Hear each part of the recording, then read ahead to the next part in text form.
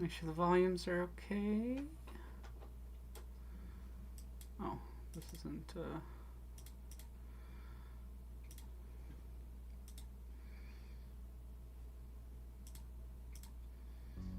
Okay, I think that's good. I think I'll bump the music down a tiny bit. Chat, let me know if everything's sounding okay. If anything needs adjustment. Is the music too loud, too quiet? I'm just going to post that we're live and then we'll get going. I hope everyone had a good evening, and sorry I'm starting so late.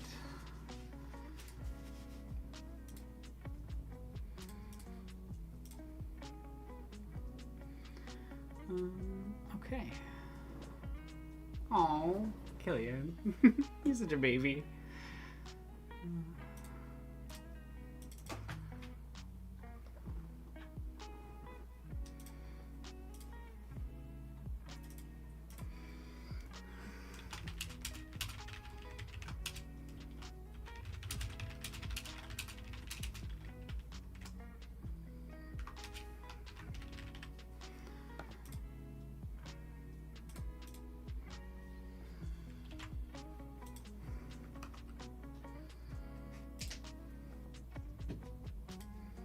Okay, I think everything's good to go. Music's at a good volume-wise. Perfect.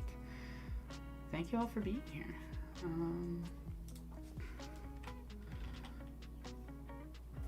Reminder that we're here to raise funds for transition costs and things, like my medications and necessities during the recovery period from bottom surgery, if I can hopefully raise enough to be able to get it.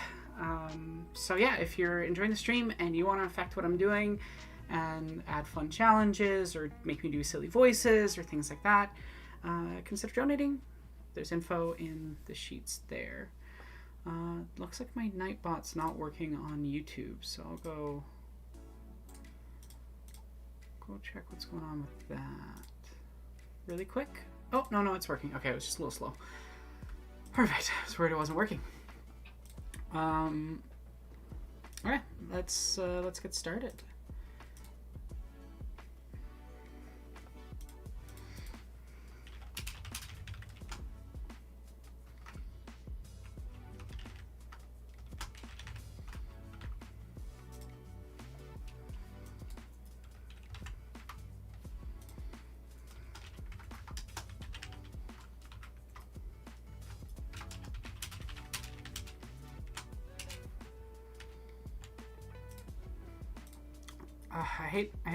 Like, I should really set up some sort of automatic posting thing for when I go live. Okay.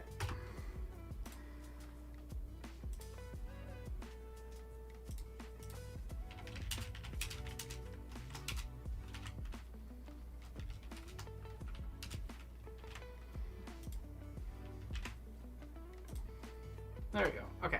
Everything's posted. We're good to go. How's everybody's day going?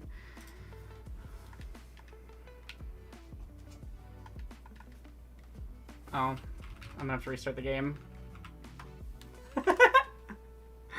Would it be a stream without technical issues in the first 10 minutes?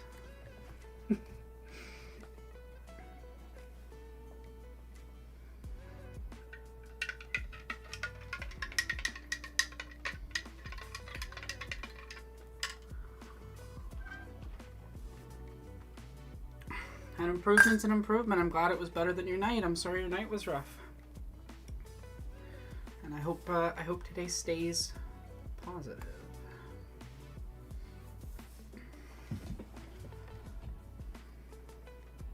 Morning, Digital Beef. How are you doing?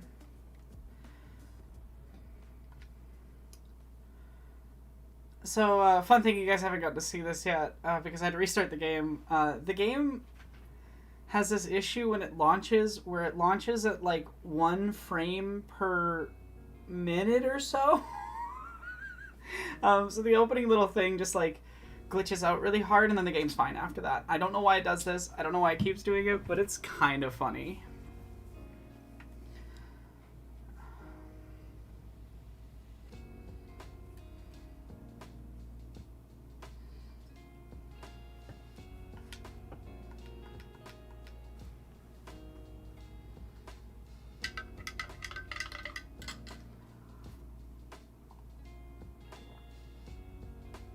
I'm glad you're making it through, Digital Beef.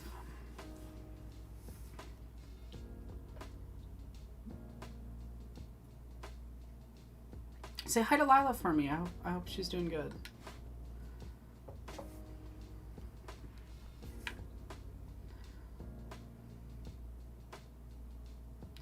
Oh, what are they doing now? Do I want to know? Probably not. Yeah. It's always annoying, like, you're just reminded of, like, oh yeah, there's that person. Who's awful. Have a good one, Digital Beef. See you later.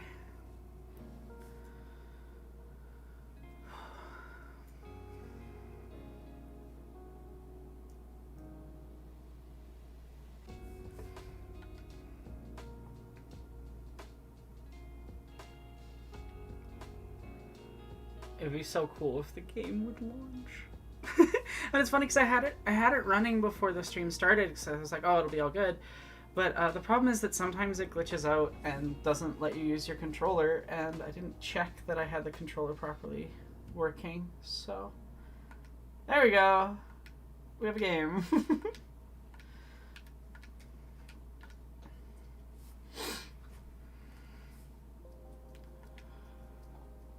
Yeah, I'm not surprised that the person who likes harassing trans women is harassing another trans woman. Not gonna lie. That tracks. It's such a... It's wild how much people are willing to just kind of gloss over or ignore bigotries if somebody says they're leftist. No matter how much that person does. It's wild. I'm sorry that they're targeting another trans person again.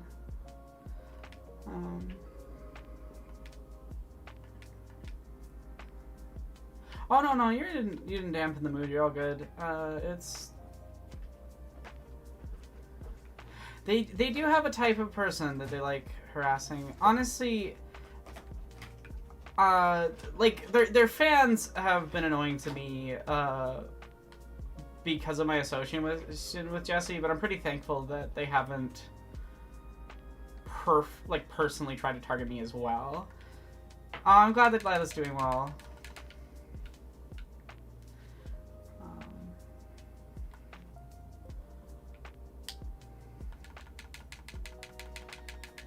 Honestly, like,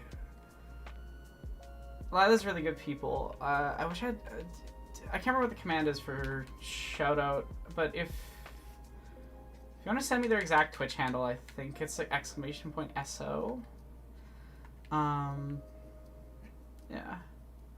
Lila's good people. Lila's kind of like my what is their name from I Saw the TV Club, where we had some conversations early in university that like are the reason I figured things out and came out eventually. I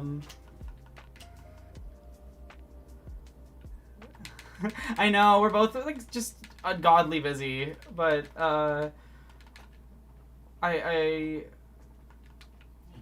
yeah.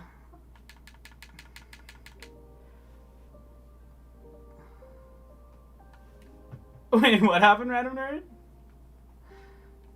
Oh, that's funny.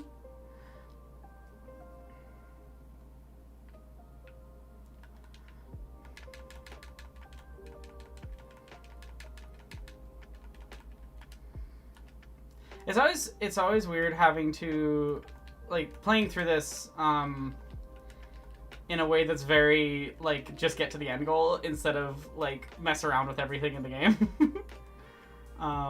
But it's also, I gotta get 100%, so I'm just saving all the fun stuff. Oh, that's really funny, Random Nerd. Oh my god. Have a good one, Digital Beef. Thanks for being here. God, where is C3PO? I'm like forgetting how to do this section. Oh, right. No, you use the thing to blow up the thing. I remember now. It's always weird, like, trying to remember stuff from when you were, like, 10.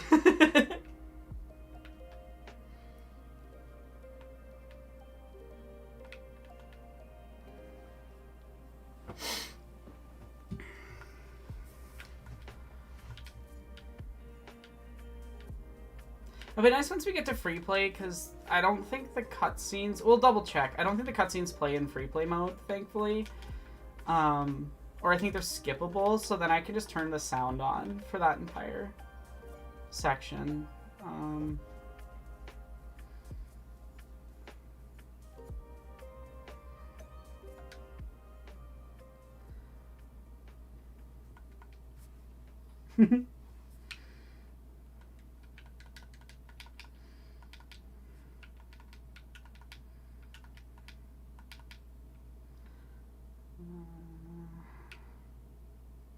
Oh, I forgot about this being a puzzle with ice physics. Truly, Lego Star Wars 2 section of this game has some, like, interesting decisions and spots that I find fascinating. Where I'm like, what were the designers thinking on that specific thing?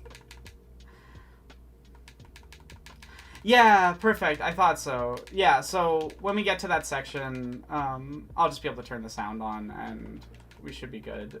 Because I would much rather have sound for you all, but I also don't want to get copyright struck by Disney. Because I've had confirmation from another creator that they will copyright strike, not just strike over game streams that have Star Wars music in them. Apparently, it was a big issue when when the Skywalker Saga released, that a bunch of creators wanted to play the game on stream, and then Disney hit them with claims and strikes and stuff. And I'm just like, I don't know. I feel like it's such a blatant use of fair use. I don't think they should be able to claim music on gameplay of a game. Especially because, people playing your game is just free advertising. It's so weird. I'm never going to understand copyright, just in general.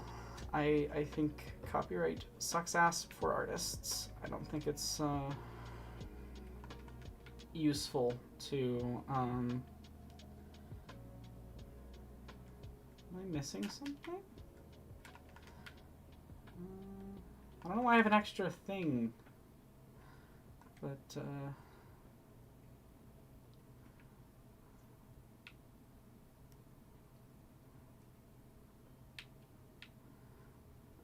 Hey, Wrath of Logic, how are you doing? If you want to come hang out in the voice call, you're welcome to. Damn it. I think I just need to blow up this thing to keep going, actually. I think this is a mini-kit challenge thing. Yeah, Wrath of Logic's awesome. They're definitely one of the more, consistent major modders for Pathologic, and they do really cool work. And also, I don't know anyone else who knows more about Pathologic's, dialogue and dialogue trees.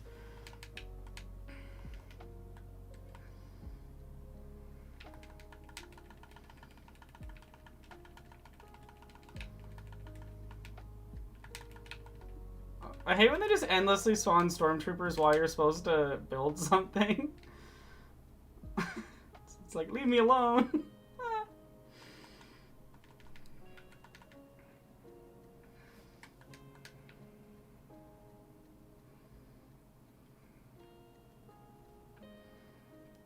Okay. Oh, that was not the right button.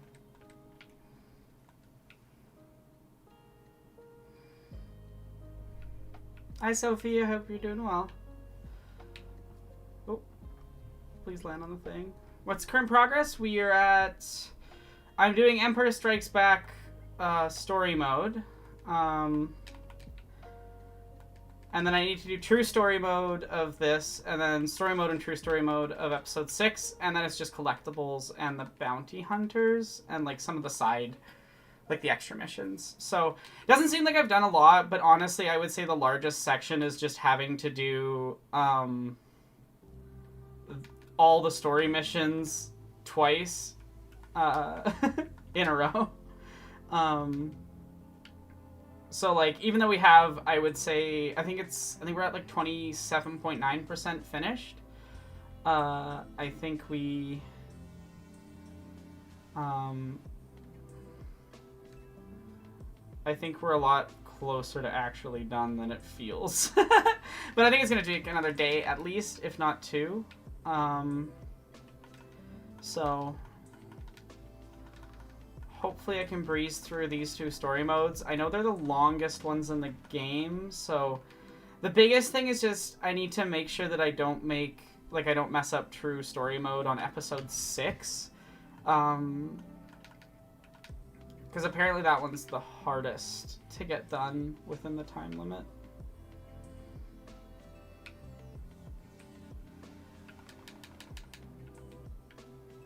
I hate when you accidentally shoot people in this game.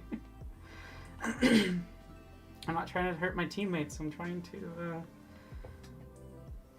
Sorry, I lose my voice a bit.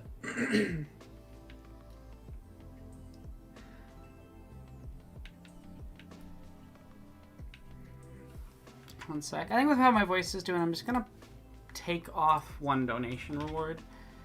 I don't think I should try to speak in a specific voice for 20 minutes straight. I think that's a bad idea today. How do you strike through?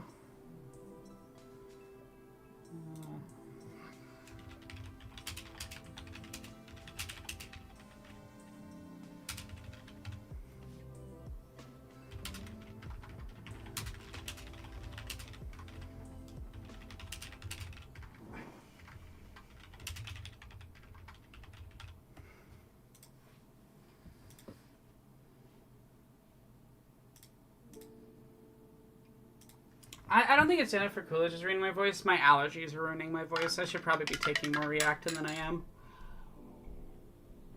But medications are expensive, and oh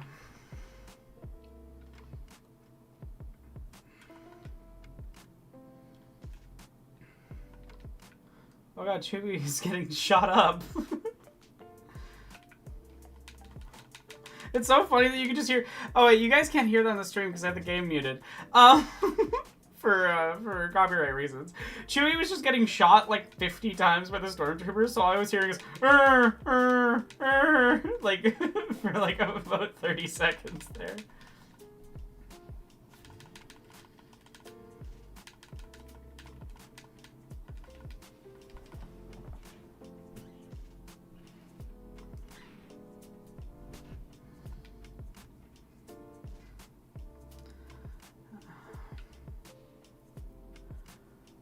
I need to have less demand for needing medicine.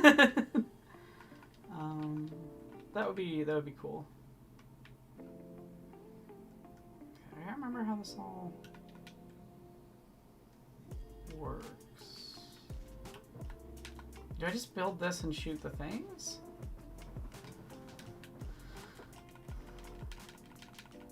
I think the light puzzle's how you get to the red brick, but we'll do that later when I'm going for free play mode.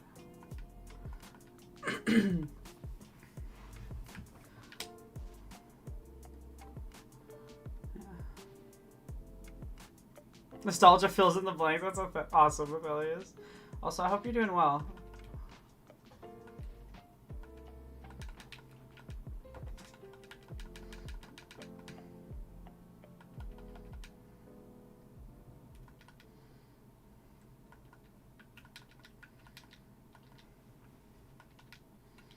Right, that's what I need to do. Tauntauns.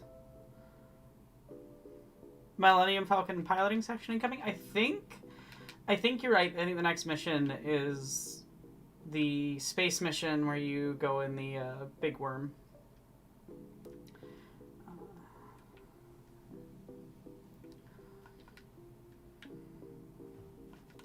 I hate that they can just like not refill medications that have been deemed necessary. They just decide, nah. Like, I don't have a family doctor right now, so I can't easily get my, like, medications refilled. So I have to go to, like, walk-in clinics and my city is so overloaded because there's no doctors that, like, the only walk-in clinics that aren't, like, a nightmare to try to get into, like, it's so bad that they stopped allowing you to pre-book, and you just have to show up the day of and hope that you're early enough in the line at the good ones. And so you end up having to go to the bad ones where, like, the guy fucks up the thing and your pharmacist has to argue with him to get it to work properly. And it's just, it's absurd. I'm sorry. Once you've determined that someone needs to be on a medication for an extended period of time, I don't know why you need to, like, have them come in person. And I'm so sorry your mom has to drive up to New York to do that. Like, it's... Medication costs are evil, honestly. That's actually something I have to do next week. I have to find a walk-in clinic and get some refills of a few of my medications.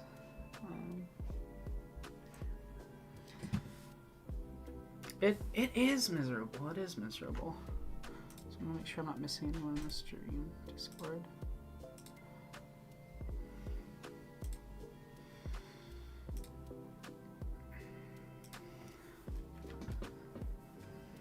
I'm glad your doctors are at least being reasonable, Random Nerd. It's wild how much of a difference just, like, having a decent doctor or pharmacist or anyone who's actually looking out for you in the system is. Because, yeah, I've experienced a lot of difficulty with bad medicine and sexist doctors and things. What woman hasn't? I hate to say.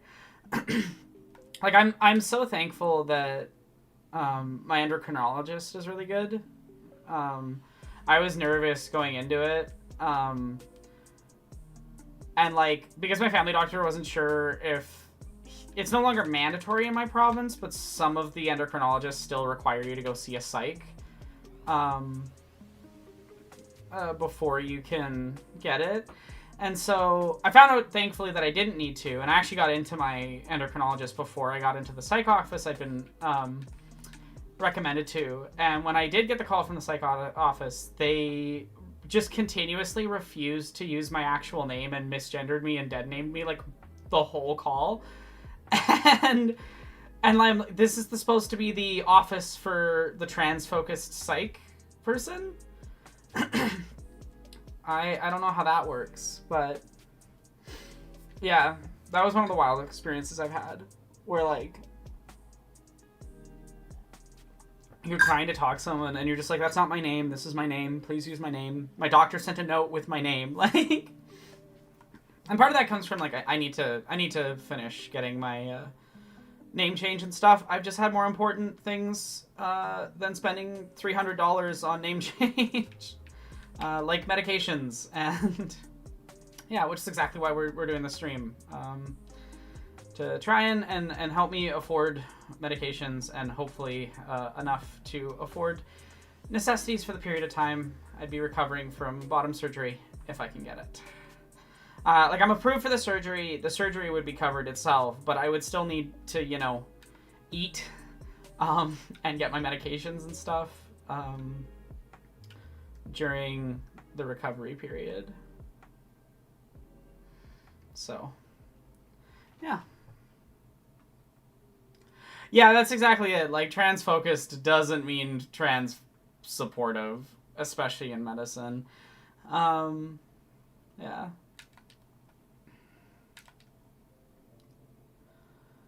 And I wish it did. I wish it was like that, but it's unfortunately not the world we live in.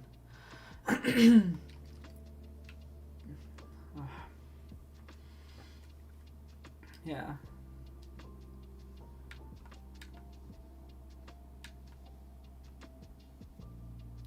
Oh, that sucks, Sazla. Yeah, no, when you're, like, just stuck without great options, there's, like, really not much you can do.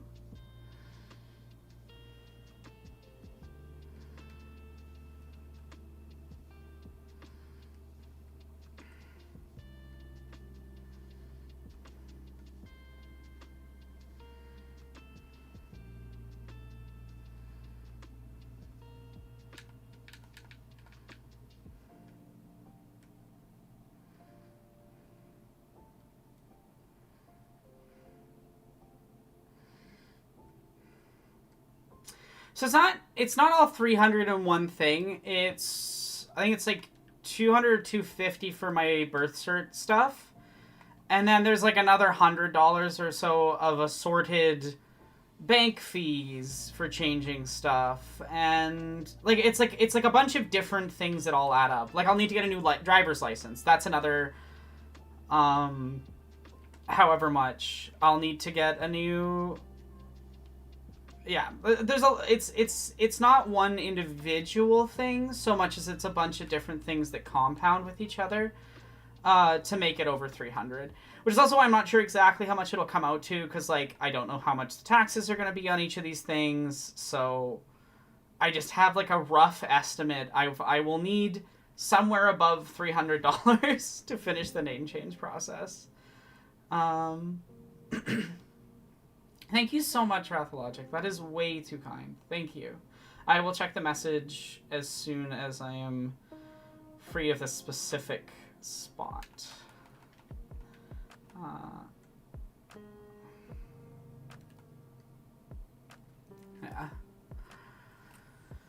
Yeah, it's annoying.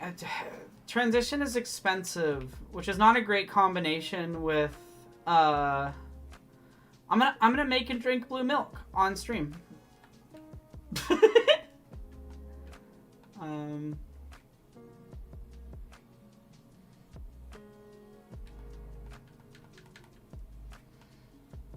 I think I have to go down here to get some. Ooh.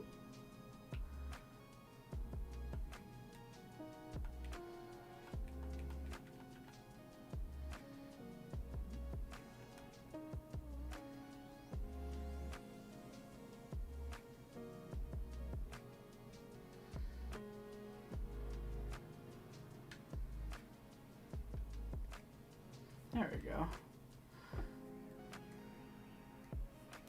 We'll see how much I can get it saturated with food dye. I'll make it very blue. I honestly have no idea what to expect from doing this. Or if the food dye will make the milk taste weird.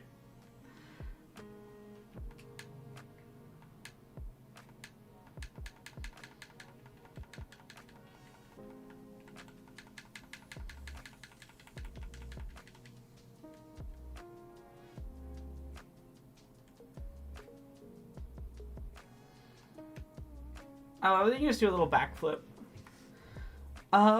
The food dye I bought at the store. I don't know what type of dye it is. Should I add green milk now? Should I add green milk as well? Like Last Jedi?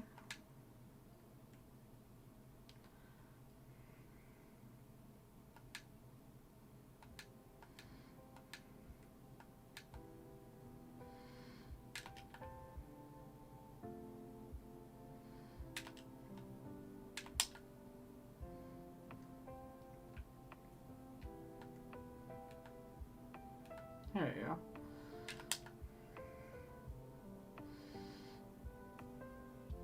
I can add a green milk tier as well. I've been trying to think of more challenging things or silly rewards.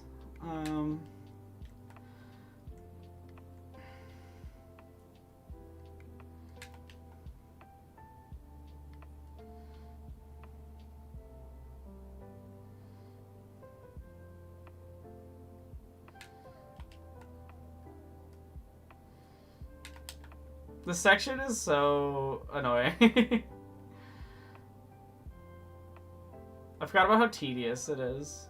Because it's truly just like spin around in circles until it lets you continue.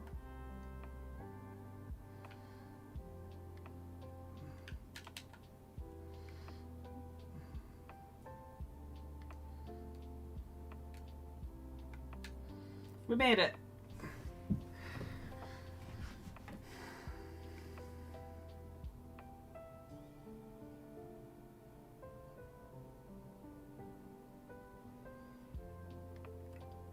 Yeah, I think red milk does just naturally occur. Also, I missed some ads. 1 second.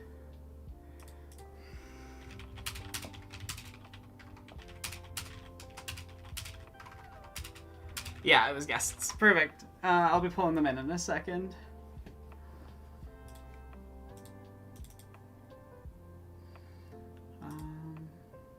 Oh, and I can check what Rathologic's message was, too. Perfect timing.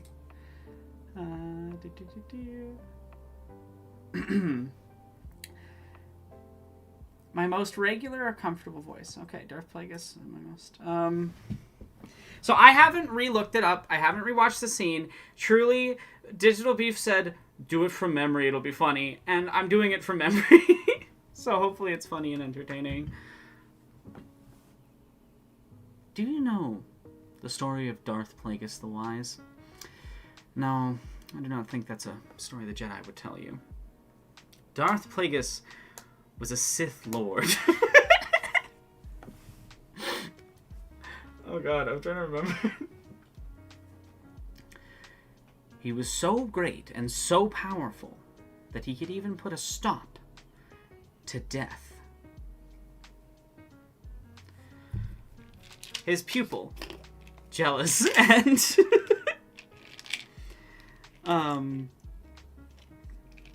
killed him in his sleep. Ironically, he could save others, but he could not save himself. I truly am like, I don't remember what the story. So, there, that was my best from memory. I hope it was funny.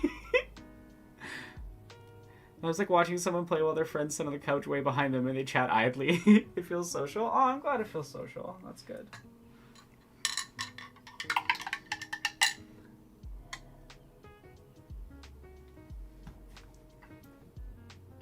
Okay, Random Nerd, that's really funny. I'm gonna do that in the actual voice. Lord Vader ruled the galaxy. He was so wise and so powerful that he could bust it down sexual style on the death itself. Sorry, I'm making the mic.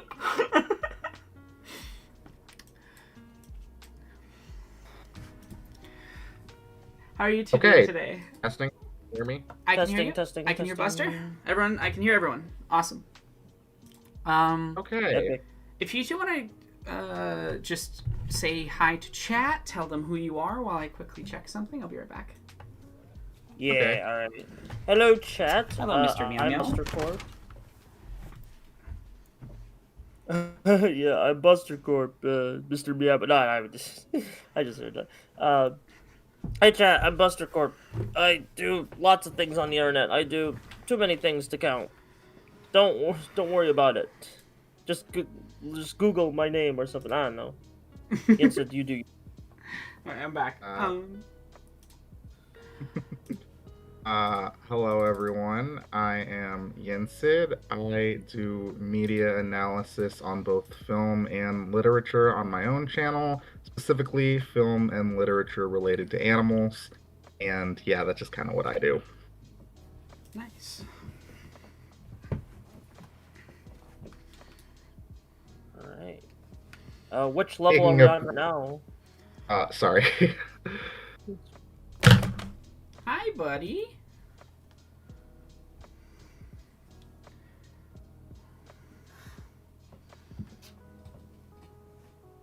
So, Yensid, how's your day been? I haven't asked you.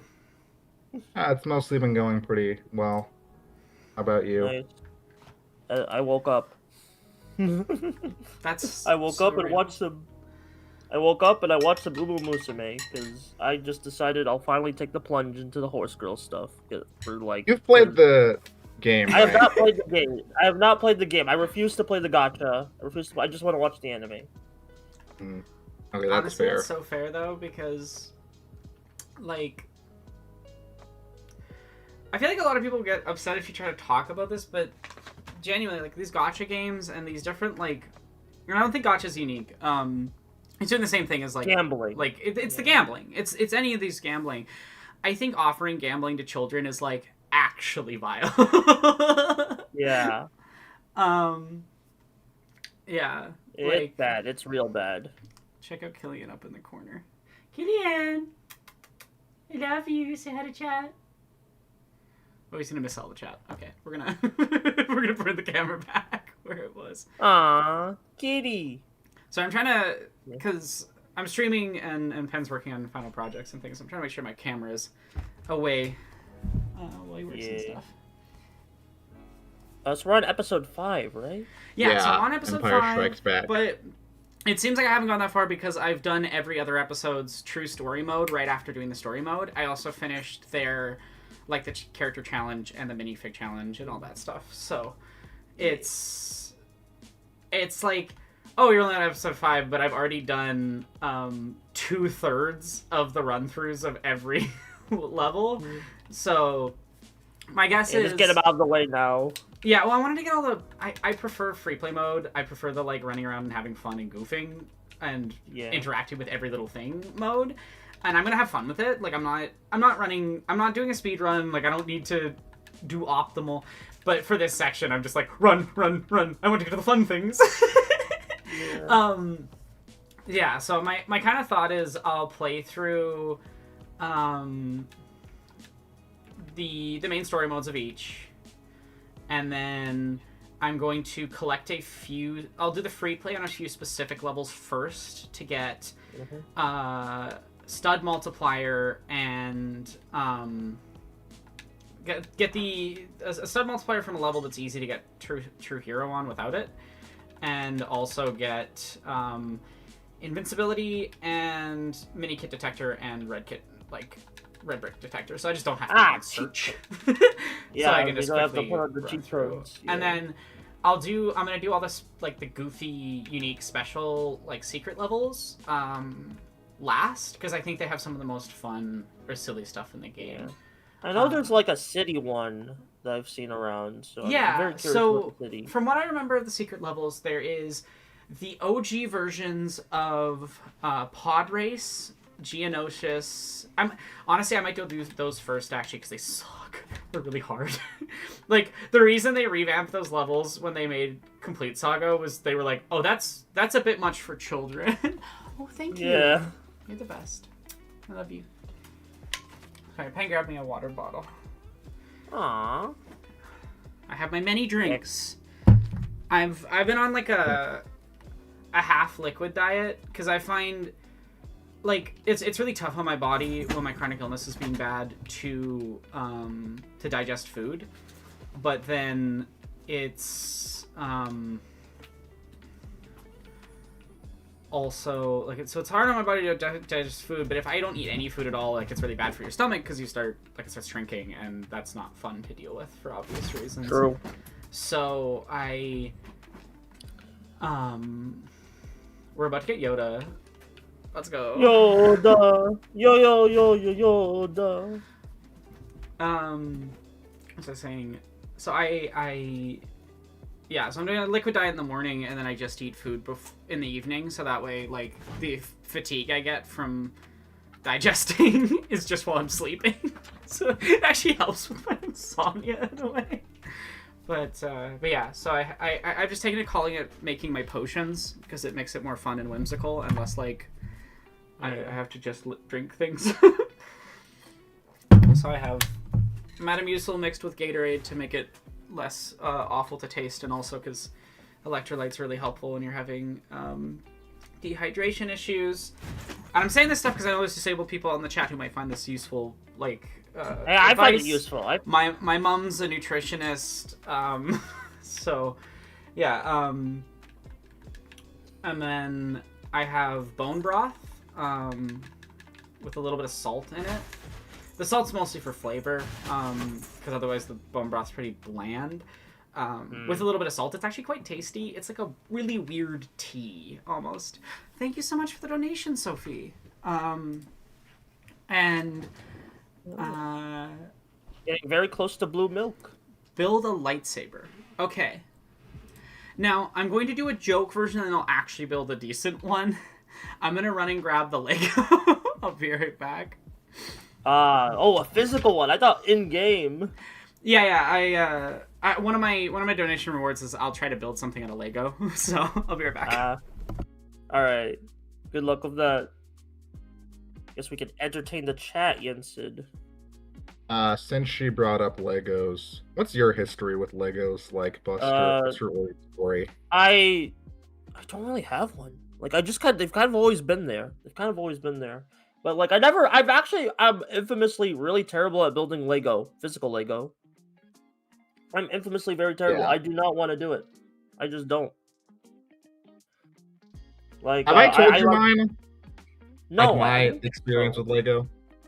Okay, so my introduction to it, and this is why I consider it to be one of the most influential films of my youth, was when I saw the Lego movie for the first time, and that altered my brain chemistry to the point where it spawned over 8 years worth of collecting.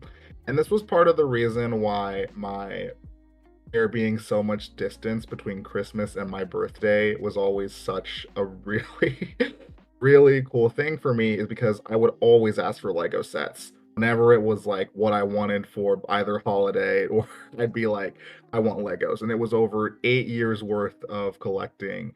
I accumulated over 300 different minifigures, most of which were Marvel and Star Wars, because that was what I was really into at the time. I still have most of them. My Star Wars ones are all on display in a case that I got back in 2017. And yeah, that's just kind of my thing. I did briefly get back into it when they made those Animal Crossing sets. I had gotten those. Yeah. Of course. Yeah. I mean, actually, uh, oh yeah, I was actually gonna say like you reminded me, Lego Ninjago and Lego Movie were my shit. Like I did like those things. Like so. I'd say that Ninjago was probably my introduction to Lego as a concept, but in terms of collecting and building my own, and because I was very much the type of person to bend the rules when it came to playing with them. I would mix and match different parts of minifigures to make my own versions of stuff. When I tried to make the X-Men one time before they had actual minifigures, I used acrylic paint to use a hairpiece to make Rogue. I still have that one actually. I'll send you a picture of it later. Yeah, Yes. that's really cool. Okay, And because naturally, we're a sorry, bit you go. like the guests are a bit delayed on the view because we can't see the like stream like as it happens, but it's really funny to see like in the like delayed the Star Wars. So Yes. the like that's Star Wars, the I'm lightsaber. muted. Yeah, Oh my god. yeah. Sorry, I was muted. Oh. I'm sorry. I forgot I muted my mic when I walked away. I built a little lightsaber. yeah, we Also, yeah. I've shared the games so that you guys have like up to date game stuff. All right, awesome. Thank you so Um, much. Honestly, you know, it'd be a funny thing to I might add as an extra like goal incentive alongside green milk is one of them is I show my little collection of clone troopers from when I was a kid. See, I was obsessed with the Aw. clones, and I have like a ridiculous amount of clone trooper like Lego minifigs because my brother and I we both worked jobs when we were pretty young and spent that money on video games. As you should. As you should. Because yeah, I started working as like a babysitter when I was 10, 11-ish, and I started working as a coach when I was 13, like certified paid gig. Oh. So yeah, That sounds a bit illegal, but all right. it's not Ah. where we are. But it's not like you're not working many hours, right? You're working maybe Oh, okay. 2-3 hours a week. Oh, okay, that's legal. That's legal. Like it's not a job. It's a like you get a stipend for work done for a nonprofit organization. Oh, okay, okay. And honestly, I actually really support the program. Aiden and I were kind of, my younger brother and I were kind of tests to see if it was a good idea. Which I think it's interesting that they were just like, that kid deserves a leadership role at 13. But it's actually, I think, really helpful for athletes to be put in the position of professional coach training and to work with younger athletes. And I think it's really beneficial for the little kids because they, I think,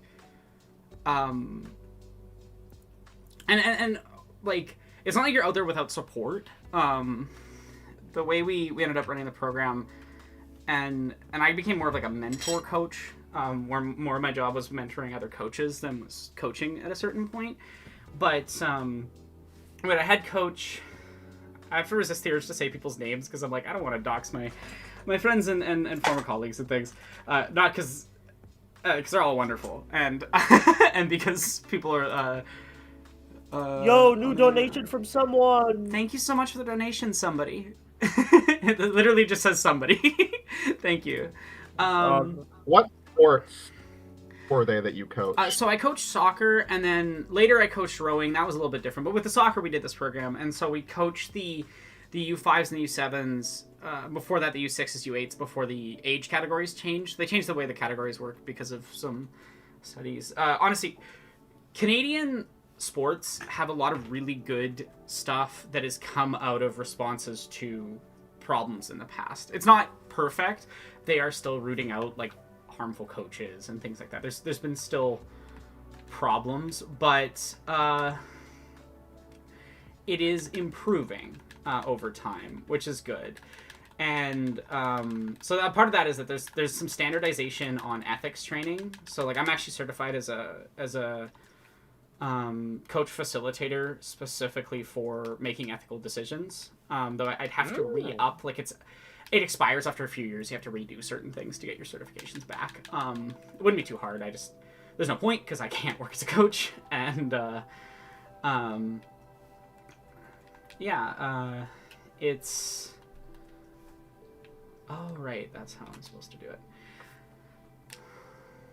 I don't know if I've really talked online much about my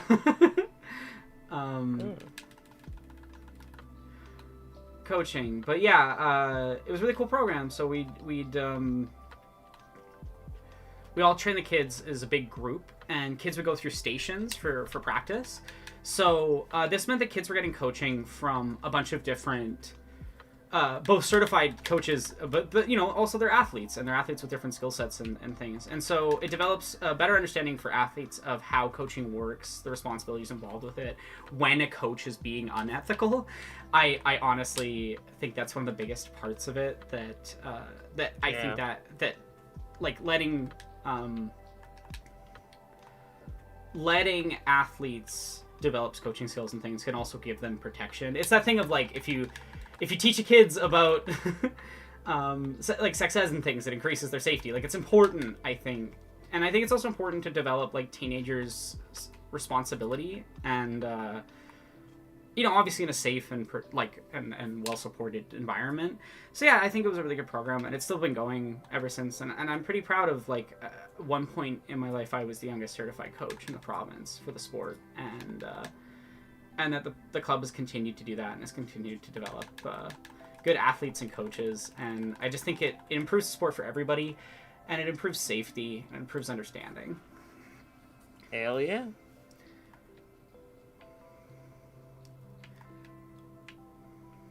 Yeah. No, I've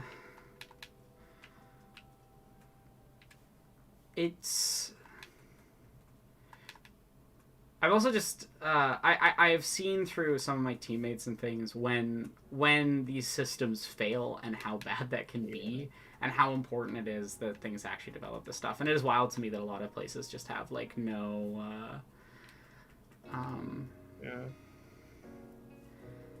thought given to okay, how am I supposed to do this? Oh, am I gonna have to control a second controller?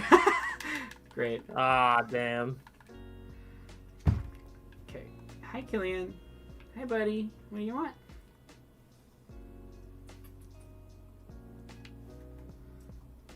Kitty. The controls for keyboard and mouse on this game are quite awful. It was not designed this way. Well, it's weird because it partially was the most stable platform for the game is PC actually. Hi, buddy. I know you don't like when I'm streaming and talking to people, but I'm I kind of need to. Okay. Please Please, please. Oh, right, I can't because I have the second controller in.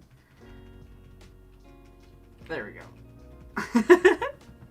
Thanks, Spooky. Okay, I need to keep that in mind for true story mode so I get through this fast. Killing sensitive disturbance in the force. That's a good one. That's a good one. I honestly, this level is a weirdly good use of ludonarrative. Like, because it's Luke unlocking his ability to access the Force, and so across the level you have this like variable amount. I should have done that. I should have just let R2D2 do it.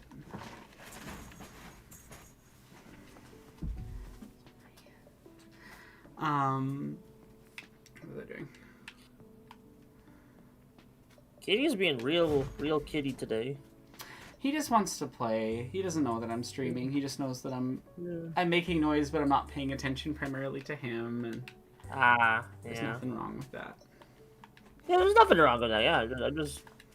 Yeah. I always get nervous around animals. I'm only like now starting to like be, I don't know, like be okay with it. But it's like anytime I try to like, you know, like I go to a friend's house or I go to like a place with a dog, like they always come after me, and that's always scary to me. And I always like freeze up and shit. Well, part of the problem is that animals were kind of different, like set of body language, and so, unless you know what that body language is supposed to be, and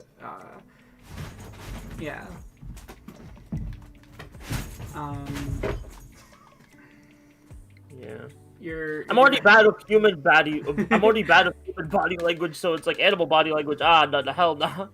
But I will say it's also very rewarding to learn, like, oh, this is how cats and dogs like work, and the other thing too is that like they're very sensitive to how people feel and respond to their presence, and so unfortunately, if you get really nervous, they're gonna be like, "Hey, is everything okay?" and they get up in your face. I think I'm just a nervous person in general, so which is so fair. So that's probably why they always come to me. Yeah. I think learning about animal behavior in general has always been very fascinating to me. Yeah. Part of the reason why I initially wanted to be a biology major was because I wanted to work with animals. I am thinking about applying to volunteer at my local zoo, specifically because I'm planning on getting scuba certified so I can work with the marine life specifically, because that was the specific field of biology I was thinking about doing when entering college. I think that'll be a good way to like continue to pursue that on the side while I do my other thing. Yeah. I'm not sure what that is yet, because I am graduating next summer. I'm still trying to figure out what my future is going to look like in the immediate. But yeah, that's just kind of one thing that I'm doing on the side. That's awesome. Yeah. I love marine life.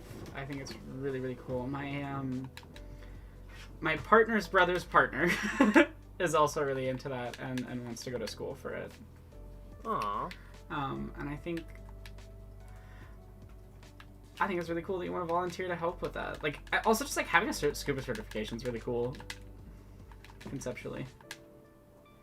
Yeah, I know Penn has some OCs that are like anthropomorphic fish or marine life. Yeah, and the bizfish. Yeah.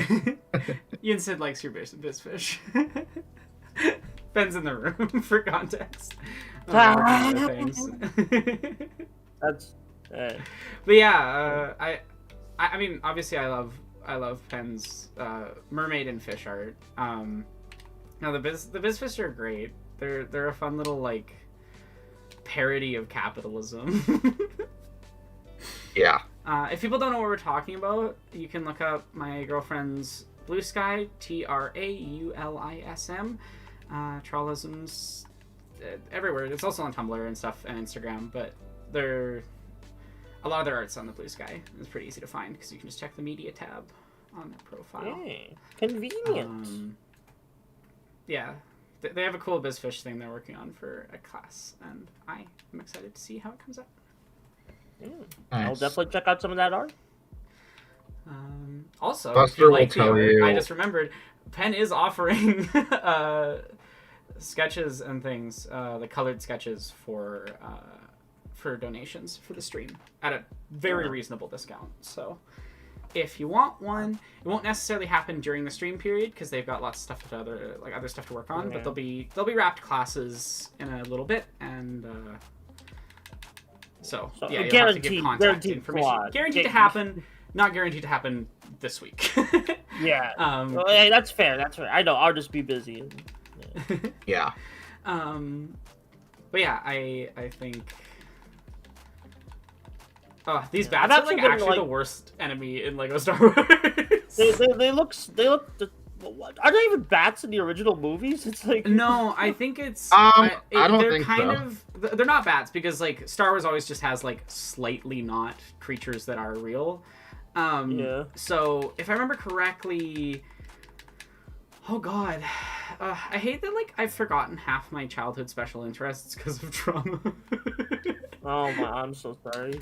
I mean, you will get it. Like it's you just forget things. I used to know I used to have like an encyclopedic knowledge of Star Wars characters and creatures. I'm sure someone in chat might know what they are, but they're the flying creatures on Dagobah that look kind of like a bat. Yeah. And I think because this is one of the first like early Lego Star Wars games and things, so they really stick to just using like official pieces that already exist. And the later games and things do more like, oh, here's like a Lego design of this custom animal or something. Like if you play Lego Star Wars 3: The Clone Wars, there's a little bit more of that, and I think a little bit in Skywalker Saga. Skywalker Saga. Yeah, I hate when you're like when you're blanking on a thing Oh, 100%. Yeah. and you're just like, Absolutely. That happens to me all the time. I know what I'm trying to say. I don't know what I'm saying. But yeah, Skywalker Saga, I think also does that. And I kind of love that this game uses like really silly things to represent certain things, like having bats represent these creatures. Hey, they had the model. It's an easy thing to model. Here's another perfect Buster, example do you have- of ludonarrative again. Like, you can't lift it alone. You got to lift it together. I Ah. think. Though Yeah, it's I awesome. think I will have to. There we go. Buster, I was gonna ask Buster, do you have a particular favorite creature in Star Wars, like species? That's. I really have like a couple like favorite characters, like Cad Bane. Oh, I love Like, Cad Bane. yeah, that's most. I have not like watched Clone Wars since I was a kid, but I just watching Clone Wars as a kid, it was like, oh, Cad Bane's the coolest. He's blue. He's a bounty hunter. He's like everything I like in Star Wars. You know. Cad Bane hits the same like thing as Walter Goggins' Ghoul in Fallout to me. Oh yeah. Like they have the yeah, same appeal of like a slightly stinky man with questionable morality that's really compelling when they're on screen. Yeah, I can 100% see. I actually did watch a bit of that Fallout show from Amazon. Like, It's really good. It shouldn't be as good Yeah. as it is, but it's legitimately. Yeah. It's the best. I've rating for never really Fallout played the since New games. Vegas. So Yeah, I've never really played the game, so it's just I don't know why I watched it. Just I guess I got my friends were showing it to me because they were big Fallout fans, so that's why I watched it. I've played all of the I'm- Fallout games to some extent. I should really go and like try to finish 1 and 2 at some point. But Yeah. Fallout 1, 2, and New Vegas are really splendidly written, though with flaws. Don't get me wrong, they have flaws. I mean, especially they're like anything written 8-hour in the RPGs. 90s. Yeah, they're 80-hour RPGs. They have some problematic elements. I'm not defending any of the things where they don't handle certain topics perfectly or whatever. But the heart is in the right place. It is an anti-capitalist Yeah. piece parodying America and conservatism. Fallout 3, 4, and 76 are conservative propaganda. Like, fundamentally, they don't understand the characters of the world of Fallout. And so I was worried when we saw that the show was coming that it was going to be more 3 and 4, i.e. pure aestheticism with no understanding of the underlying themes or statements. But thankfully, It's not. It is definitely a series that understands what the original series was doing. Like it actually understands that. Do I need to go over there? I think so. That like the Brotherhood of Steel, I think, is the best way to understand if someone gets followed versus someone doesn't get followed. And that includes 3 and 4. 3 and 4 turn the Brotherhood of Steel into the good guys. You know, they're fantasy paladins. The Brotherhood of Steel are not supposed to be fantasy paladins. The Brotherhood of Steel are supposed to be a parable for the dangers of the conservative idea of like the ideal past. They're all about preserving. They aren't. They shelter technology away from the rest of the world because they want to hoard it for themselves because they don't think that everyone else deserves it. You know, they have this remembered idea of. Yeah, sounds pretty fascist to me. Yeah, like it. Whereas, like. So in the original Fallout, like they fall away because of that conservative sort of remembered past stuff. Hi, buddy. You're such a goof. I love you. You gonna bite my hands because you want attention? Yeah. Okay, buddy. Yeah. I know. I'm not paying enough attention to you, and I'm talking to other people, and you don't like that. I'm sorry. To be clear, he's not upset. He's just wanting attention. That's why he's nibbling. Yeah. He's not actually That breaking makes skin sense. or anything. He's just telling me something. I might, after this level, just take a short break to play with him for a little bit. If you two don't mind entertaining chat when that happens. Oh yeah, no, I don't mind at all. Because yeah, he's a little creature, and he just wants. He has his own needs, and he deserves to have them. Yeah. Supported. If I might mute myself, but I'll still be like on here. Yeah. You know? Just because it's like I'm snacking and I don't want to like make that noise. All good. Yes, because it was very loud in the waiting room. Oh no. I literally just opened the chips. I didn't even eat anything. I just opened the chips. Yeah, I'm not upset. Don't get me wrong. I'm just saying it was very loud, so I fully understand.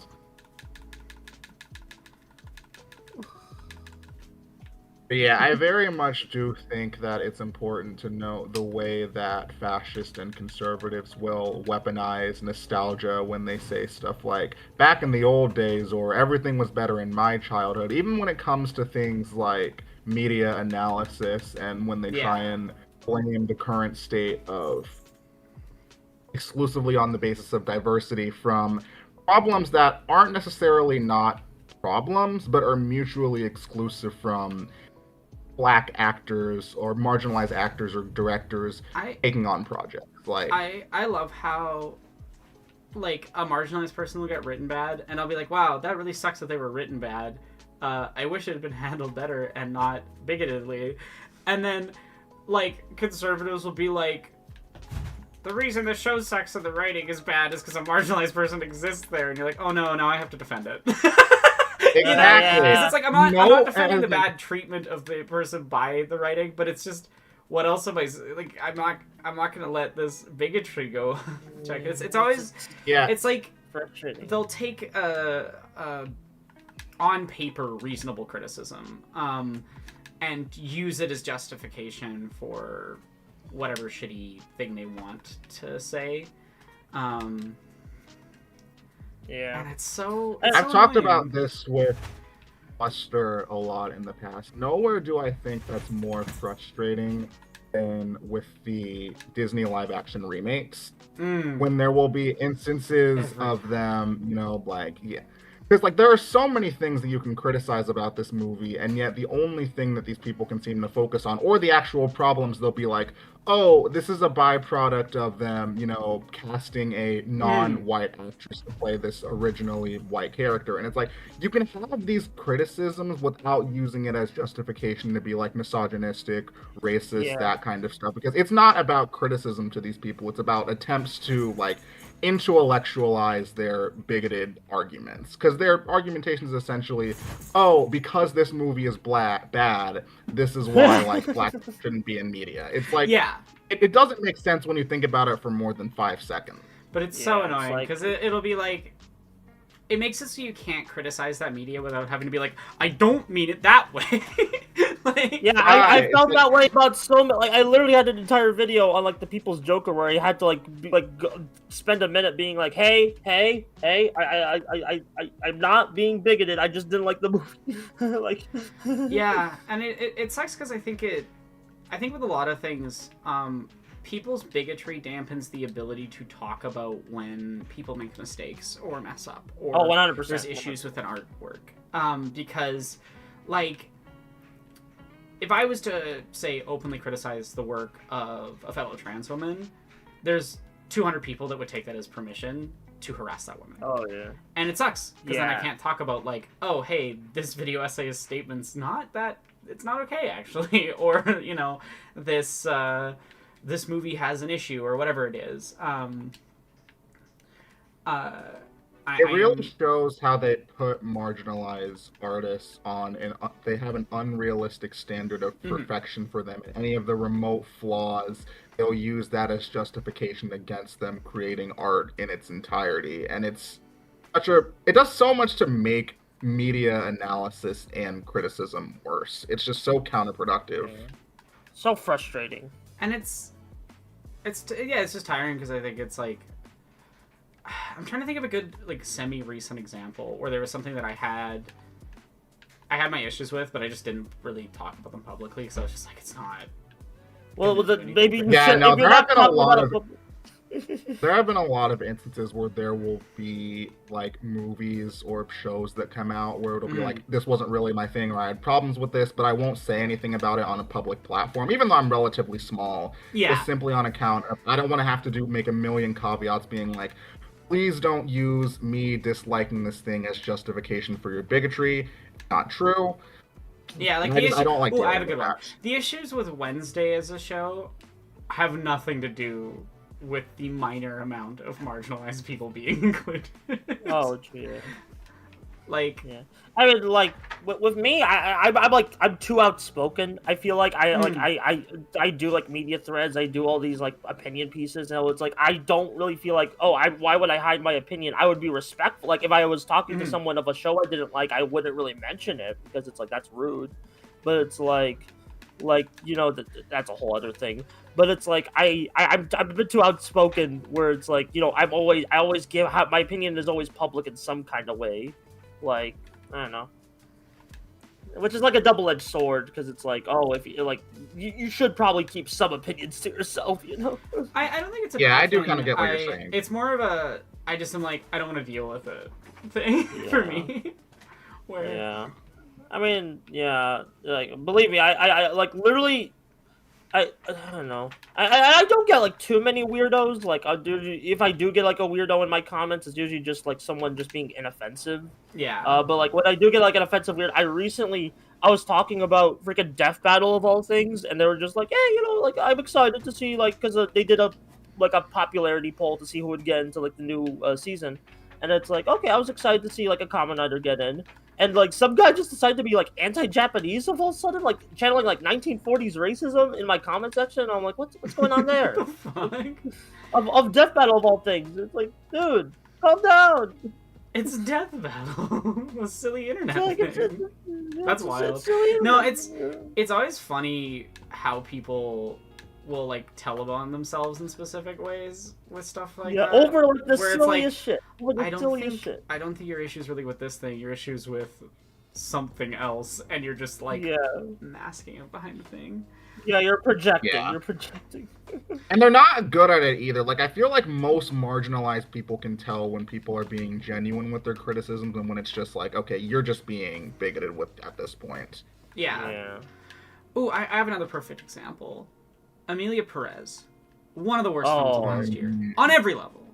Yes. Deeply offensive to anyone who is from Mexico. Deeply offensive to any trans person. Like, Even just from a technical point, like it's not well made, it's not well acted, it's not well written, the music is poorly edited, like it's a whole mess. It is a whole mess of a film. And it was very like frustrating when Jesse and I were working on I less so, but I feel like it was probably extra frustrating with Jesse, where like, you have to be like, okay guys, don't be transphobic for 5 minutes, please. And they're like, no, and you're like, stop. Because right. that film is so transphobic at such a core level, and the actress for Emilia Perez is so openly racist. Holy shit. Yeah. But it makes it really hard to talk when I about saw it those when, tweets, like, I was like, Jesus. And so that is a situation where things are so extreme that I would feel irresponsible not saying something publicly as a trans like film critic. But also PK, right, because the fact that it was getting thank you all so of much for those the donation, accolades. PKB. Yeah, PKB. like, I completely butchered that. My bad. and it was like And it was maddening watching people be like, and this is what the trans are saying. Like, it was just like stuff like that, and you're just like, no, this isn't good for us. We're not having fun with this. Also, Maximus in the Twitch chat made a really good point where it's like rap fatigue just thinly veiled disguise as anti-blackness, like in music critique. Yeah, I get that. Oh my god, people. The fucking Tumblr thing of saying that it's overstimulating, so like they can't stand rap or whatever. It's so thinly veiled. It's like you're not gonna use neurodivergence to say that you can't listen to rap. No, come on. Especially when you're listening to like hardcore, and like, how is that not overstimulating? Like metal music, like yeah, they'll be like, I really like hyperpop. I'm not gonna listen. So you're like. Like, I don't think there's anything that's particularly uniquely overstimulating about this. Plus, like, there's a lot of, I would say, very chill rap out there. If you like, it's very such a huge genre. It's like basically saying like, I hate all classical music, as if like classical music can't be like a bunch of different things from multiple different countries with hugely different social contexts, and like, it's so silly. It's so Yeah, it's a lot more versatile of a genre than people will give it credit for. Yeah. I'm not saying you have to like every single rap song out there, but just writing off the entire genre because of what you perceive, what you've heard of it, and not really vibing with this. There are a lot of different things that will work for you with that genre. You know, it's not all just one thing. Yeah, it's the same thing I think of when someone says like they hate all anime. Yeah, like, I was about to get there. Genre. I was about to get there. What do you mean by that? Because it's basically just like, it's like saying I hate all animation. Like, it's like anime's more than just the shonen hype beast that they keep like pushing on Crunchyroll or something. It's like it's a wide medium of like various genres and stories. It's like I don't know. It's like I get like like there's like an accessibility thing with like the sub and dub, but it's like if you just, I don't know. Yeah. Also, I think just really make sure, PKB, thank you so much for the donation. Also, if you're in the chat, you can say, I checked your Ko-Fi. If you want to redeem any rewards, !dono for the information. You've already paid for it, so you may as well get fun things for it.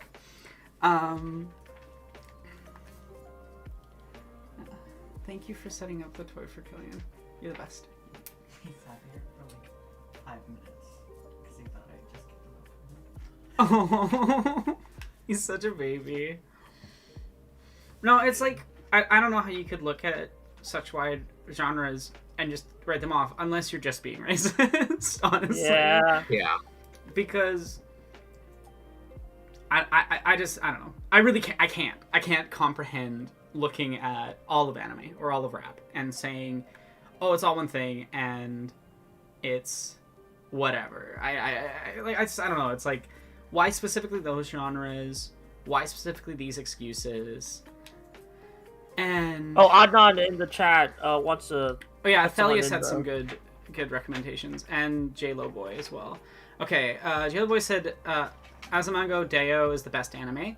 Athelius said Mike, Neonte, Navy Blue are all chill like rap artists. People will hate on a whole genre while only diving into the shallow ends of it. Exactly. And then Adnan said Tetris, which I'm assuming is also a rap artist. No, no, right. no. We just threw our good friend Sakura to Tetris in the call. Yeah, It is I, Socrates Tetris. Oh, Tetris, hey! How's it going? Hello. Thanks for being It's here. good. I'm happy to be here. This has been a long this week in America, and I'm still good. Honestly, this is like the ultimate people who make stuff about animation things with philosophy crew. Anya is just true, my whole summoned thing. Tetris. Awesome. I'm so happy you're here. If anyone is in the chat who's like in the server or good friends and you're wanting to get on, just ping me on Discord because I will see ping notifications and check them. But otherwise, I'm not going to see it. Just because it's in stream will mode, it say- doesn't show notifications. It is always so chaotic when you go from watching the stream you're about to join to joining. Yeah. Because then it's just all of right now's noises combined with all of 5 second ago's Yeah. noises. And it's just, which do I mute up? Yeah, I have been there. As a side note, one of my favorite animations in this game is Lando Calrissian's little kick that he does. Yeah, it's a good one. That's a good- I fucking love Lando. Honestly, Honestly, that's you know it. what I think is the worst thing about Solo? That it ruined the chance of having more Childish Gambino of Oh yeah. Lando. Because like he was alright he- in that role. he and also he leaned in on being like Pan and talking about it Oh. in interviews. He wouldn't let Oh. like Disney shove that under the rug. He was like, no, the character's Pan, and I think it's awesome. And so has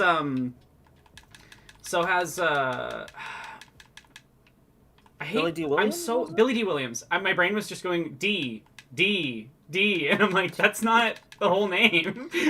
Billy D. Williams has also been pretty open about his view of the character as being that, and I think it's just really really cool that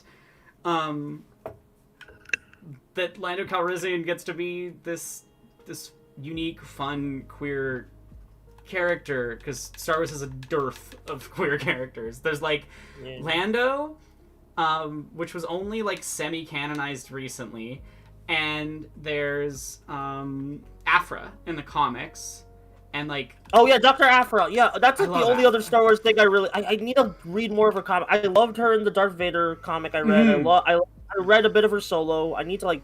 I really like. One of my video ideas that's like always on the backlog is like I want to do like a retrospective of like all her comic appearances. Oh. Like I have all these comic videos I want to do, but I never get around to them because like just so much shit happening. honestly, I think that Billy D. Williams as Lando and what is his name that played young Han in the film were perfect. Alden casting. Ehrenreich? Like they actually nailed them. Though I think you could also, if you wanted to recast from Alden Ehrenreich, I would say like we already know who plays Harrison Ford better than anyone else, and it's Troy Baker, right? Troy Baker. Oh, yeah!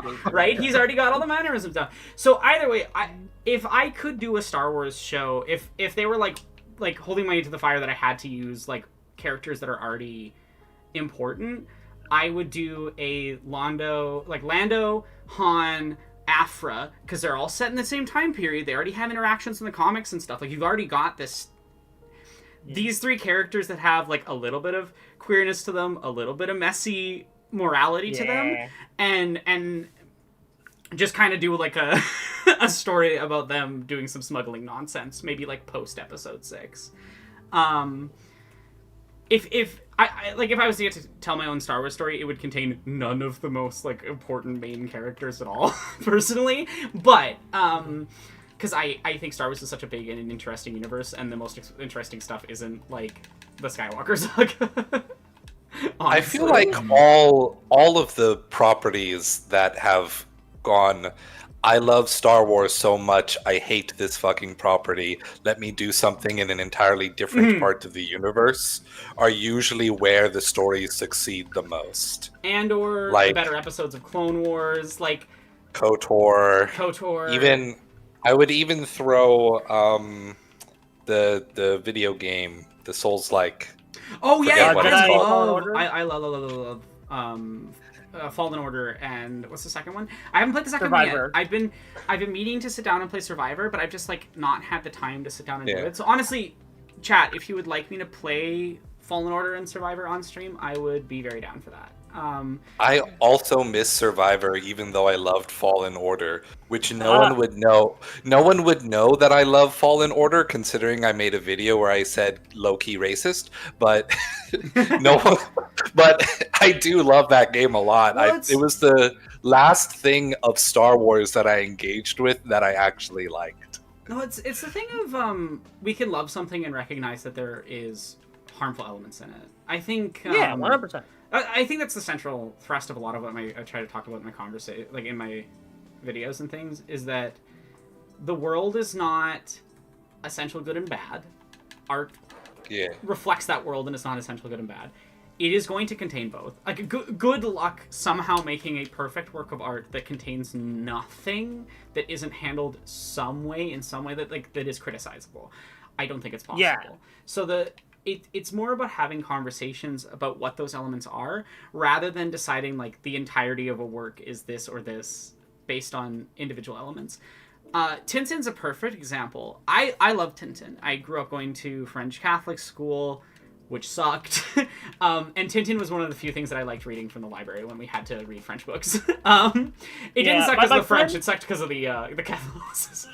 Yeah, my friend binged all of the Tintin like picture books and then showed us the movie, and it was very interesting, like hearing like the differences and like kind of like the cultural like stuff as they explained it to me.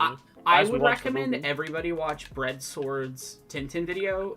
It's the reason I'll I have never not make a seen that Tintin one. video. Like honestly, it's the reason I'll never make a Tintin video because I can't think of a way to do it that isn't just like and watch that video. Anything that. But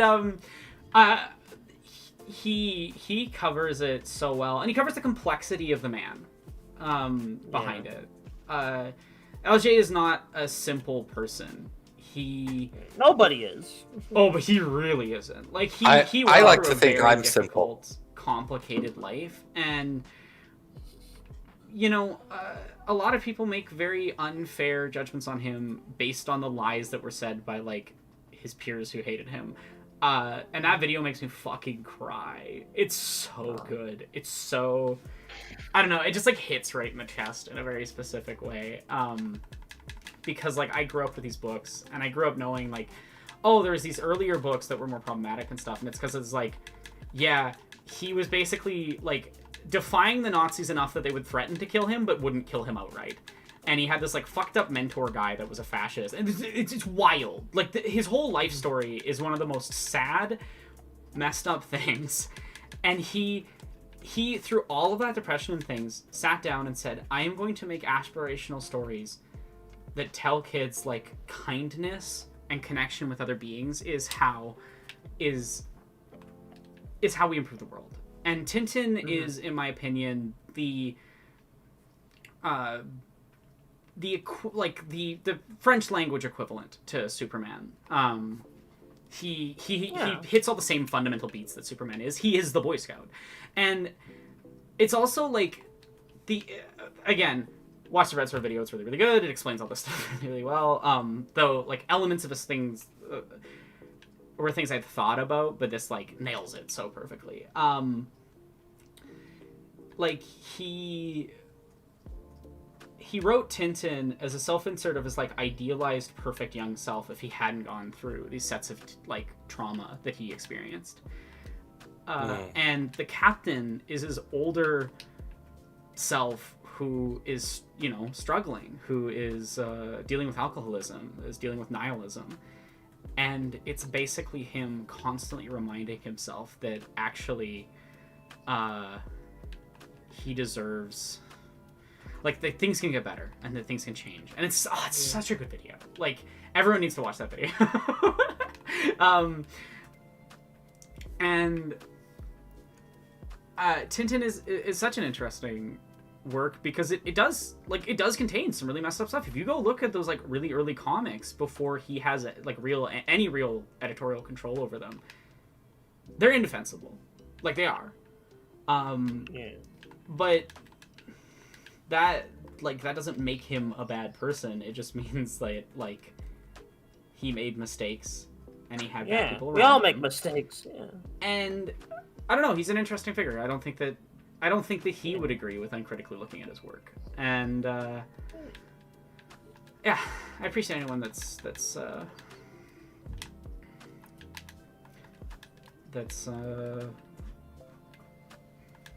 willing to acknowledge their flaws and mistakes. I have no flaws nor mistakes. I am perfection. Like that? Yeah, pretty much. Okay, cool. Okay. How am I supposed to get C-3PO across? I feel like I'm missing something here. I love R2D2 so much. I just had to point that out while I was looking at the gameplay. He's like the MVP of a lot of these movies. Oh, I I forgot you mean, can do that to with be- Lando.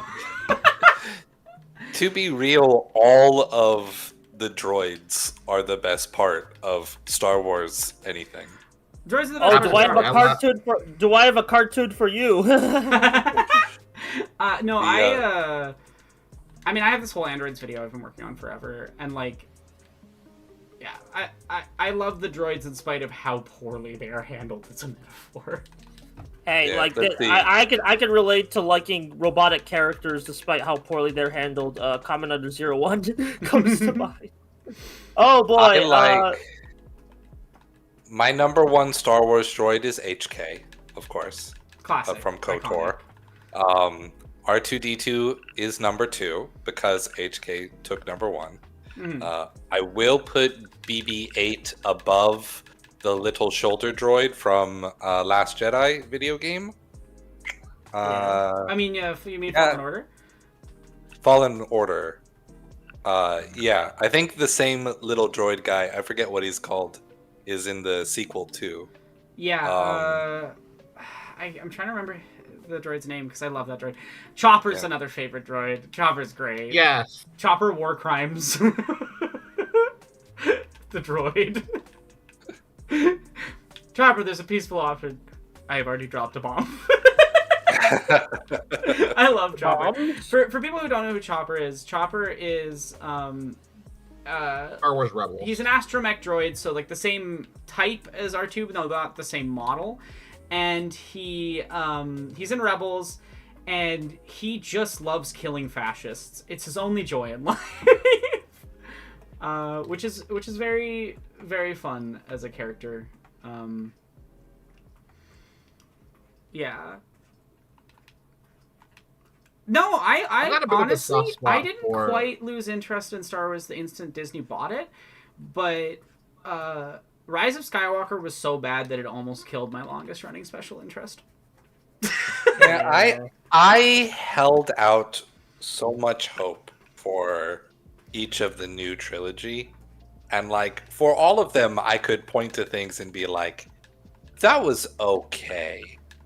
And you know, it never lived up to any of its promises from the first two. Yeah, I like Last Jedi. I think it has, Same. I think it has issues. Last Jedi is actually the perfect example of movie I don't feel like I can talk about the issues with very easily because you have to make 10,000 caveats because like half Yeah. the It's fandom been is talked aggressively about to racist. death on the Yeah. internet. Yeah. Like there's like Yeah. a million different. It's like I And honestly most of think the it's people the inflection who- point of like the far right forming the way it is now. Yeah, and like it- it's definitely one of them, and it's just because of those takes that it's like, man, I obviously have reasons for disliking this thing, but they are vastly different from your reasons and your Exactly. stated reasons. Both your actual reasons and your stated reasons. Great. like- Episode 8 is the perfect example of peak potential not realized. Yeah. It has a lot of interesting stuff. It is compelling, but it's got real messy issues. I would say I Yeah. think of it in a similar way that I think of Revenge of the Sith, which I think if you watch Revenge of the Sith and like don't think about the rest of the prequel trilogy, it works as a film. It's got problems. It has got problems, and like the bigotry problems, and it's got sexual problems, and there's some dialogue that's messy and all these things. But it is not a bad film, and I would say The Last Jedi is kind of the same. It's like, oh, the pacing here isn't great.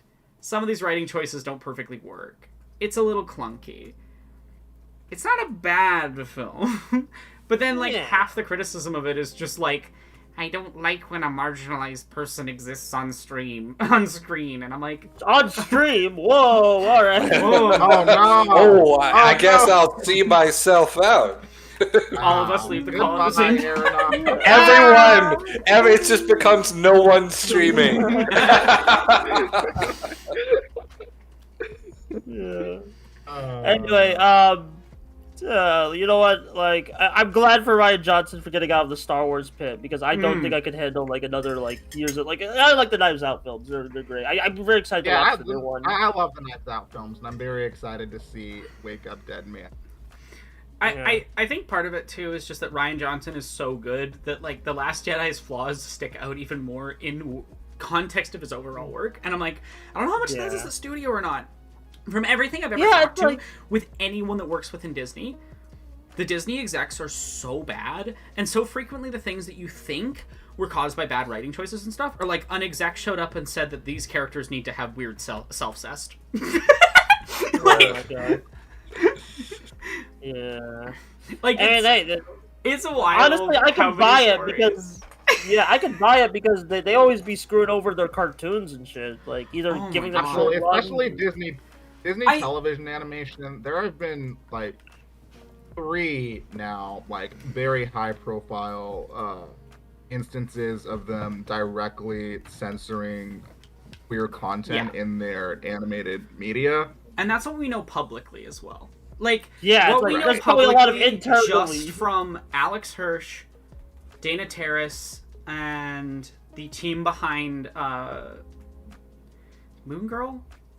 Moon Girl and Devil Dinosaur. Yes. Moon Girl and Devil Dinosaur. Which, by the way, that trans episode I have watched. It's the only episode of the show I've watched, but I should watch the rest of the show because that episode is that good. It is phenomenal. It's a great show. It's a great show. It's like I was watching it when it aired, and it's like That episode was what prompted me to watch the entirety of the show, and I loved it so much that I made a brief video, not necessarily a review, but also to address some of the criticisms in retaliation to the censoring of the episode, and how I think that when it comes to talking about social issues and topics like this, sometimes it's okay to be direct with your audience, and that's not exclusive from the media in question's quality, because it's very creative, though. The way that it conveys its messages are just very unique.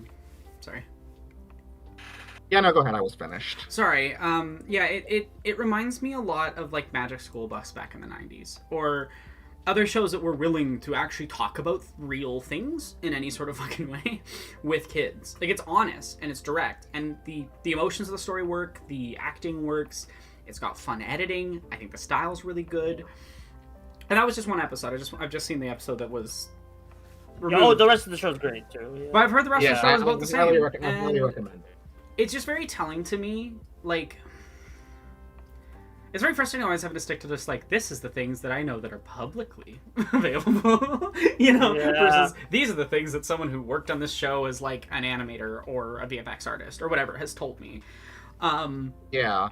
It's not just on the TV side. It's everywhere. Sorry, it's not just on the TV side of things either. Domi Shi, who I believe she is the first woman of color to direct a feature-length Pixar film. Both of her ones that came out, Turning Red and Elio, they also had instances where the crew had come out and talked about how they originally had queer storylines, but they were toned down because of the Disney execs. Yeah. Oh man, I love Turning Red. I want to rewatch that movie. What a great movie. I should rewatch that movie too. Honestly, I also just think about K-pop Demon Hunters. K-pop Demon Hunters is one of the best films of the last couple of years. It's phenomenal. Like, it's just a phenomenally made film, and Yeah, I love. unfortunately, I recently recommended it to a friend, and they were like, "Oh hell yeah!" Like they recommend because sometimes I play games of like recommendations with them, and it's like so basically I recommend something, they recommend something to me. They gave me Millennium Actress, which is a really funny matchup. that is a of, like, wild oh, you get- matchup. Yeah, There are theme crossovers, weirdly, too. yeah. I also had that perfect experience of not hearing anything about it, watched it, and then immediately got my wife and were like, "You need to watch this. We're Yeah. rewatching it," and it was just no business being that good. Like I'm no so complete happy. surprise, and not surprised that ever since like when my wife and I go and play tennis on Sunday mornings, the kids' birthday party at the gazebo is playing Golden. Yeah. And I see. Finally something has usurped Frozen. Yeah. And so I've much heard the better. songs playing all over on my college campus. It's everywhere, and deservedly just- so. 'Cause the songs, It's also- especially, they're earworms. It's I so love cool them so because much. like the women who voice voice the singing, and I think also the characters in general, like got to write a lot of the songs, and some of them have been like overlooked previously in K-pop groups and things. So Yeah. I just think it's really funny. Like this film is such a it is a bunch of women being underestimated, and somehow it still managed to get created and out there, and it became the #1 thing. And I just think Yeah, it managed to be still popular despite it going straight to streaming and managing to catch on with so many people. And it's the biggest kind of film surprised Netflix has ever that- had.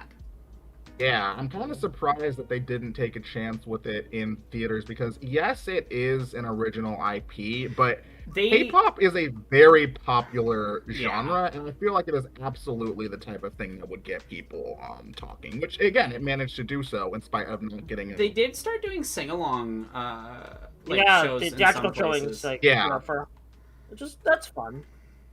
I mean, I'd probably not go because I already saw the movie and theater audience would give me the heebie-jeebies, but it's good that you can see it on the big screen at some point. I mean, Right. the thing is with that stuff is that executives that make those decisions, they usually are completely unable to recognize something's quality as art in the first Yeah. place. They don't That see all art, of they don't their- value it. Yeah, so all of their decision making is based on demographics and arbitrary senses of relatability based on those. And what will make just, the most money? That's Yeah, kind of the main and thing. It is, so- whatever is going to get the most at the box office, that's going to be the thing that we're going to put all the effort in terms of marketing.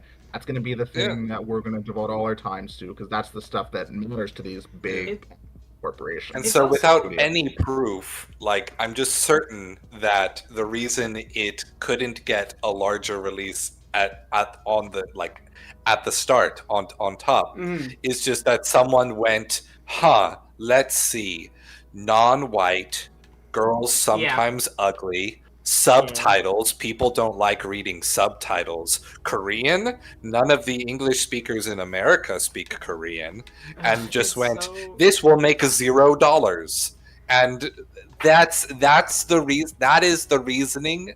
It's literally just this data first. I can't think like a person, so I'm going to use the spreadsheet, kind of mentality. For people who It's don't awful. understand the production of K-pop and how it happened, Sony Pictures developed the entire film, animated it, Yeah. and then went, nah, because some executives got cold feet. They sold it for pittance to Netflix because they thought it would do garbage. I want this known. Biggest film of the year. Multiple #1 singles for music. It is a huge cultural phenomena. And it doing that on streaming is wild. That's unheard of. It has had a very successful theatrical run after being on streaming. Mostly with people who'd already seen the film. The fact that it was making decent money on a theatrical run after being the most watched streaming film is wild. That's wild. It's unprecedented, but it's also so telling because there's a reason why this film and Everything Everywhere All at Once and I Saw the TV Glow and all of these other new projects and properties that are doing so well are doing so well because they're connecting with people because they're personal. Because people are desperate for personal stories right now. And they're desperate for marginalized voices with unique perspectives, even if it is not the perspectives they have themselves. I think people want art that connects across divides and things. And also, I think the specificity of the film is what helps it. The fact that it's not just that it cares about the cultural aspects that it's and the culture that it's coming from, that it cares to you know, Yeah, it's not just an aesthetic thing. It's like it's not an aesthetic to, like, thing. it's Right. coming like, the from a very aesthetic is specific cool and it's emotional important, place. but it's like it's not the pure And yeah, I don't know.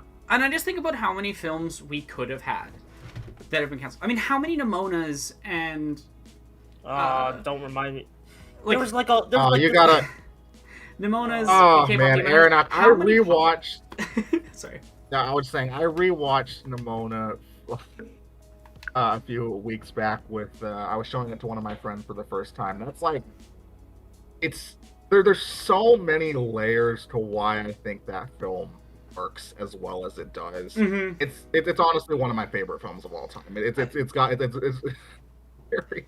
I I'm made so the video I glad made that for it a made reason. get released amidst. I'm sorry. You mentioned Nimona. I gotta get an excuse to gush about. No, it's so good. But that's the thing. Like, Nimona's another Uh. perfect example. Canceled by executives because they didn't want queer storytelling and they didn't want storytelling that engaged with, like, any racialized people as main cast. Like, that's really what it comes down to, is the combo of, like, general homophobia and queerphobia and general racism that keeps shutting down all these projects that are really good. And I don't know, it's just it's so frustrating. Like, I think about how we could have gotten another 10 seasons of Lower Decks. I know for a fact how much that show cost to produce because of people who worked on it. It wasn't much. yeah, all I can say. like I mean like it like One I understand episode, it. Look, one episode of Strange New Worlds is most of the budget for a season of Lower Decks. oh my One. god, oh my god. So I watched a couple episodes of Lower Decks and enjoyed it. I just need to like I know I'm weird about Star Trek because it's like I haven't really watched a full series. I've watched like a couple of the movies. I know I need to like I need to like sit down, but I'm also like doing all these other things right now, so it's like I need to like it'll come when it comes. sometime ask me for a watch list and I'll send it to you. Yeah, 'Cause, I like, do you want need to to watch watch more. DS9. There is some. Almost every single show has a rough first season. I would say Lower Decks is the only one where like the first season's pretty good. I wouldn't say it's like as good as the later seasons, but Yeah, well, like I can handle a it's build up. TV. Like, Whereas- I can handle build up. Like, I was just watching Uma Musume, and the season 1 is like kind of nothing, but like season 2 is actually cooking. Yeah, but I would say like it's a 23 episode season, and Ah, almost everyone, so- including the people involved with making the show, think it's the worst season of the show by like degrees. So the issue for DS9 season 1 is it's a mix of great DS9 episodes that are representative of the show to come, and bad TNG scripts that were scrapped and they were lazy and reused them. Ah, damn. Yeah. So I mean, I still like I like to watch the full thing, even if there are bad elements to it. So Yeah. it's like I'll probably like I like if I can help it. I don't want to skip things, especially because I am a YouTube retrospectiver, reviewer, analyzer. That's like I need to look at the full thing. I don't want to just in case I make a video on it. I want to look at the full thing. You know. yeah, I just think It just- if you're trying to get into Star Trek, for other people out there as well, I would generally Yeah. recommend like go back to the season 1 episodes that are messy, and just like focus in on the really good stuff that you can get from the later Yeah. seasons. Because yeah, I think like Deep Space Nine is one of my favorite TV shows of all time. It contains my favorite episode of TV of all time, Far Across the Stars. It's if you want to get emotionally devastated by Avery Brooks for an hour, because he both like wrote, directed, and stars in it.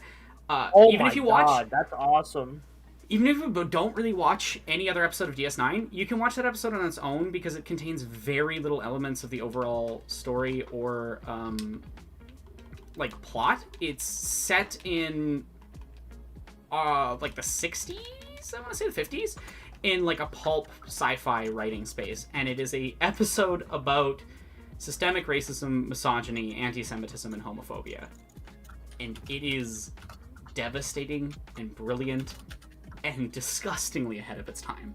Like, it feels more applicable in the last decade than it did on release. Not that it wasn't applicable at the time, for sure.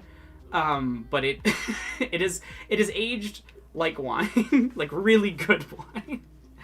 And yeah, I think DS9 is one of the best shows ever made, and it unfortunately just has a rough first season. Well, these recommendations are all very helpful for me because the only Star Trek media that I have seen so far is the original show from the 60s, and even then it's not even in its entirety. It was like, you know, corny but in a good way. It's But, corny in a good way, yeah. for sure. I honestly...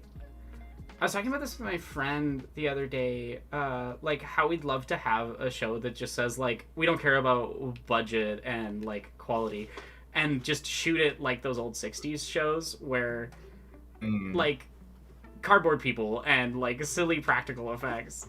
And just... I've watched, like, there's this really good, like, YouTube series I just found, called Shiftless.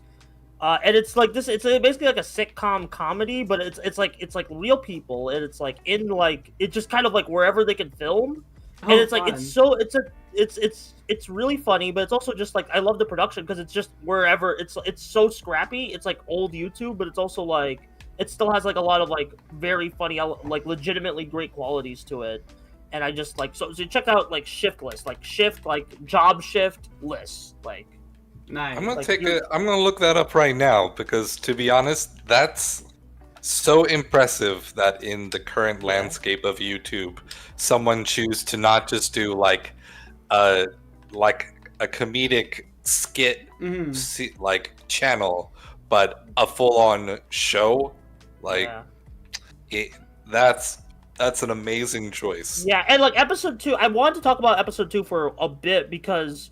Like I think there's like it's really funny. It's like it's a great step up from the already great episode 1. But episode 2, like it tackles this really like interesting phenomenon I've seen like nobody talk about, like in terms of Zoomers, where it's like the millennials are kind of like millennial culture is like eating into Zoomer culture, and I think that like the way it tackles that is super fascinating and funny, like in terms of like there's this okay, I'm gonna spoil a bit of the bits, but like there's a great bit where it's like they got like hypnotized by like a millennial, and now they're like they're talking about like all these 90s revivals like Frasier and X-Men, and it's like and one of the guys is like, wait, you guys weren't even alive for that, why are you feeling nostalgic for it? It's just really like funny but like kind of poignant like commentary on like kind of like how like I know something about, like I'm trying to get the words, but like kind of like culture eating into each other, like kind of like I don't want to say stagnant because I don't really believe culture gets that. I know what you're trying to touch on. I would say it's the same phenomena that happened with Gen X and millennials, where we're trapped in this nostalgia for this specific time period and aren't really allowed to, in popular culture, explore the culture and experiences of today really directly. Yeah, and so you get this weird dynamic where we're still really, really heavily fixated on telling stories about the 80s and 90s. Yeah, like Stranger Things or whatever, yeah. Or endlessly rebooting the childhood of particularly Gen X, but to a lesser extent now millennials. And like we're now at the point where Gen Alpha is coming up on adulthood. I think I can't remember how the statistics bear out. Again, generation statistics are a little bit goofy. They're yeah, they're getting there in a few years.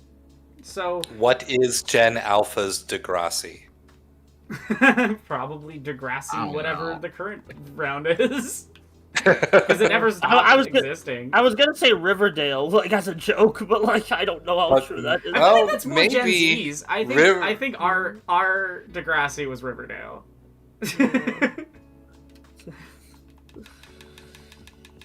That channel, by the way, is Rex Lengyel, Yeah. REXLENGYEL. Because if you look up, oh, hello, my cat has joined me. If you if you look up Shiftless, you're also going to find a channel which is like Fortnite reviews. Ah, god damn it. I'm sorry. No, yeah, it's yeah. I just got that on my YouTube recommendation feed. It's like the best YouTube recommendation feed poll I've got in a bit. Like so. Yeah. So yeah, Rex Lengyel, and these look good. Like these are full Like 20-minute episodes. Yeah, these are full episodes. Like so, That's this awesome. is legit sitcom length production, and there's also some stuff. There's another channel. Whatever happened there with Sam and Rex. With I'm not sure that there's like an episode, if that's an episode 3 or if it's a I think podcast about episode it looks like 3. a podcast. It looks like a podcast. I think they were talking about the community tab or something. So they did say Yeah. episode 3 is on the way. So I will be eagerly waiting for that. Sitting for that. I, All right. I love like unique, weird little internet productions. I think it's really cool that those still happen now. Yeah.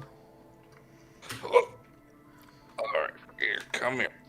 So Calypso is trying to learn how to sit on my lap peacefully, but she is a chaos child and doesn't know how to sit. Mm. All right, I got her. I really wish the ship Dang. sections in these games were better than they are. I mean, they I look, was- they-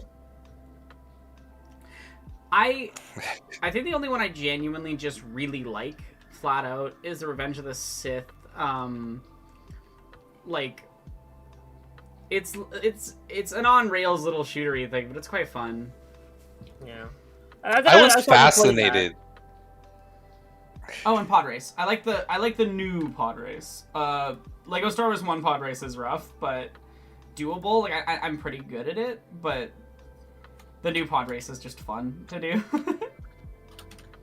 I was really fascinated by that previous section with the rolling bomb dragged behind you on the tether. Mhm. Like, I don't know pretty much anything about the Lego video game franchise and their approach to like game design. I've been entirely disconnected from it, but like just watching that was fascinating because like I love the balance of this is your means of attacking enemies.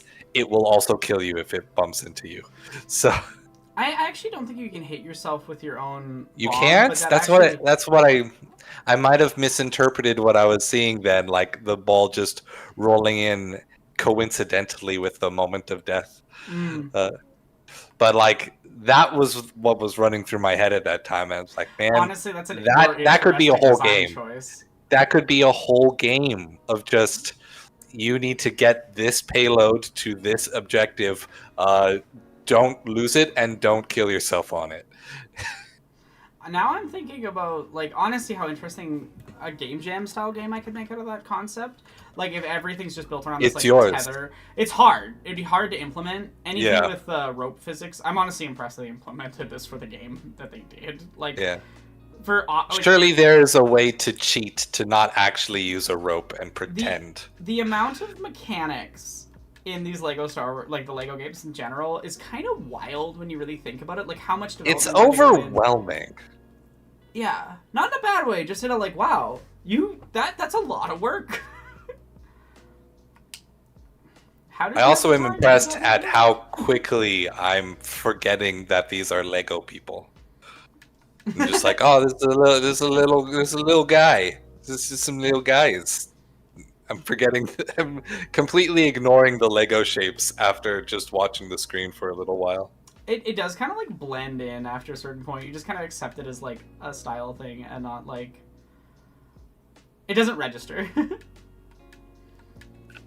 Right, the ball bombs will kill you if the explosion touches you. Right, they don't activate Oh. on hitting you, but they'll kill you if you blow up something right beside you. Okay. Yeah, So That makes I was cooking a little. yeah, a little bit. Yeah, one of the things you learn by making games is it's all cheating and lies under the hood. Games. This games level are is good. gross. Oh my god. Games are where good programming design practices go to die, which I think is very funny. Because you're never gonna get it to work perfectly. Like there's always some weird janky workaround to some part of a video game that's like truly wild. Like I think one of the funniest examples that's well known is I want to say it's Guilty Gear. Darkfry could correct me if they were around, but What did Guilty Gear do? but one of the fighting games, they had developed this game for Dragon Ball, where they just did Koku, and then everybody else's moves are built off of, like, a bunch of other people's moves and things are built off of calling to the Goku model, instead of rewriting the code over and over again. Oh my But this god. meant when they made the new game, they were just like, oh, we don't have to re-implement everything. What if we just import Goku? So if you remove the Goku model from the game, like, breaks completely. Oh my god. And I think Wow. that's Yeah, I can really confirm funny. that was like it is like Arc Sys, like they kind of got big way too quick, like because they just kind of did their Blaze Blues and Guilty Gears, but then like they got the Dragon Ball. Oh wait, Dragon Ball's like the best selling like fighting game they've ever made. Okay, the Guilty Gear Strive blows up, and it's like it's like their trajectory is kind of nuts because they were almost bankrupt at a bit. Like they had to sell Guilty Gear to like Sega for a bit, but like it's now back in their hands. So like it's very fascinating stuff. Fighting game studios always seem to be on the brink of destruction, no matter how successful they are. I think honestly, game studios in general are like that because Okay, yeah, true. mostly because about to a bring lot of up the money they NetherRealm. make doesn't go back into the company; it goes into the pockets of a few shareholders. Yep. Like, Yep. Game It's development awful. would be way more sustainable if we just had, Communism. yes, but more importantly, unions and worker-owned co-ops. Because Yeah, Yeah.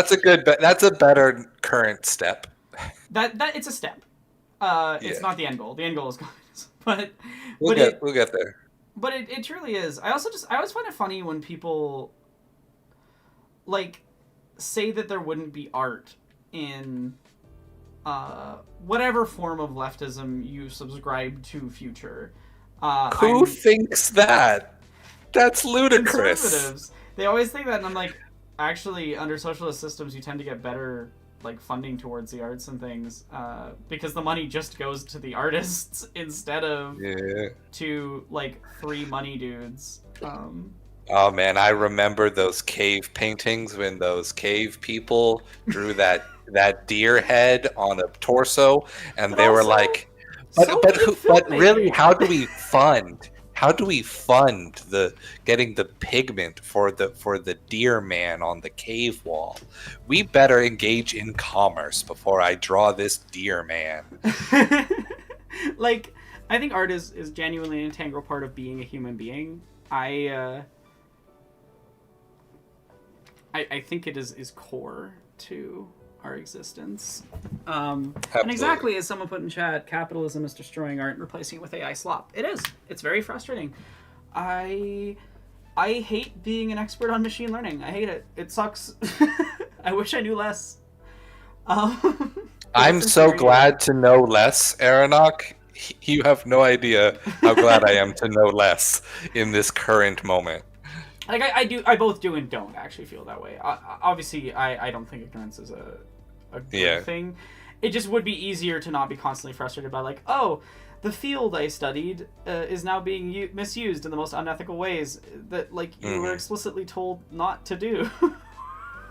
Like it's like there's a group of people that looked at things like like what my professors taught and went, you know what? This is a checklist. And not, do not do this. Yeah. I'm Also, gonna I have just to head gotta- out now, fellas. Oh yeah, I just got a donation Oh. from Athelius. Thank you so much for the donation. But do you wanna give yourself an outro, and then I'll look at what the Yeah. donation was. Hey, fella. I hope you enjoyed my commentary. I'm Buster Corp. you can find me at the YouTube, and I do all sorts of fun analysis videos. Took a break this week, but I'll be back next week with some juicy shit. So yeah, thank you for having me on, Anorak. Anorak. Oh my god, I can't say It's words. okay. A lot of people, it's a very easy transliteration because R and N are basically the same. Yeah, but yeah, see y'all later. Have a fun stream. I'll probably see you in a few hours, Buster. Whoop. Because we do movie nights with our other friend group on Saturdays, Saturday evenings. What's the movie for tonight? Oh, do you know about the streaming service Tubi? I am aware of tubes. So basically, we have this thing where we use the Wheel of Names website, and we pick random movies that we find on Tubi that we think have that so bad that it's good type quality. Then Oh, we spin wow. that wheel, and whatever it lands on, that's what we watch for the night. What a fun concept for man. I feel as though I could get a lot out of doing that same thing, but with what's the horror movie streaming one? Shudder? I don't believe. I think Shudder. I think Shiver and Shudder. I'm pretty Shiver and sure Shudder might be two Names separate. ring a bell. They Oh might no! be two separate ones. That both. Let me look it up. Yeah. But I feel like there's the wonderful thing with horror movies is that they are either self-serious or they are comedies or they are both. And like taking away some agency in what to watch and just letting it be chosen by random a little bit could be the perfect way to actually discover some really good films in the horror genre specifically. And also sit through a lot of garbage, but hey, what can you do? One of my favorite genres of so bad that it's good type movies that we've watched quite a few of are bad CGI shark movies. Like, there's obviously the actual movie bad CGI shark, but just movies with bad CGI sharks in general that are not specifically. I have a list of some of the ones that we've seen on Letterboxd, and it's just called Movies with Sharks. There's some good movies on there, don't get me wrong, but there's also some of the other ones. Let me go ahead and take a look at some of the ones. So there's Sky Sharks, there's Ouija Shark, there's Super Shark, there's Sharktopus versus Whale Wolf. I've actually heard of Sharktopus versus Whale Wolf. I've heard that title. I've not heard anything beyond that, but I have heard that title. Yes. There's Cocaine Shark, which is based off of the Cocaine Bear, except it's with a shark. There's Cocaine Bear actually has a really sad story behind it. Like, don't look it up. I know the bear who had done the actual cocaine in question actually died. Is that what it is? Yeah, and like the circumstances around it were functionally just animal abuse. So Jesus. like best not to go into the details because the details are all sad. A wonderfully funny movie, but unfortunately, the truth of the story it's based on is horrible. Yeah, absolutely. Let's It's see. There's also Nano Shark. There's the How Meg many Duel. sharks The Nano Shark. There's the Jurassic mini tiny Shark. There's a Ouija Shark too. Sharks are kind of my special interest. I can't believe that the Discovery Channel Shark Week has become like a central cultural touchstone that had inspired all these movies. Yeah, see, that's kind of the reason why I made the list, and also why I have this little mini running gag that I do whenever I write reviews. Like, this is good because it's got a shark in insert scene here. And sometimes it's not even a living shark, it'll be like a shark poster or a toy shark, and I'll still put it on the list anyways. Yeah. That is part of the reason why I like The Bad Guys so much, because Mr. Shark is the ultimate shark. Bad Guys is a good film. I should. Aronok, have rewatch you it and seen the catch up second one yet? I haven't seen it yet. Like, there's so much stuff I've missed. Like, I just there's so much I need to catch up on. There's so much media out there right now. Yeah. Yes, I'm also pretty behind on 2025 releases, but I'm hoping that winter break, which is happening pretty early for me this year, because at my university, basically the way that it works is that once you're done with finals, you're pretty much done for the semester. Yeah. And because I have 3 finals that are all of this upcoming week, and then a project, final project that I have to do that's not an exam, if I'm able to get all of that done next week, I'll be done. And that's what the goal is. So that basically means I have the entirety of December off. I'm going to use that to catch up on all of the stuff that I missed in 2025. But I've slowly been working on making progress. I believe My that was biggest 2025 regret right now is not playing Expedition 33. Same. I'm really feeling that right now, and like I've watched it through. I know the whole story, but I still feel like I want to play it, and like, oh, just got focused on other things. Yeah. No, it's that's one like I'd love to play it at some point. I don't want to yo ho ho stuff from like independent creators. Me neither. Really. It's mainly like, just even if stuff they're a from larger independent creator like they are. Yeah. And The lines are so vague now. Yeah, it's usually just the stuff from the big studios that I yo ho ho generally. Yeah, I think that's the way to do things, because it's like I want to it's support rough the for artists smaller right now, ones. and so Yeah. So that's why I found that like recent pirating discourse really funny, because I'm like, y'all, people who pirate in my experience are the most I spend my money on indies only people I know, and I really don't think this is some big issue that's the reason why artists can't feed themselves. Like, I think maybe it's the even underlying know there capitalism was and devaluing. new pirating discourse. It's the same pirating discourse as always. I mean, Yeah, it's like it it's just never came back. Right. Yeah. In a different form. My perspective for my like I've pretty much settled on my pirating opinion of a person who is pirating something was not going to have purchased it in the first place. Yeah. And I would rather if it were my own work, I would rather they have the chance to enjoy it and sing its praises and potentially get someone else to buy it than go on some high horse about the proper way to have been allowed to access art.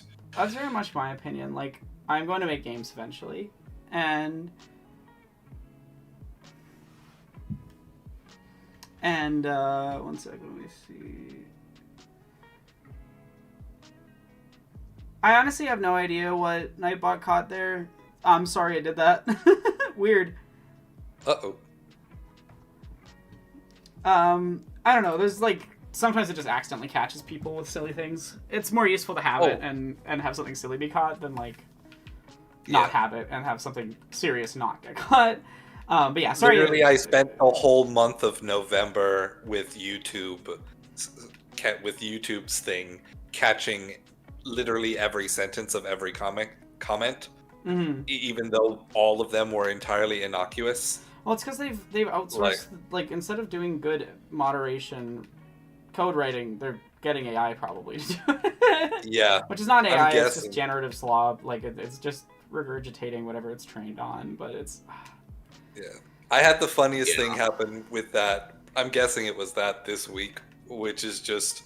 I posted a picture that I saw on Blue Sky of a black cat in a field holding up a sign that said fuck. And like that got flagged as violating YouTube's sexually explicit content policy. What? Yeah, that makes sense. Yeah, an actual cartoon cat, but the sign said the word fuck though. Like it's so And, clearly like- just like, oh, we just threw it in a fucking machine learning thing and didn't think about Yeah. how to actually write it properly. And I'm just like, if bad. you had told me, if you had flagged me for like the profanity, the the language guideline, I would have been like, yeah, all right, I did. But I would like you to delete my post for the right reason, please. Yeah, and it's telling that they are just deleting posts whenever they feel Yeah. like it, regardless of the validity of doing so. Yeah. So I just switched out the photo. I reposted the same post, but switched out the photo with a picture of my cat Calypso having crawled into a box by the trash. Aw. That was... and that worked out just as well, emotionally speaking, for what the message. But I just thought it was so funny. That it's like, and when I sent in for the appeal, like it came back immediately, like within a second, that the appeal was denied, and I'm like, oh yeah, no human touched this. Yeah. Do you need me to move anything, or okay?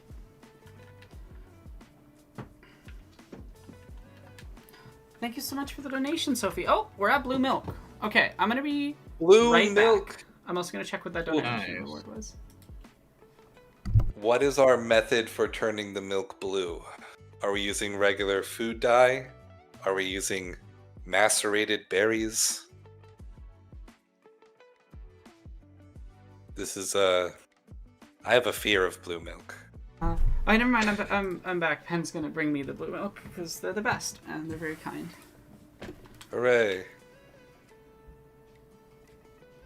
I have to turn the stream on.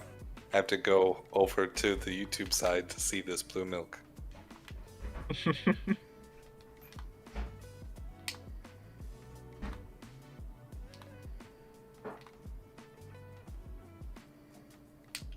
Digital Beef says we are making the milk blue with blue raspberry hard candy. What? That's funny. No, I'm That's- literally just using food dye. I just thought it'd be a funny little like first goal to have because I was struggling to think of more stuff. Okay. So I'm gonna edit the goal to be the next thing, which is I will at 1,000 rank every Star Wars movie on the stream, Ooh. which will Are we just definitely not result in anyone being like, "Hey, I disagree." just Are we the, just doing the mainline films and the- theatrical ones? So no. So Are we here's just what we doing have. the films in the Skywalker saga, or No, are we no. including I'm doing the films, all of them that I've seen. Okay. Okay. I have not seen one of the Ewoks. So that's the one I won't include in the film list. And then if we get to 1,500, I'll add I'll do the TV shows. And then if we get to 2,000, I'll do the video games, which there's a lot of, and I've played almost all of them. Also, Sophie wants me to build a spaceship, so I'm going to build a spaceship.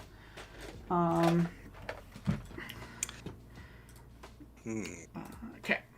Don't forget to include those anime studio Star Wars Oh, one-shots. you're talking about Vision? Visions, yes. Oh yeah. So Okay. Visions, Those need to be Visions there. is kind of hard because I'd have to honestly like rank every individual episode. Yeah, 'cause they're all separate. Because they're all IMO Stretch separate goals. short films.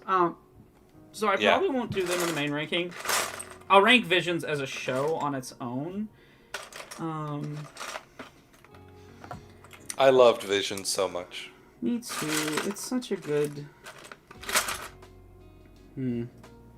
I basically You're spent the entire welcome. night watching that with my folks, telling them, okay, and so this studio actually worked on these anime, and this is what you missed over here, that I've actually spent an inordinate amount of my life watching and spending time with, and you have no idea about.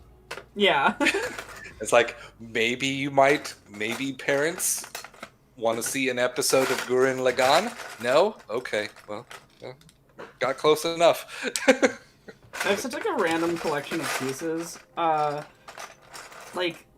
Earlier this year, before lots of horrible things happened, I bought like a chunk of Lego from the Cashopolis. Like, they had this bin of random Lego pieces for like $40, and probably the contents of that bin, if you were to work out like the exact value of every brick in it, is somewhere in the like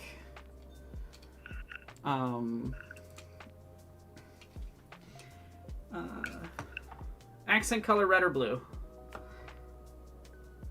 What are we feeling? Red or blue? I'm feeling blue to match the milk. Perfect. Yeah. Okay. Let's do blue. A little bit less blue, but I think I can still do it. Aronok, here is what I'll say about the Ewok movies. They're not good, but they're also my kind of not good. And the They're reason why I bring that wild. up- I've watched Because the I talked- second one. I've watched the Battle for Endor. And truly, I don't understand how those films came about. Because they're just like the most unhinged, absurd pieces of Star Wars content I've ever seen. Yes, and when I talk about Wicket being my favorite Star Wars character in general, that is taking those movies and his role in them into account. Again, I don't have a justification for it from a technical standpoint. He just is. 1 second, I'm gonna pause the camera. Uh, Hey, Pookie. More, yeah. Apparently, it's very hard to dye it enough to make it blue. Yeah. I mean, eggshell, periwinkle, robin's egg is of what you're going to have for most of it until you start getting milk that tastes like food dye. Yeah, so that's, which is kind of what I guessed would happen, which is why I thought it would be funny, because it's not going to be pleasant. It's going to be vile.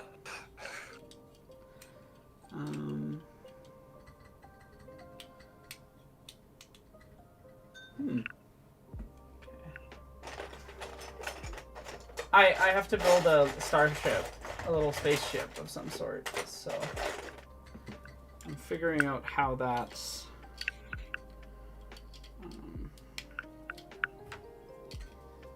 going to work. This is what I have. Oh wait, the camera's off because I was waiting for the drink. Okay, this is what I have so far on the ship, and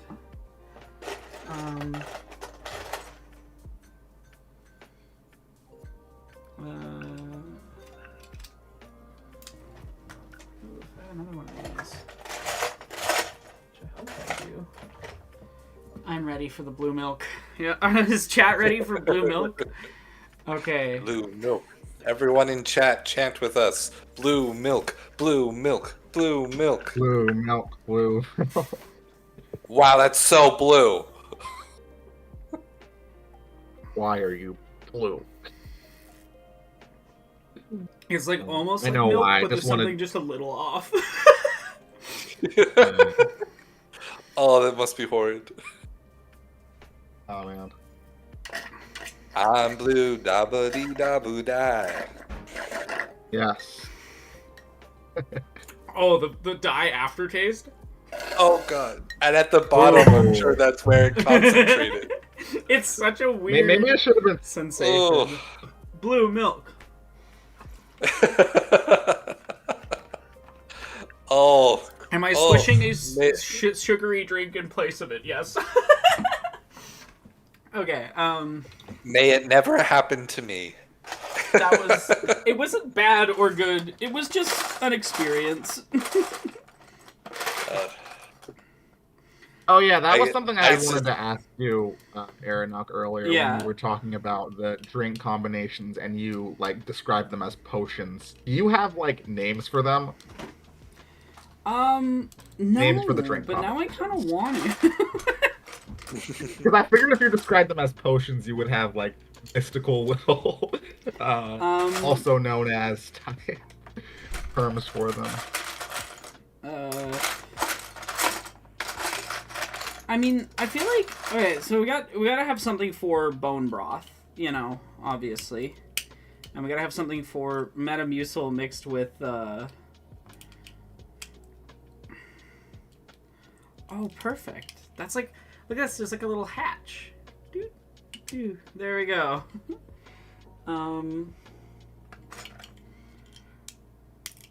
I think like this side has like a little.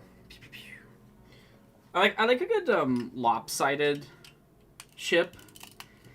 I think my love of like minor asymmetry in ships a little bit comes from like Cowboy Bebop. I mean, the asymmetrical spaceships are cool because you don't need aerodynamics in space.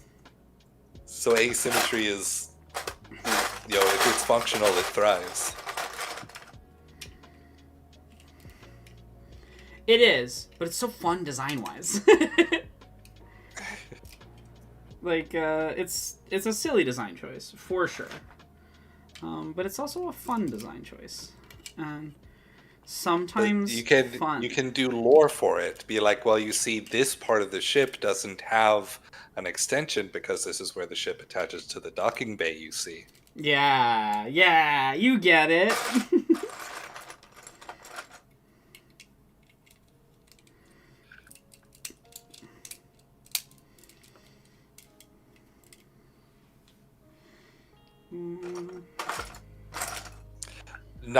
Nine-tailed Diligent. Lilligant, yeah. Nine-tailed Lilligant. I got it. All right, I'm calling you out. You've not watched past episode 1 of Cowboy Bebop. That's What? I mean, there's a lot to watch out there. It is a great. I mean, show, it is. My rewatches frequently are only a few episodes deep before I end up getting distracted to other things. But like, Bebop is you can just choose a few specific episodes, but like at least the first. I know the 3. I'm not calling the 3 for the 3 episode rule. That's not what I'm doing here. But the first 3 episodes of Bebop are some of the best. So 2 more. That's all I'm asking, Ninetailed. 2 more. Do 2 more. Okay, I think my Yeah, little I ship very is done. much. It's a little ship, and it's got a little gun thing on the one side, and yeah, simple ship design. There we go. Don't have reward. Nice. Satisfied. Beautiful design. Thank God. I really can hope we get to the pause next. Super story mode. I hope we get to the next one because I'm actually very curious to hear your movie ranking in particular. I'm excited to give it. It's not. It's like partially what you'd expect, and also I think not.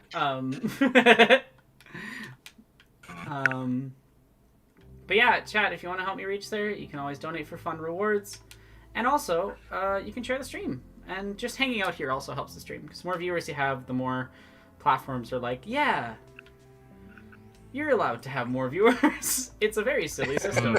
That is how they be, though. Yeah, they're like, oh, you have viewers? You deserve more viewers. What do you mean, like, this is creating survivorship bias where people think that they're doing specific things that are accomplishing everything when actually it's... Yeah. All of YouTube is just us creators doing pigeon religion. Trying to see if something happens. Oh yeah, I'm still on the big camera. Oops. Thank you. Oh. Blue milk was an experience. Oh. I hope that was entertaining. Couldn't be me. Couldn't was drink blue milk. Can't be not me. as rough as lemons. The lemons from the Pathos stream, that was a lot of lemons. Oh yeah, I forgot about that.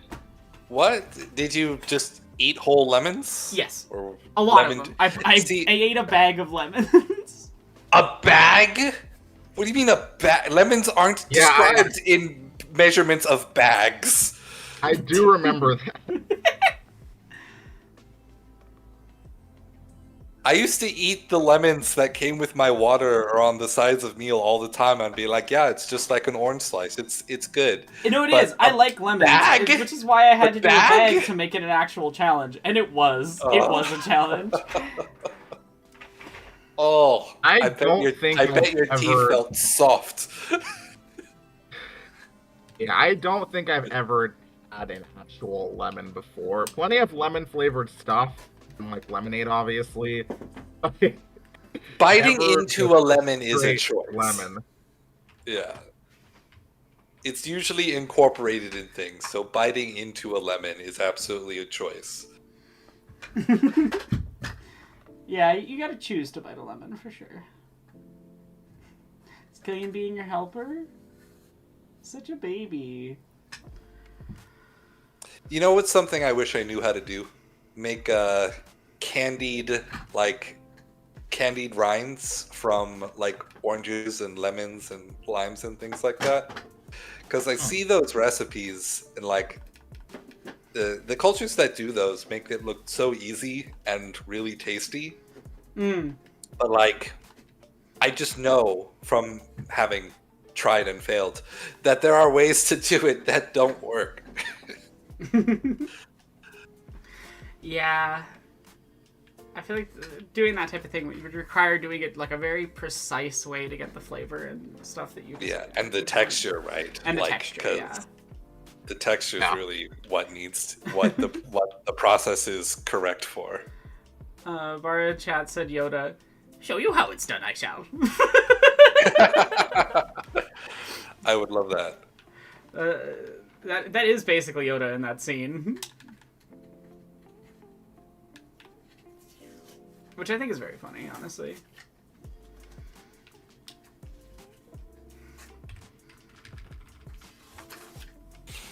My one Star Wars desire, which will never be fully realized, is I want to see a Star Wars setting movie where the whole premise is that the only characters who can use the Force are untrained Force sensitives, and it's a Chinese wuxia movie.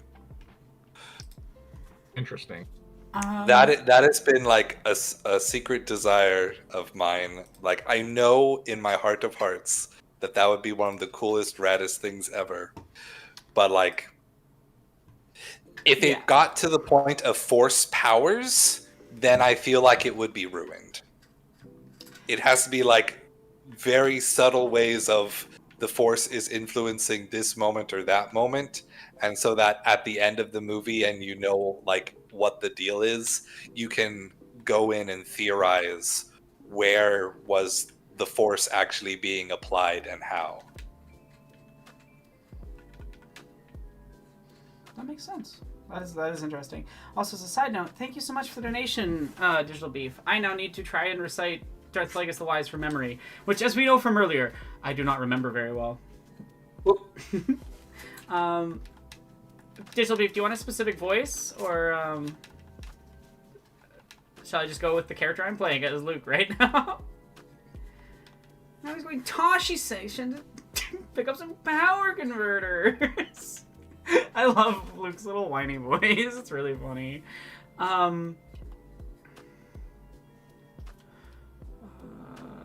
Okay. Have you heard the tale of Darth Plagueis the Wise? Not a tale the Jedi would tell you. You got this. Keep going. No, that's a very good Darth impression. Plagueis was like Yeah. a powerful. Shut up. He was a powerful he was a powerful Sith Lord. He was so powerful, in fact, that he knew how to put a stopper on death. I don't know what this voice is. It's not Luke. Just lean in. Just lean into in. it. One day, his pupil killed him in his sleep. The irony, he could save others from death, but he could not save himself. Can I learn this power? Not from a Jedi. Luke about a half blunt in. Felius, I love you. That's awesome.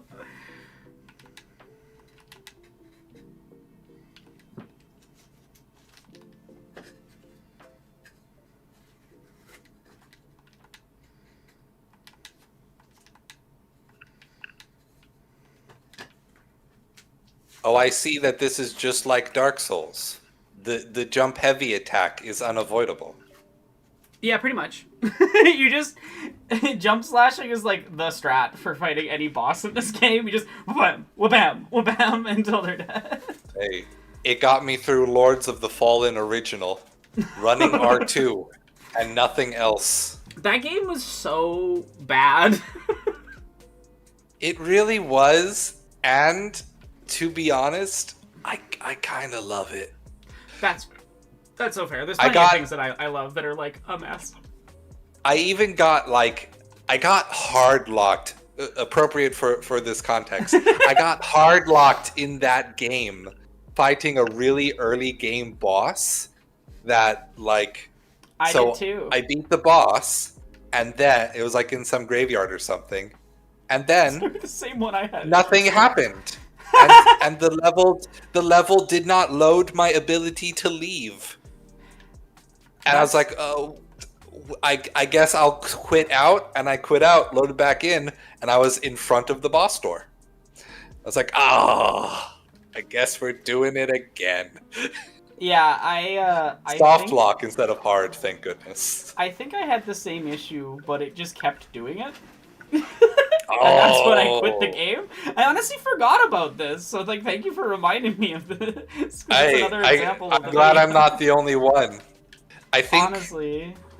actually, I don't remember if I was able to just load back in or if I had to start from the beginning. I feel like it was load back in that worked for me because if I feel like I would have just quit if I had to start over entirely.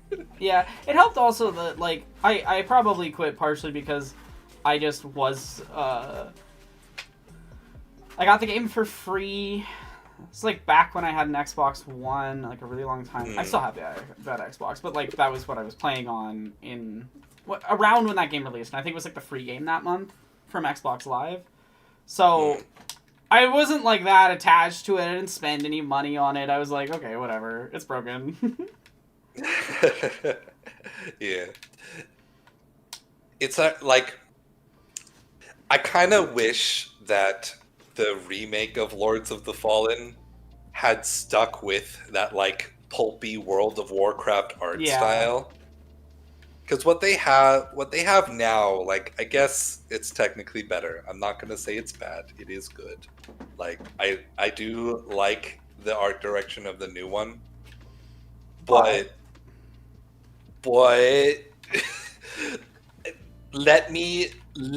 please choose an art style that will let me not take you seriously. Because the point of the pulp fiction art style, that big blocky shoulder pad things, is we're just here for fun. Yeah.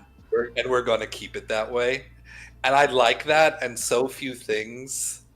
There was a time when it wasn't that, with the Hobbit animated movies on VHS from the library.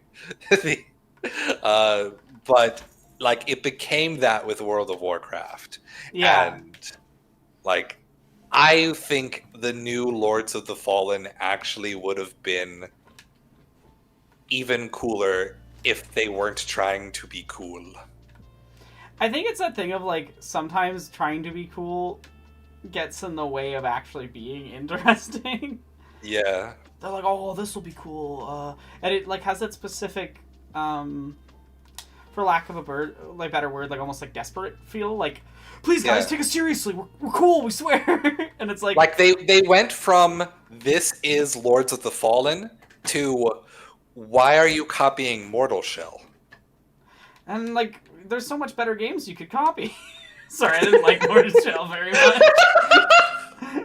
Oh, I had a strange experience where I caught up on a bunch of Souls-likes. Yeah. And each one became my new favorite, one after the other. Oh, cool.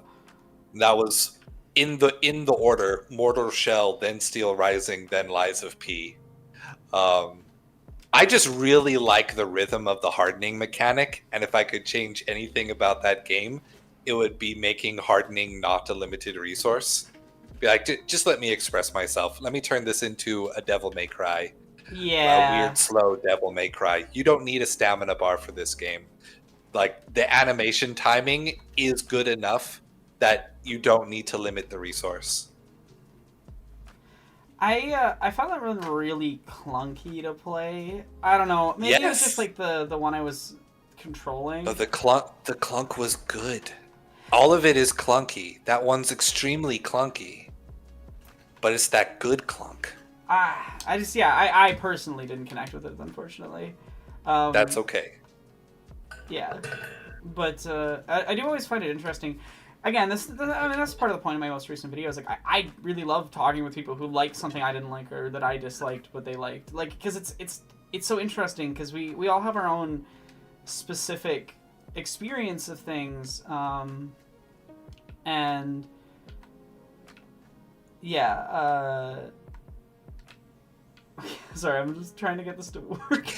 It's okay. And I think way too often people get caught up in, like, I don't know, this desire to, like, win art discussion, and it's not the point, as it were. It's the point isn't. It's to definitely win not a the point, conversation. but I will win. It's Yeah, because different people can get different things out of art. What one person might consider flawed, another person might be able to view differently.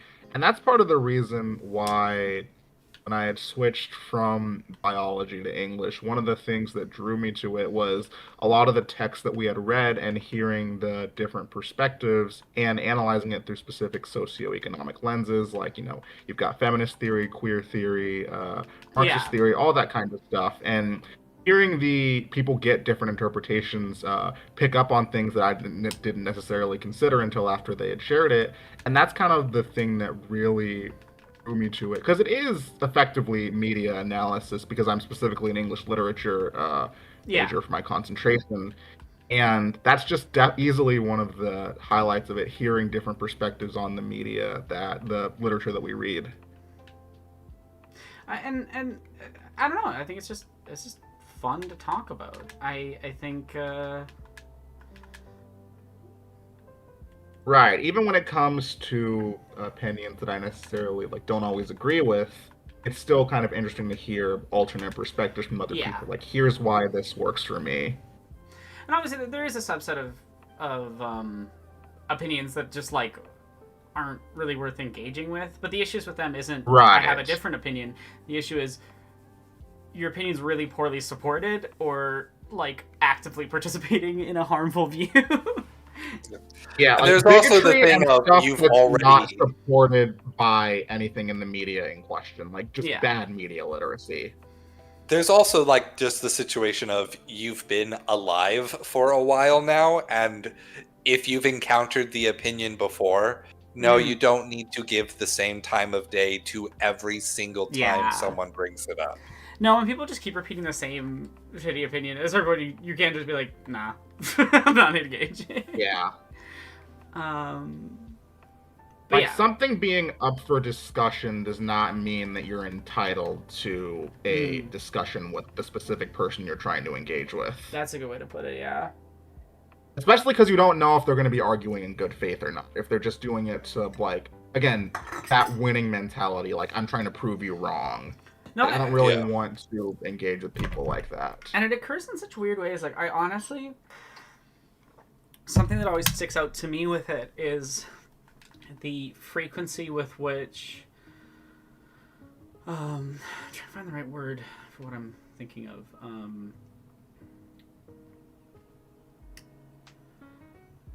Why am I blanking on the word I'm trying to think of? I had a point and I've completely lost it. I'm sorry. Oh, no. Oh, it's weird how, the internet also just creates this sort of weird combative thing, where I find sometimes people will try to agree with you and be arguing with you. And you're like, oh, yeah. What? So you agree with me, but you're, arguing with me for agreeing with me? I have absolutely tried to, in the past, I have absolutely tried to, do that as a rhetorical style that it's a waste of time, to be honest. It doesn't help. But like, to start a conversation with the premise of, I'm glad we agree on this. It's like the Bill Clinton style of negotiation. I'm glad we agree on this, therefore we agree on this too, right? Oh, no, I'm talking about the weirder, like, it actively feels like they're trying to argue with you, but they're literally agreeing with you. And you're like, what? Oh, so like they don't even know that? Or, like, it's hard to figure out. It's, like, worded like an argument, but they say that they're agreeing with you. And it's a weird genre of comment I get sometimes. And, I think it might have been Willow the other day that got, like, one that was like that as well. And it's baffling, where you're like... You'll have to show me an example sometime if it comes in again. If I find another one, I will. It's a very strange phenomena, and I don't know how to... I'd like to be able to see this so that I can have it... so I can be ready for it when it shows up on my channel. Yeah. Yeah, and I will say, when talking about this, I'm not coming from a holier than thou. I am completely absolved of doing this. When I first was on the internet as a young teenager who had started to take interest in film, there would always kind of be that urge for me to kind of like respond, to be like, this is wrong, or you're wrong about this one. But I am glad, I'd like to think that I've gotten a lot better about it over the years, where it's just like, I don't necessarily always feel the need to make every single discussion into an argument. Yeah, I definitely had to do some growing and calming down of that too. Like, especially with my own comment section on my channel. Just like getting to the point where I no longer feel like comments I'm seeing reflect on me, and being able to see the conversations from a pulled back perspective, like separating myself. Like, a conversation is happening on the internet, but I am not the one speaking or being spoken about. Like, this is discussions of caricatures, or the performance of a discussion happening in front of me, and like thinking of things more in terms of, do I want this happening in my space in this way? Can I redirect it? Or is it best to just let it go? Hence my mute early, mute first and ask questions later policy with YouTube comments. Yeah, I honestly am always just on the side of, like, you don't owe people access to you at all. 100. Absolutely. And like, if you want to post some big long rant about how I'm second dumb or whatever, you aren't entitled to doing that in my space. You can go do that on Twitter or Tumblr or wherever the fuck you want. Like, I'm not censoring people by saying, don't come into my art gallery and be shitty. It's just boundaries at the end of the day. Yeah. People don't understand. For a space that you've cultivated, and you're allowed to say no to certain things, and that shouldn't be considered as a form of censorship. It's like, you're entitled to do this in your space. You're not necessarily entitled to do it in one that I've created with a specific set of expectations in terms of interaction. Yeah. Like, the metaphor I've gone to is like telling people directly, like, hey, I am not a government. I have nothing to do with your freedom of speech. You are in my house. Yeah. If you are like, if you are speaking like someone, if you are speaking like someone I don't want in my house, I'm going to kick you out of my house. It's one of those where I always think, like, would I let someone say this to my face? If the answer's no, if I wouldn't be cool with that, they're not staying in my YouTube comment section. The other thing too is that, like, when people get so pissy about this, so frequently I've had ones where, because they get held for automatic review, the first comment I'll see of theirs is them commenting about how I've censored them, and then it turns out that, like, YouTube already pre-blocked their comment because they said a slur. Yeah. You know, and it's like, oh yeah, no, I'm so I didn't do anything yet, but clearly. Yeah, no, you were just so obvious about it that even the corporate overlord said no, thank you. Yeah. The one who literally profits off of it. And, so and you're like, it must be someone else's fault. No, I find it very funny that they'll just put stuff that, like, it doesn't matter what channel you comment that on, it's probably going to get auto-claimed. Sometimes it's auto-claimed because I put specific words and things because they're dog whistles, but also at that point, like,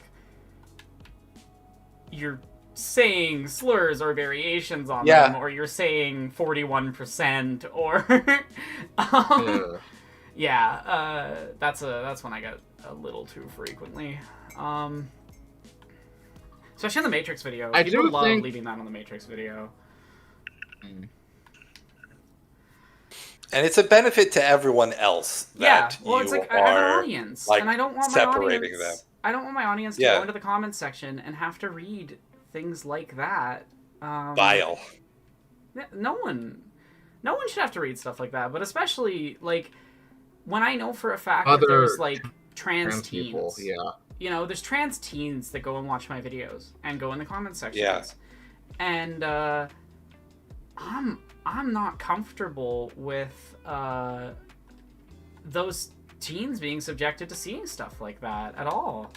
I think, I just find it baffling. I think there's this like weird entitlement people have to access.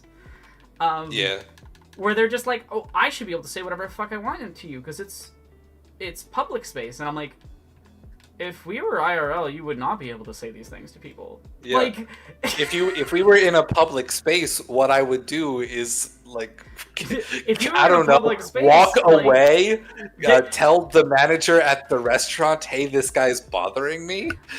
Like disengage. If you were at a party or something and you said some of the things that these people say in comments, like someone would punch you. Yeah. You know, I wouldn't, but that's because I don't like violence. Or at minimum, I know you to people like who leave. would. Yeah. Gosh. Yeah. It's fascinating. There's an entirely separate consciousness for some of the how trans teen one viewers engages / former online. trans teen viewers just commented on the live. Like, I don't know. I think my spaces should be not subjected to things that they don't need to see that. No one needs to see that. But especially, it's just like, that always come back to that. It's like, I'm curating a space. I'm not running it's the not an public debate ego forum. exercise. It's well, I think a lot of people think that what you're doing is an exercise, or like what any person making a YouTube video is doing is an exercise of ego. And so it's like, I mean, you know, there's some of that for all of us because we're all creators. We all want to be famous with big money dollars. But beyond that, there is like, we're not necessarily with every single conversation trying to prove how great and cool and the most narcissist of all the narcissists we are. We're just like, but people will come at you like that is why you're here. And so that's why they're here. And so it's gotta be that fight. Yeah, like I feel like people get weirdly wrapped up in their egos when there's like online. Yeah, it's like this thing where whenever you express like some kind of hot take or something about media in question or an opinion that they personally disagree with, they think that it's done purely with the intent of like in bad faith. It's also always has this energy of like, you hate me? You hate me? You said this thing about art I like? You hate me personally? And I'm like, I don't know you. Yeah. Like sure. I mean, I can if you want. Are you telling me I ought to? Like, I'm so bad. It's such a funny thing because it's like, if you posted, I really love this show, and someone showed up with a reply that's like, fuck you, you're evil for that. Yeah, that's fair. If I make a video where I'm like, it's really unfortunate that this show includes like this problematic element, and they're like, you personally attacked me, and I'm like, what? Comment sections are wild. They're such a wild experience to deal with.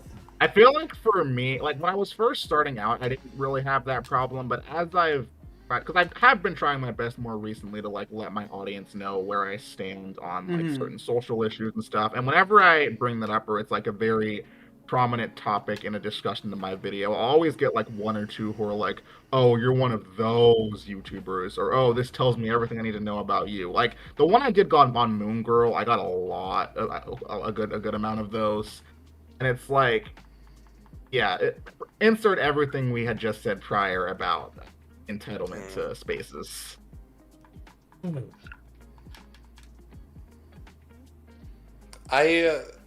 I feel like only this past year have I really reached the point where I feel as though I have curated my audience enough to like not have to worry about those things coming in so often. Yeah. Like I just released a video where I was straight up going, this video game is about fascism this time, and let me talk about fascism in the real world, here we go.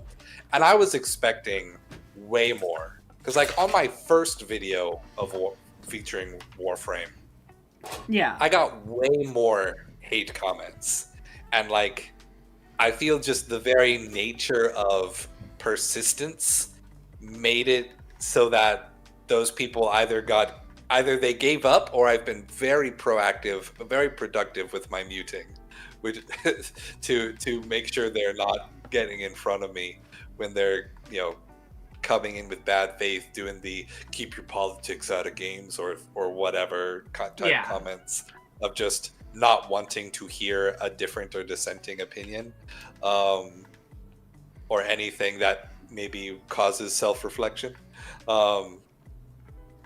Whereas, yeah, the ones that I would get sometimes fall into that category as well, especially because I primarily talk about more mainstream art, and it's like, keep these politics out of your thing. Why did you have to get political? And yeah.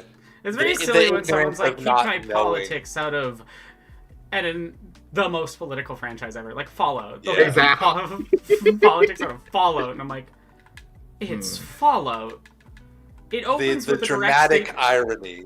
It The really dramatic is. irony of the person going, keep politics out of this, not realizing that they themselves are thus engaging in a political act of trying to keep a political discussion from happening. Like, you are There's a just reason- engaging in your politics in my comments. Yeah. There's a Your reason politics why are the term silence. all art is political exists. It's that exists for a reason. Like, all art is not necessarily about policy. All art is political because it is created in a Yeah. It doesn't context. always have political intent, but it does always exist in Yeah. the like social, cultural, economic climate, etc. And that informs these stories. And again, it's based off of people's experiences, what they know about the world that's been shaped by real world policy.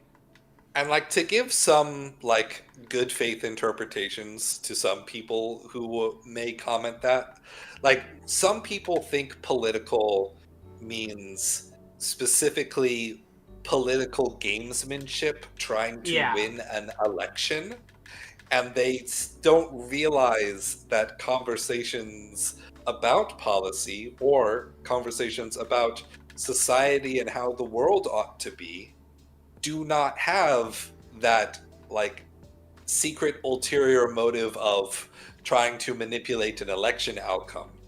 Would we like to see elections like support values that are good and human and follow our specific politics as people? Sure, but speaking politically does not necessarily mean purposefully manipulating the game of elections. Yeah. And also just like for example, you watch a film. There's a house in it. There's a whole political context to that house existing there. Like how a kid draws a Yeah. house.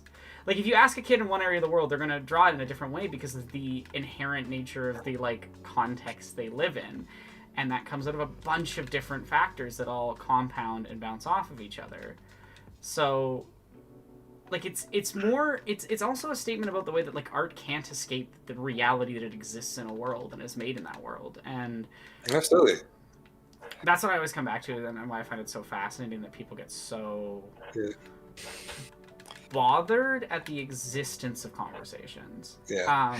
And art that tries to do that escape end up just being uncritically The entrenched system. in their circumstance anyway. Yeah. Like frickin' Shadiversity novel. Yeah. Like people who try to be apolitical, that becomes a political statement. Absolutely. That's a perfect way of saying what I was trying to get at earlier. Those people saying keep your politics out of things. Being apolitical is a political statement. Is a political gamesmanship. Don't have the conversation so that I can maintain the status quo. It's so fascinating how people build up these mentalities. I'm always fascinated by it. I think it's so strange and interesting that we just have this like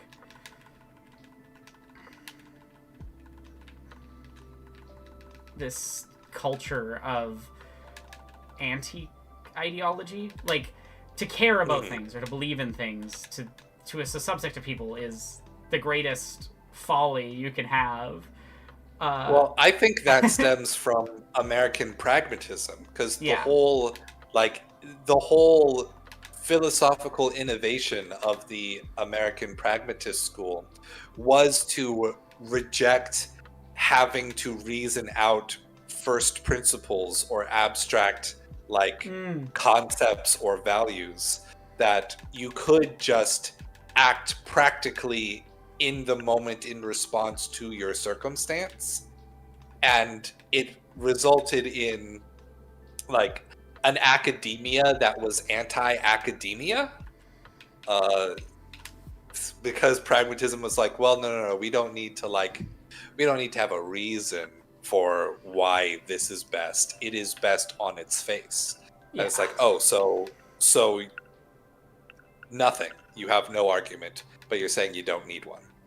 It's like, and like pragmatism, interesting. I got a lot of critiques for the idea that you don't need axioms or first principles to define a literal formal school of philosophy. It's a fascinating take, not in a good way. No, right. but even schools that are like, there is no objective morality or there is no objective truth, like existentialism or skepticism, they have first principles and axioms, and they don't try to get around the fact that they exist. They're just like, yes, these are my set of axioms, and now we can have a conversation about it. It's like, again, I think we keep just coming back to this element of like, it's a constant like desire to non-conversate, to to skip it, to just not think.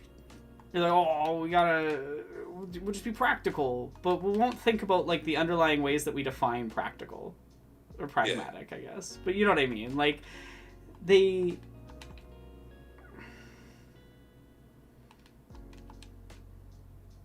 And absolutely rejecting like schools of philosophy that try to make things even more complex. Yeah. Like pragmatism is like no answer but the one that currently is now. Whereas existentialism or like perspectivism, which is purposefully about like needing to always be fluidly moving from different perspectives because of a limit of access to information, like those get even more rejected out of hand because of the desire for not only a simple answer but an answer even more simple, like pre-cognitive. That's a good way of putting it. Precognitive is a good way to put it. Yeah, like it's a desire to not have to think about what your answer is. Yeah. Don't be questioned. Like, get mad at the fact that you were questioned, rather than defend your point. It's a very. I know this is only partially related to the conversation, the topic of the conversation at hand, but this is also why I really like that video, that two-parter you did with Turb a year back on Jubilee, and how they're and the way that their centrism is framed in a way that leans towards one specific side, despite it being them describing it as non-ideological. Yeah, it's the thing of like stating I don't have any ideology, and then just happening to specifically platform fascists a lot. Right, like, because you can't do that. You can't have centrism when it comes to things like. There's a difference between, like, when it comes to specifically with policy, there's a difference between saying, like, I don't have an opinion on this situation and Yeah. not necessarily knowing the solutions to some stuff there are, but when it comes to, like, economic policy, for example, not having the perfect answer when it comes to solutions on that stuff, it's understandable. But then when you have stuff like, do trans people, should they have access to healthcare? Like, that is very much an either you do or you don't kind of ordeal. Yeah, like you either And you can't just support be our like- continued existence or you don't. And the fact that you know, on one side you have like some college students, and on the other side you have like, hello, I'm trained to debate against people's existence and paid for by the Right. Koch brothers. It's not a. You're not doing something apolitical, and you're platforming people whose existence is predicated on making money from hatred. It's so, Right. Jubilee as a blind spot for a lot of people really fascinates me. Like, why does that specific thing get as defended as it does by people who are ostensibly left leaning in some way? It's always fascinated me. It's I think part of it It's is so because, nice. It was so nice this year I finally know- watching everyone get on board.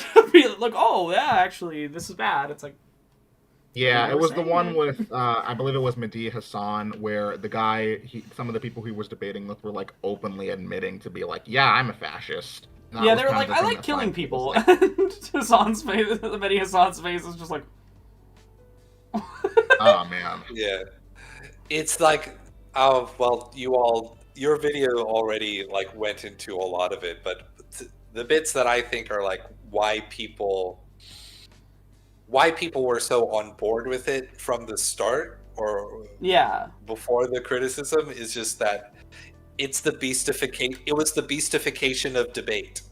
It was the sensation, the number is big, the like how can we well, and also make just something like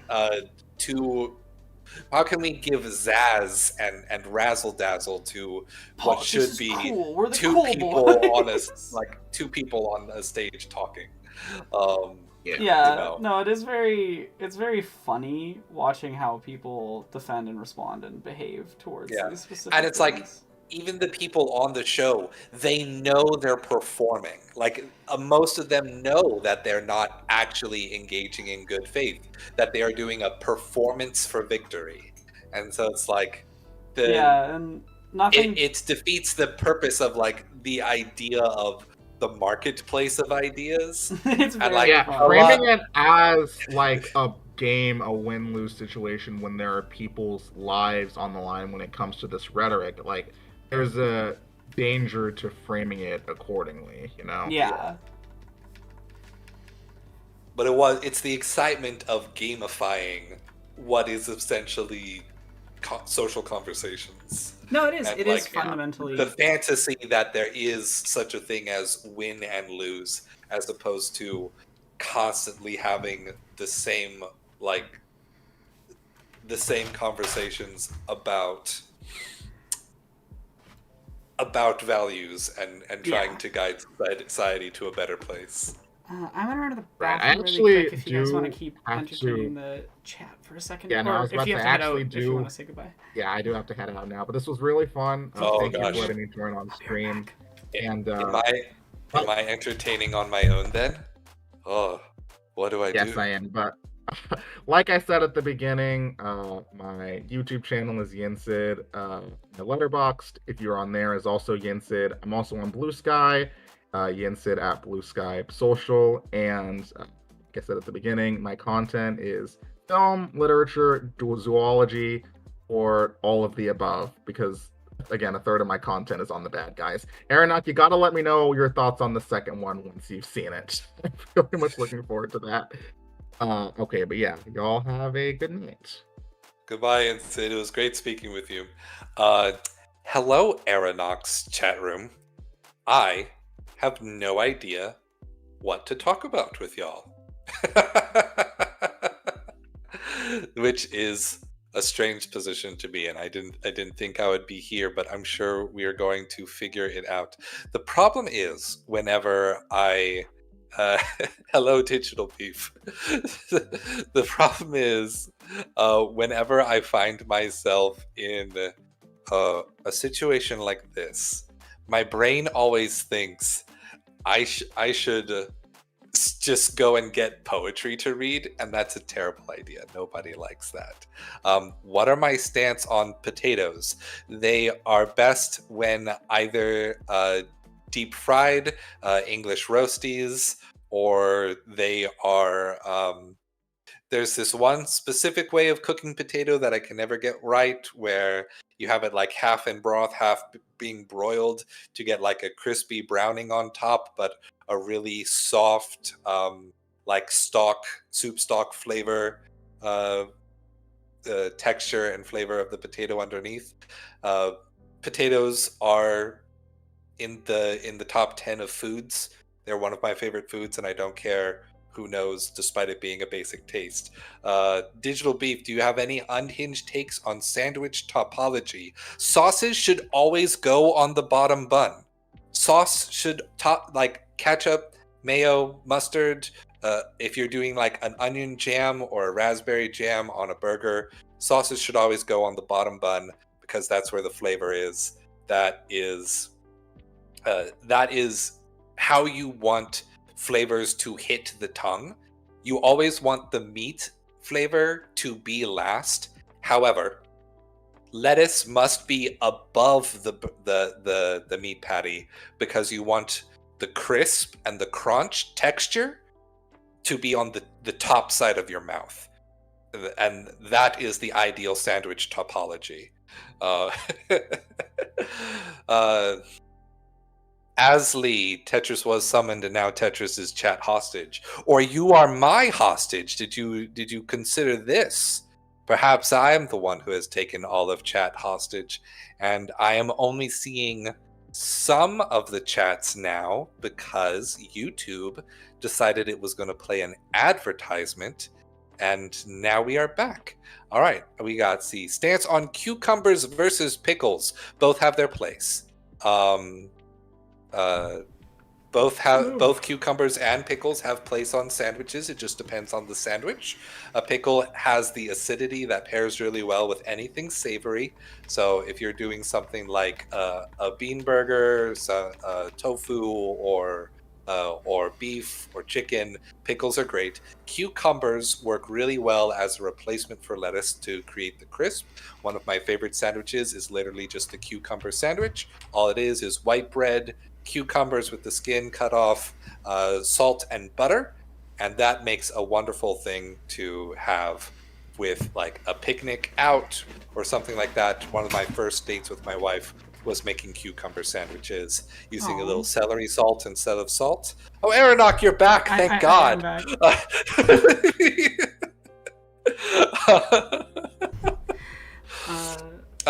A queer theory. I'm pretty sure my explanation about sandwich topology was sandwich bottomology. My topology is bottomology. Switchology is valid, but not acceptable in my restaurant. I will enjoy it in anyone else's restaurant. Everyone is allowed to switch whether they are a top or a bottom in the sandwich community. And I just want you to know that me personally always bottom. But that's not a judgment on tops. So things happened while you were away. Yeah. I'm glad I didn't have to default to reading poetry, but Sorry, I just like really needed to run to the bathroom. it's okay. These things happen. I was not expecting. There was no way of knowing that Yinsen was ducking out at the exact same time. Yeah. Well, thank you for entertaining chat for a minute or two. I think it worked out well. There was a comment I missed. Someone said, I think on the Twitch side, about hearing about the cats. I do have an update about my cats today. my cat Jazz, who does not like my other cat Calypso, does not like being social or having any kind of physical contact, uh, allowed Calypso to come over to him and groom him a little bit. Social bonding, a little licking at the back of his neck to give him a cleanup after their afternoon nap. He allowed it to happen for all of 10 seconds before he hissed and then batted her away. And she took it very well. She was very chill about it, and she didn't start fighting back or treating it as playtime. She was just like, all right. And that is huge for him. He has never allowed Calypso to engage in social grooming, and Aw. you know, I think because Calypso has loved Jazz since we got her. She's been all about that Jazz. Jazz has not liked Calypso at all, and it has been a very slow burn for them to start becoming friends. And I don't think they're there yet, but I can feel it happening within the next year.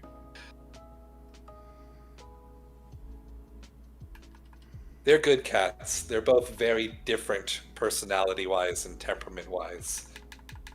Jazz is so gentle and always wants to keep his personal space. Calypso is a chaos child who needs to be all up in everyone's business. That makes sense.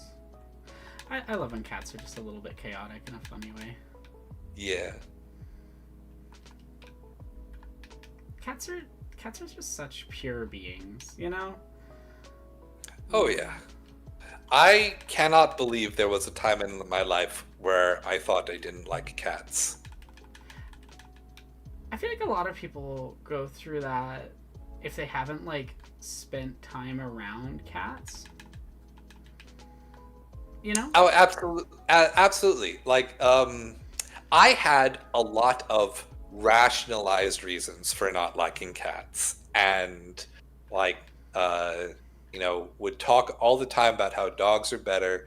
I was so pithy about saying like owning a cat isn't owning a pet; it's becoming one.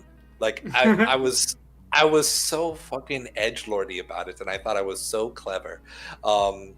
And the real truth of the matter is that I actually really liked a cat at my piano teacher's house when I was a little kid.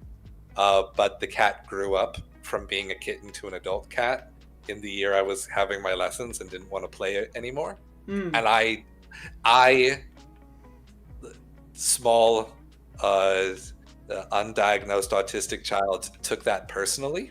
And I thought this cat didn't want to be my friend anymore, and that made me very upset. I was probably like 7 or 8, and that just stuck in me like, oh, so just never trust cats again. They're not your friend. That's kind of funny. That was the wrong take to have, but yeah, it is funny in hindsight that like I came up with argument upon argument in high school as to why cats were bad, and there was a freaking anime protagonist backstory to just actually was just a sad child. Yeah. I don't remember what we're supposed to do here. Arwen sounds like the name of a sweetie pie chaos creature. Digital beef. You have chosen an appropriate name for this cat.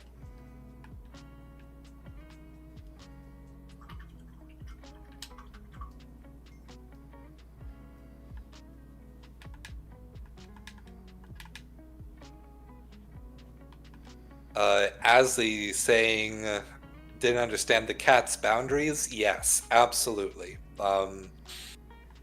Knowing that cats start to respect you when you give them space, and that they will choose, like, they're waiting to see if you are chill, and they will wait a long time. But once you have like earned that respect, like you can tell when you've earned a cat's respect, because they will like share. They will then let you share their space and just sharing space with them is what helps the cat feel loved. Like, they don't want you all up in their business until it's time for them to be like, we should spend some time together, or they sense that you need some support, and then they actually come and engage with you. Yeah. But absolutely learning to respect those boundaries and that space is the first time. And if you're used to like dogs who, that's not how they operate emotionally, then it can be a huge learning process.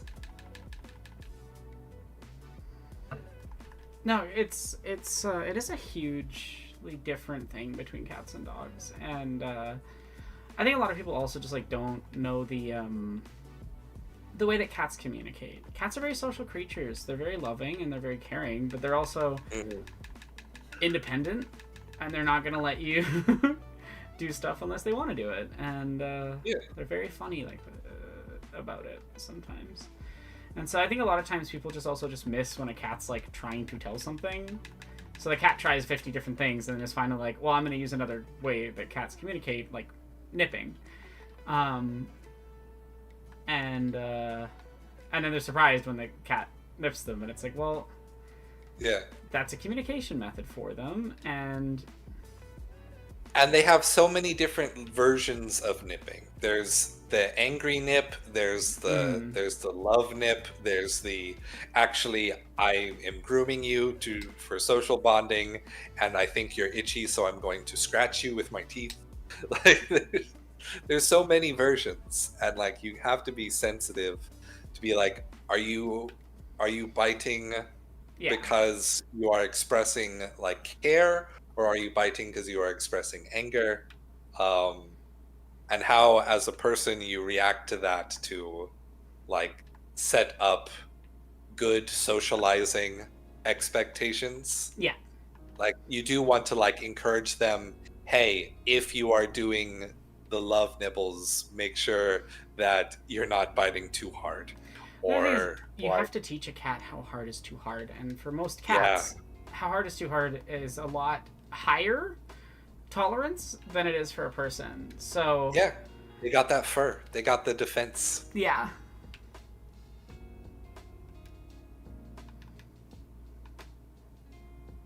Honestly, I think cats are some of the best pets that you can have with kids, because it forces kids to learn certain things. And also just like, unlike a lot of other pets that people get for kids can actually take care of them and have that responsibility.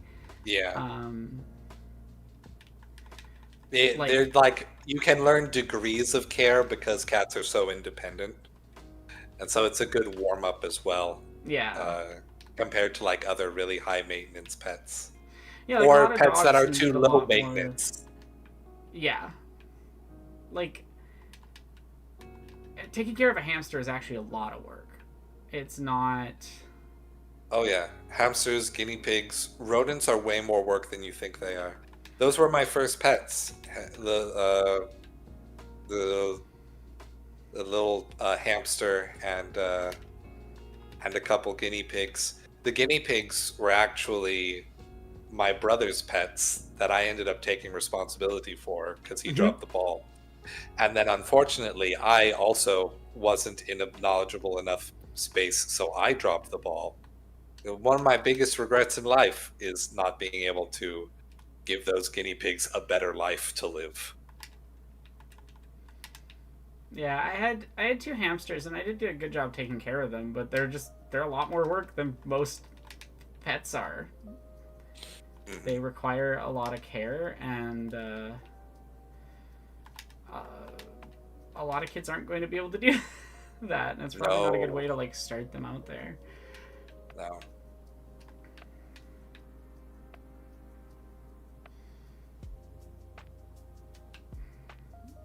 That's really funny, Asa. That's cute. Kitty said no more playtime. You must pay attention to me. These little hippo men. The Gamorrean guards, yeah. Gamorrean guards. They kind of look like they're wearing like Fallout Vault Tech armor. Interesting. I kind of see. I don't know if that translates since you're seeing like the full fidelity of the screen, but Yeah. like with the YouTube compression, they kind of just look like dudes with helmets and pads. Oh yeah, because they're just like a Lego character with a big thing on them, so Yeah. it looks more like an outfit than Then those are creatures. Yeah, a creature. All right. I'm going to duck out for half a second because Calypso has nice. come in checking on. Hey Alex, it's food time. It's meal time. I've gotten 3 reminders now, so I'm going to duck out for a bit. I'll see if I can come back in Awesome. a little bit after. Well, thanks so much for being here, and you have a good rest of your day. You too. We'll talk to you soon.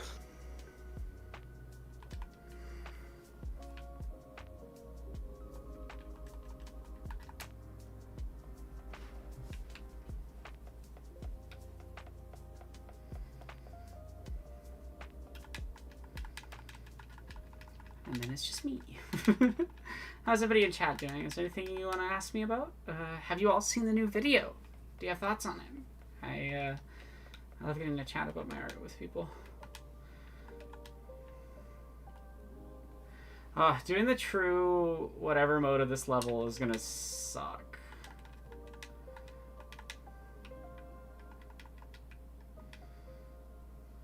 I feel like if I'm not fast enough on this level, I'm probably gonna have to restart the run.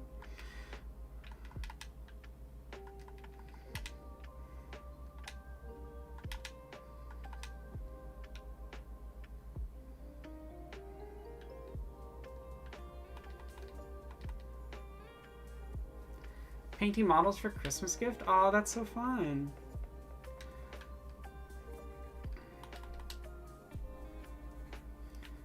Doing fine. I'm sorry it's a stressful day. I hope the stress eases up a bit.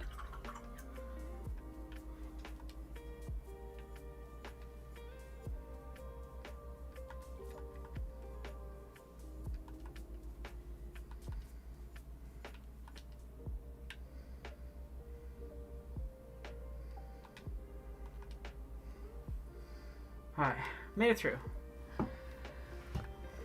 You like the new video? I'm glad. Yeah. Other than a mistake, I should have done more passes just to really make sure that I didn't have any like export errors or anything. But other than that, I'm pretty proud of the new video. There's an error I didn't see until I was working on the subtitles, and I was like, no. But I won't tell you which one it is because there's some purposeful like mistakes that I put in there for like the whole Brechtian thing of like bringing attentions to the artifice. Yeah.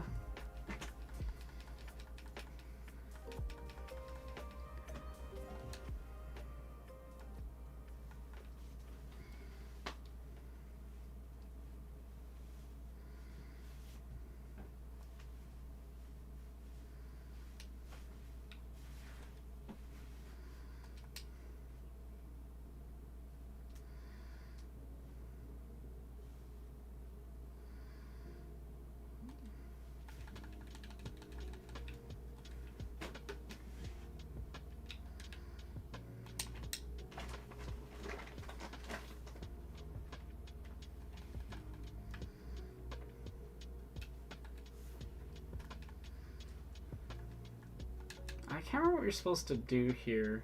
It's like a weirdly specific set of things you're supposed to do. I think you like follow him around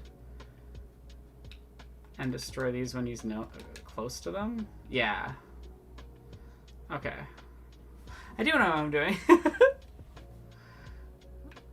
then I'm gonna do this. Oh, I'm not looking forward to True Story mode. This is going to be a hard thing to True Story mode. Where did my Luke Skywalker go? There we go.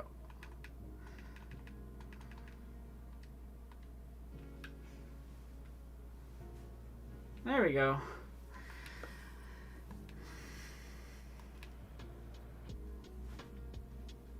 I'm reminded in KOTOR where early on you're given an impossible fight with a Rancor. I don't think I've encountered that fight in KOTOR.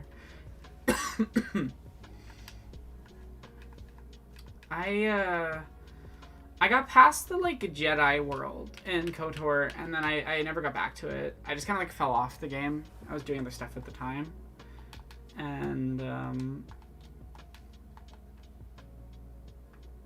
wild. That cutscene is wild.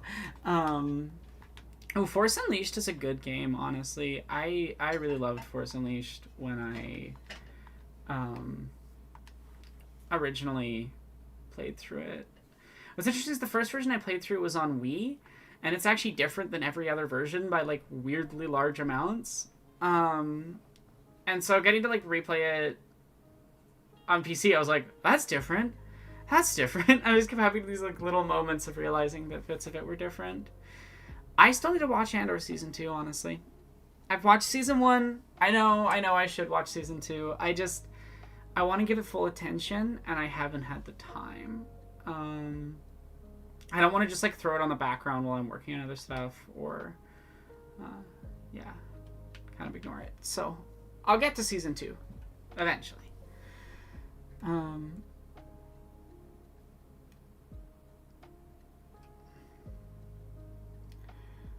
Wait, there's a BlackBerry version of Force Unleashed? That's wild. Like, for the phone?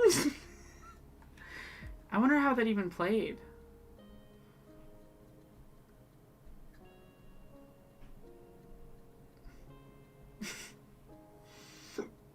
I love how glitched the mouths look sometimes in these cutscenes.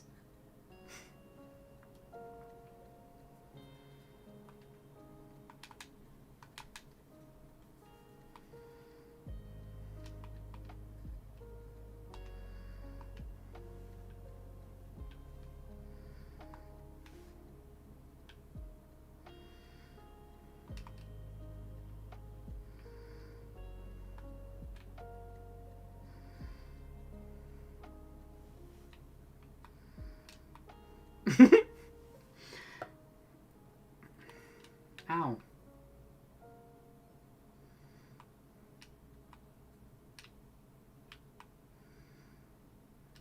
Okay.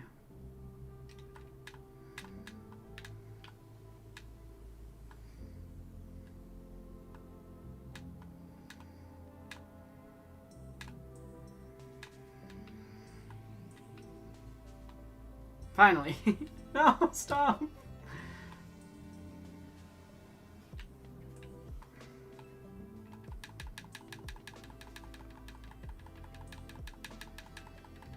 Do I even need to do that?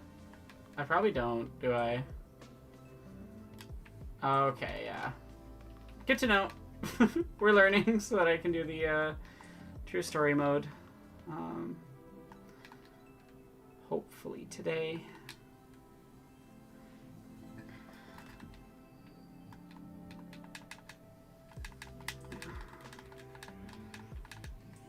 Boba Fett is such a funny character, because, like, he truly wasn't meant to be that big of a deal. He's just kind of like a guy for hire that grabs Han Solo and dies. You know? Like, that's what he is in the original series. And then, like, even just from, like, instantly after he was shown, they were like, we gotta make him a big character. And so you get, like, the animated stuff for Droids, I think, has him in it, though in a different form from, like, an earlier concept art. Which is actually, I'm pretty sure something you can unlock, at least in Skywalker Saga, maybe this game as well, which is, like, white Boba Fett armor, where, like, the armor is, like, pure white, kind of like Stormtroopers are.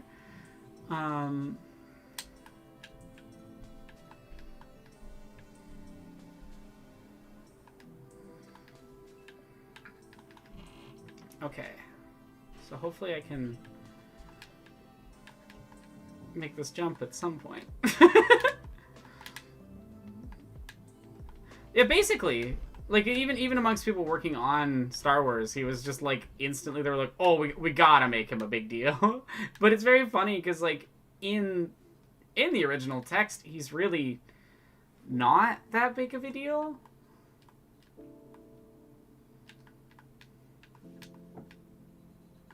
And I just think it's really funny. I think it's really interesting that that's how the character evolved in like the cultural consciousness. And while the Boba Fett show has a lot of missed opportunities, I would say, I do like it conceptually. I think it has a lot going on that's interesting. I just don't think it necessarily executes it well, and I think the structure of the show is kind of a core element of why it doesn't quite work, which is so unfortunate because I really love Tamara Morrison in the role, and I love what he did with the character. Just the show doesn't quite work. Okay, I'm trying to like memorize all this stuff so that when I do the true story mode, I can actually get through it.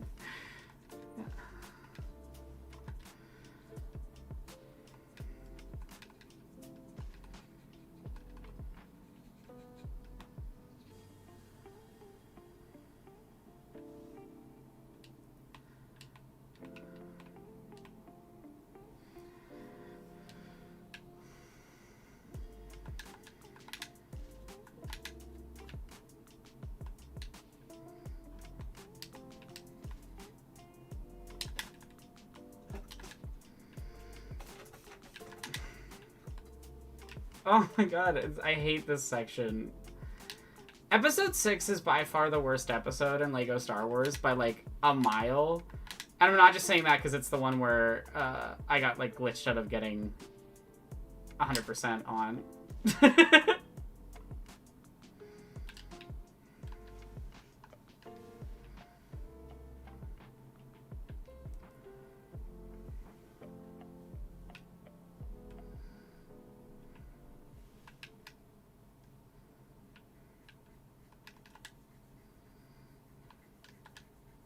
God damn it.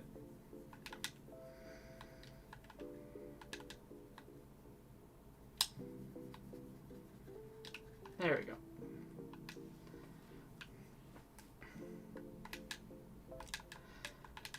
Which is funny because episode 6 is also my least favorite film from the original trilogy. I don't know. I'm surprised that episode 6 doesn't get critiqued more. I think it's probably because of nostalgia for being a little bit like episode 7. Just like, oh, we're going to rehash a lot of the plot points of 4 again because it's safe. And it's... I think episode 6 has one of the best starting sequences to any Star Wars film, though. Which is funny. Like, I do think the entire sequence for Jabba's palace and saving Han works really, really, really, really well. And then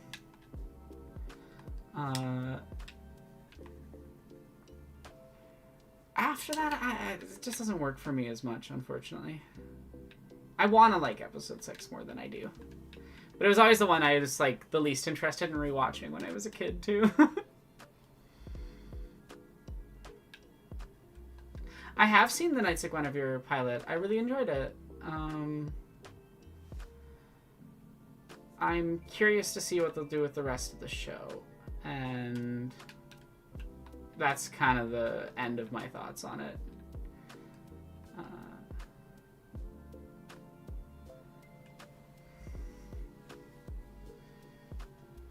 I hope this is where I'm supposed to go. This is definitely not where I'm supposed to go. This is definitely a secret. Okay.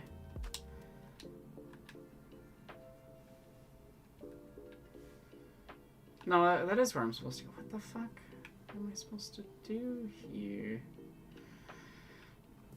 I always find it funny that I get so confused on, like, just this set of levels and nothing else in this game.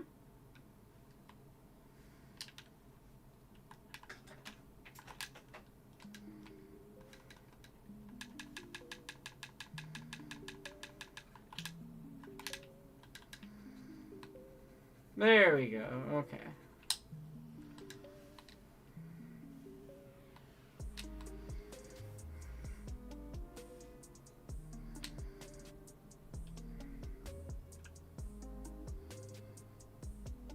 That's so fair. I don't know. I don't think Disney has done much that is compelling.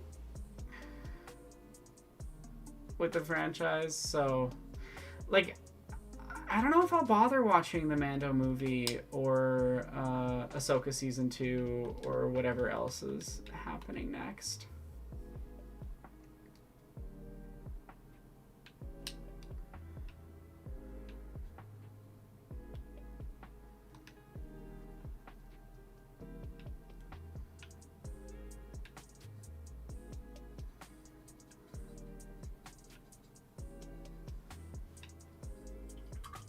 I hate that it's C-3PO, so it's the slowest possible character. I think it's really funny, though. There we go.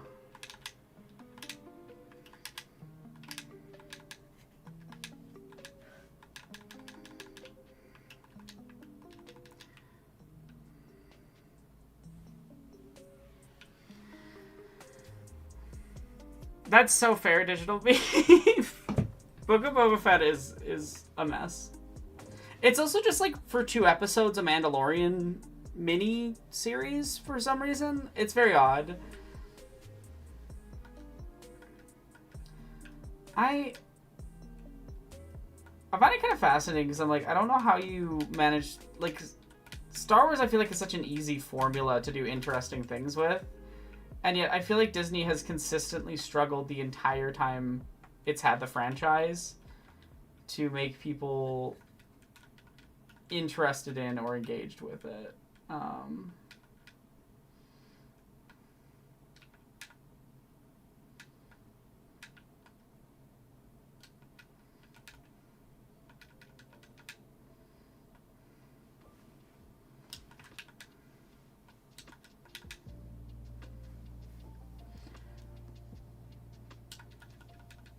Trading deep stories for deepfakes is kind of funny. No, but seriously, the way that Disney Star Wars just keeps wanting to do like deepfakes of dead people has always weirded me out.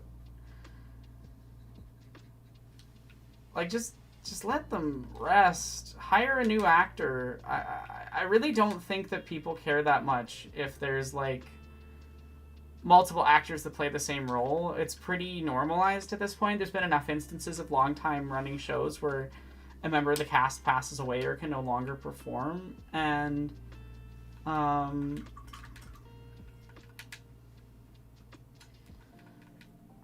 what am I supposed to do here? Oh, I see. I bet. Yeah.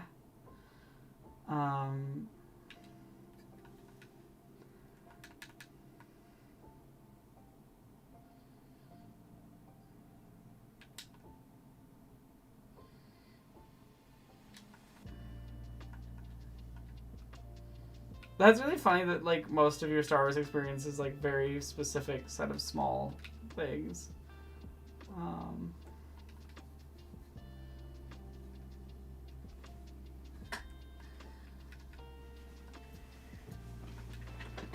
Oh, okay, I see what I'm supposed to do.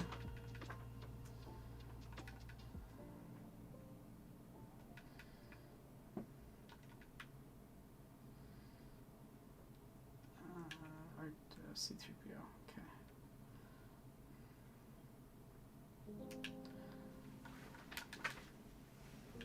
Yeah, I honestly find it very strange that that Hollywood execs seem to think like people couldn't handle just having a recast of somebody.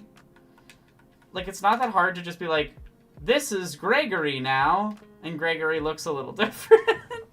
Because it's happening. It's happened so many times, and it's not like you'd be doing it for like without any reason. You know, it's only for actors that literally aren't there anymore. It's a very fascinating phenomena.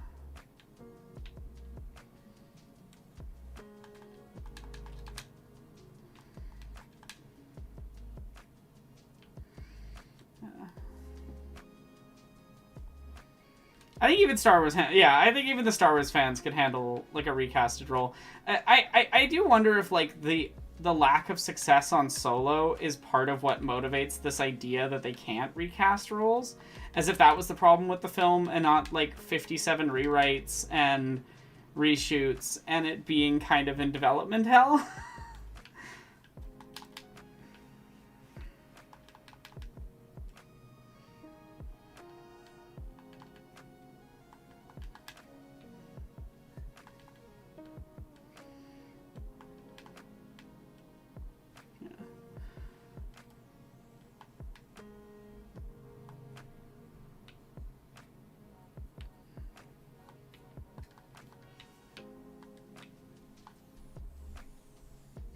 They did... okay, yeah, I guess Rogue One was before Solo. To be fair, Solo was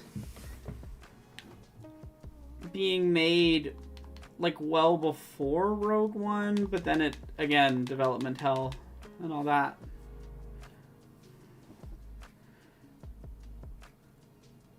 Yeah, I think that's what it is, Lewis, as well. Lewis said that AI necromancers to avoid having one more actor they'd have to pay royalties to every time their likeness gets used in marketing and merchandise. Yep. That is probably a core element of it. They want actors. They want acting without actors. They want art without artists. They want CG effects without, you know, CGI artists. Like, the execs would love nothing more than if they could just have, like, a little assembly line that pumps out a product, and that product makes money, and they just, like, plug in parameters, like, test audiences like this, this, and this. Make me that.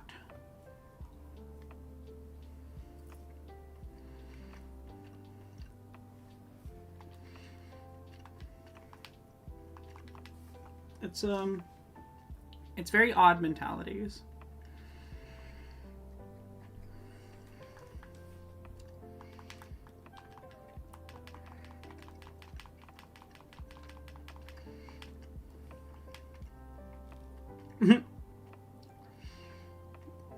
It's a BoJack Horseman joke where they digitally recreated BoJack's performance after he left the movie and the show.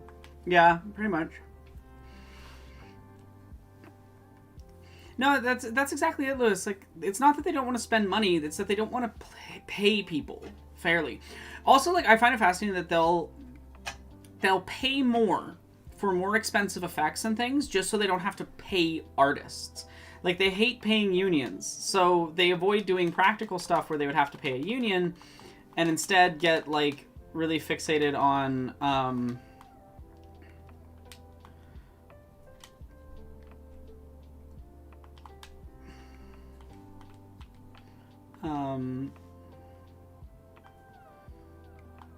what's the best way to put it? Like, they really fixated on just using CGI in place of unionized artists, and it's so telling. And that's why they're also really pissed off that the CGI artists are now trying to unionize. And I don't think it's a mistake that at the same time they're trying to replace those CGI artists with generative slop. And it's just frustrating. It's frustrating as an artist. You know, I think art doesn't just come from a script or something. It comes from, or just the director's vision, or just an editor. Like, it comes from the many, many different people that work on a film. Your prop master can have a huge impact on a film in ways that you wouldn't necessarily realize until you know, have them involved in the process of making props and things, or how you're going to do certain things. I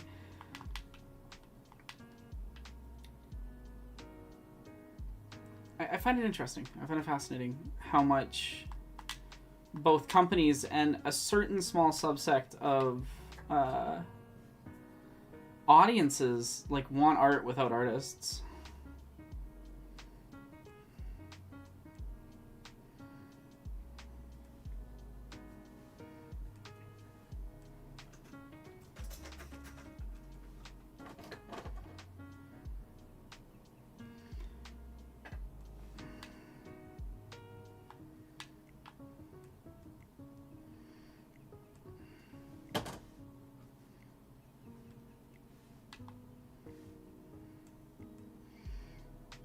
I forgot how the sequence was.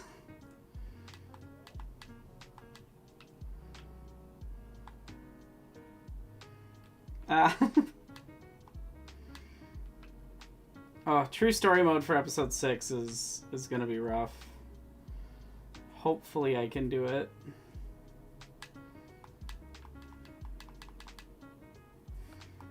Yeah.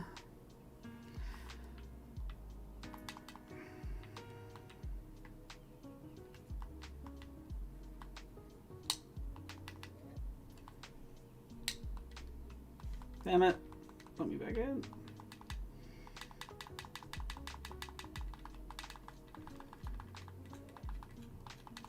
That's one down. Yeah. It is very funny that to cut costs, they just went to North Cal, and like that's the planet.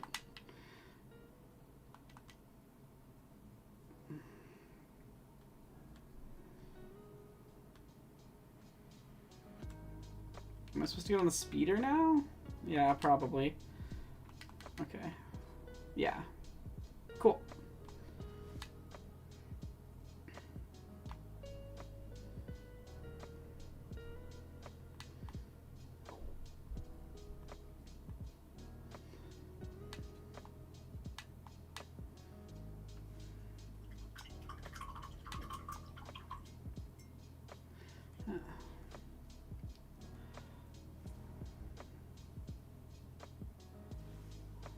Ow.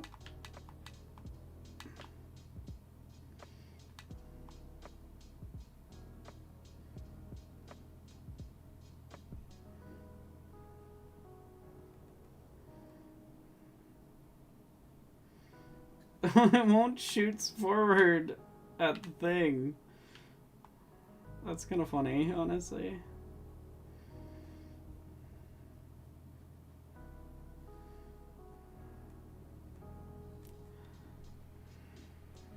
I mean, it isn't funny, but it's also funny that...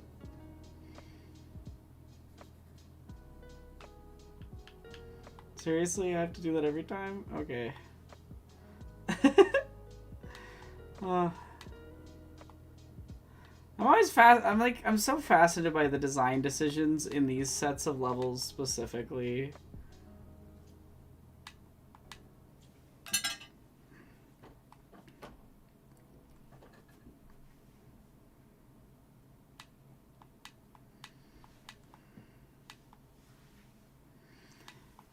Yeah, that's exactly it. As Digital Beef put it, like they want a way to go through the production process without having to actually do the production process. They don't want workers. They don't want, you know.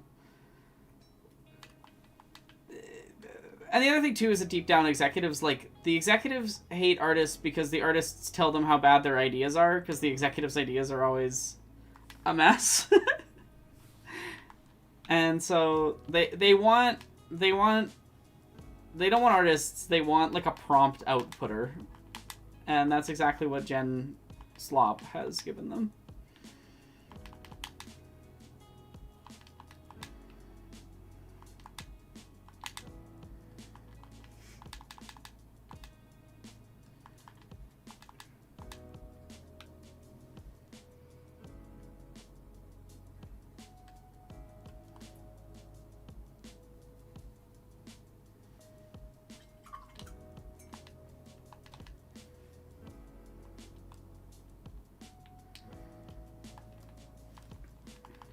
Honestly, because I think it's going to be the hardest challenge, and it's going to take me the most time. I might leave doing True Story Mode of Episode 6 for last.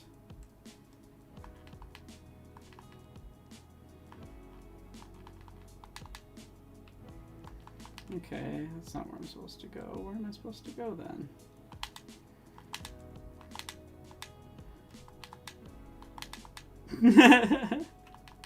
No, but that's exactly what it is. Like, in my experience, and like from what everyone that has worked in these spaces ever told me, like these executive guys have very fragile egos, combined with an absolute belief that they are God's greatest gift to everything they ever encounter. And so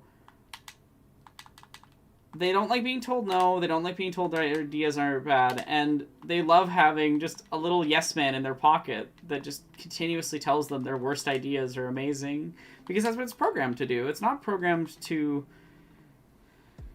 say anything coherent or do anything coherent. It is programmed to make a bunch of people feel happy, and to give instant gratification, and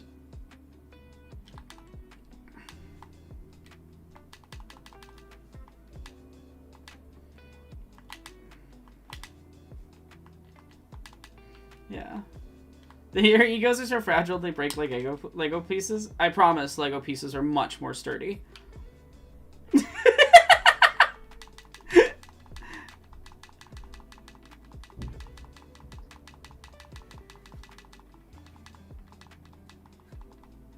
Please. Thank you, game. Yeah. Like, you don't just wake up and suddenly you're good at making a film. You gotta work at it, and yeah. Also, looks like my... Okay, no, it fixed itself. We're good. Sorry if I missed any chat messages there. The thing bugged out a little bit.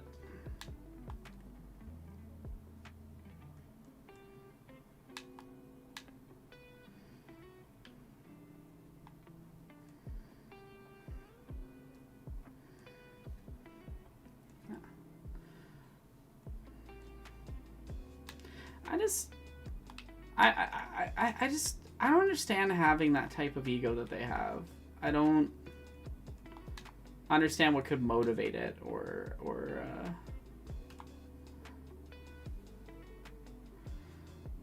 I don't know. When you're making art, especially when you're making collaborative art, you really got to get your ego out of it. Because if you get your ego too into it, you won't be able to hear things that improve the art. You're just gonna sit there frustrated when you hear criticism you need to hear, you know?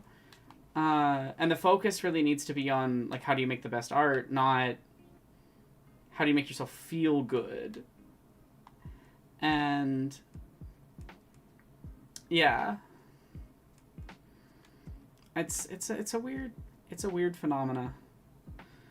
I also just don't understand thinking that, like, because you have money, that means you should be the one making decisions and not, like, the talented people you hire, you know? Like, if you're a good director, you trust your cinematographer, you trust your set designer, you trust your actors to do the tasks that you need done properly, because, like, that's their job, that's their technique, that's their skill. And yeah, if you always think that you know better than all of the talented, skilled people you've hired, it's not going to end well for you.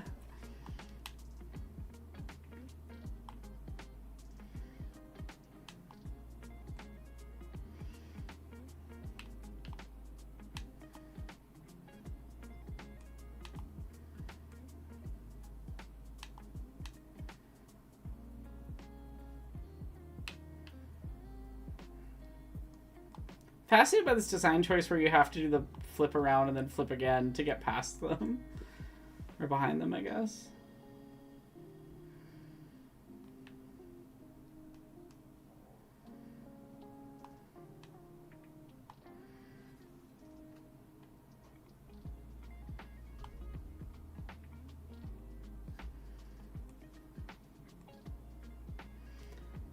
Part of the problem with these sequences, too, is you just kind of have to wait until the game decides to shoot the right thing, you know?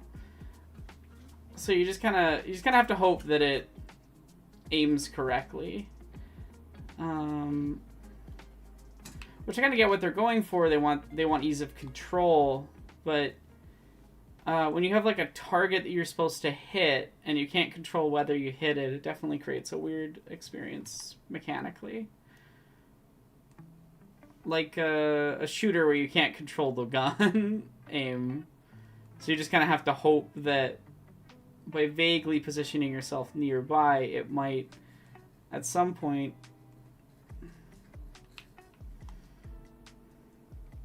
hit them.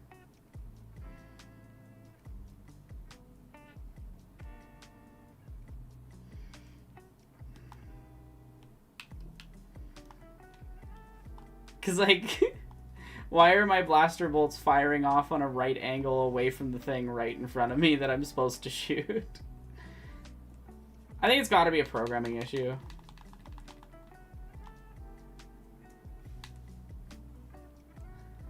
Or a bug. Yeah, as I said, I have money in this, I own all of this, and can make all the choices feel city. Like, paying artists to do their things, which should let them do their thing, not curb their ideas to your wants as the money bag. Yeah, and like, to be clear, a good producer, for example, is going to help you be able to make final decisions and things if they understand how to produce. But there's a big difference between, I would say, someone whose job is producing, as in a skill set, a learned skill set, versus someone whose job it is to be nepotistically brought into something, I guess. And that's kind of all they know. I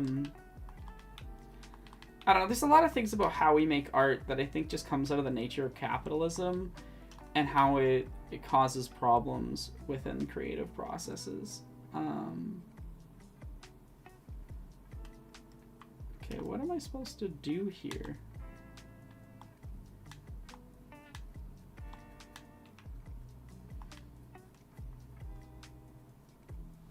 Okay. I have figured out what I need to do.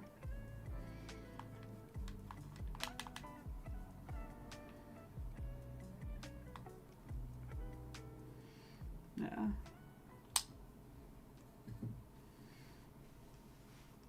Yeah, the thing is, like, it kind of keeps it at a maintained distance. Like, you can't get closer or farther away. I mean, you can get farther away, but it'll kind of, like, stop you from getting in closer than you are with the speeder section. Yeah, whenever I do the true story mode, that's gonna be a fun problem to deal with.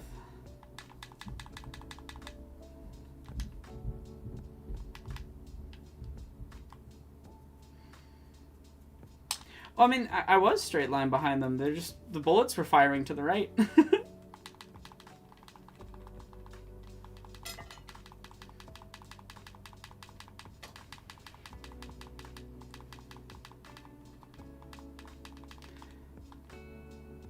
Yeah, art under capital is worse because it sets aside the fact that it's art to be a product. Yeah, I would agree with that. I think that's the central sort of thing.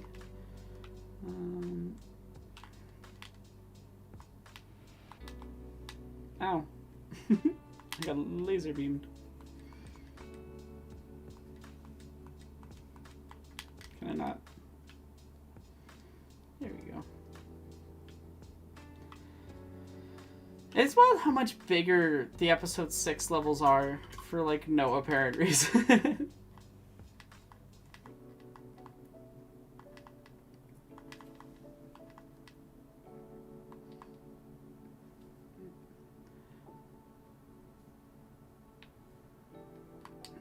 I mean, the map is a loop, so maybe it's, like, targeting...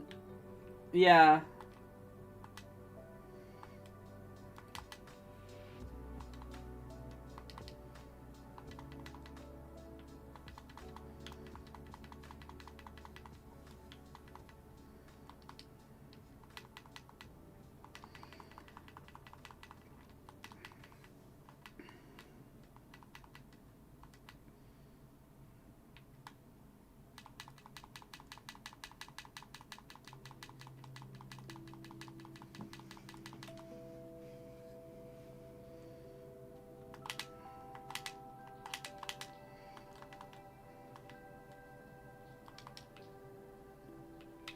Last few levels it has to be hard. Maybe.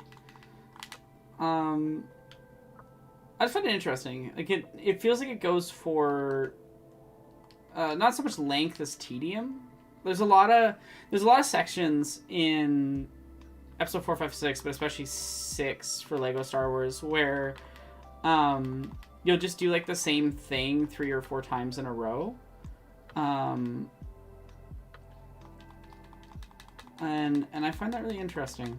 as a choice, rather than just like the earlier ones where you kind of just do a one thing once, or like the Hoth section has the like, okay, you need to kill this group, and then you kill this group, and then you need to kill this group, and then you need to kill this group to get through the one section, or yeah, the speeder bike section where you have to do it 4 separate times, and it's just a very tedious thing, which isn't that big of a deal when you're just like playing through it for fun and casually, but when you're thinking about something like True Story Mode where you have to do it in under an hour, it's interesting how much like that challenge is notably much harder and much higher in episode 6 compared to every other episode, but especially the prequel ones, where I was doing those in like 20 something minutes.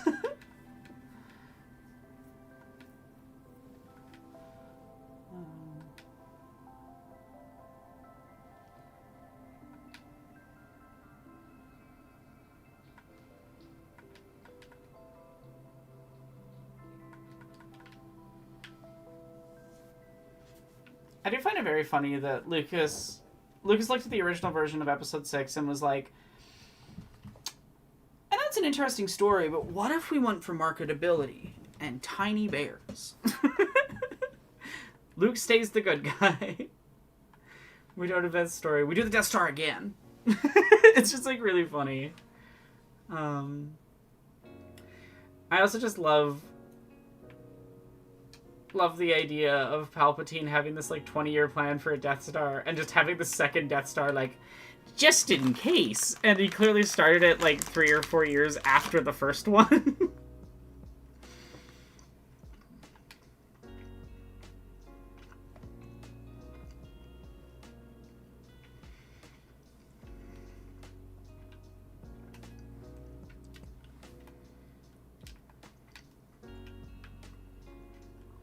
I have no memory of this place. Like, it's so cute. I kind of love that, like, Wicket in episode 6, I think, is part of why, like, a big part of why Warwick Davis gets to play Willow in Willow.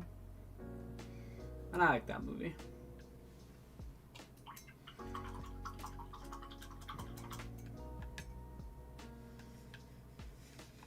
I also love that in this, the Ewoks just shoot, like, explosive things out. It's really funny.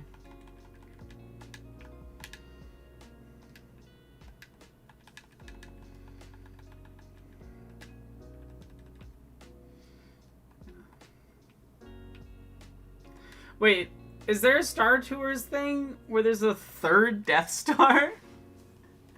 So there's Death Star 1, there's Death Star 2, Electric Boogaloo, there's Death Star, the amusement ride, and then there's extra big Death Star. That's really funny.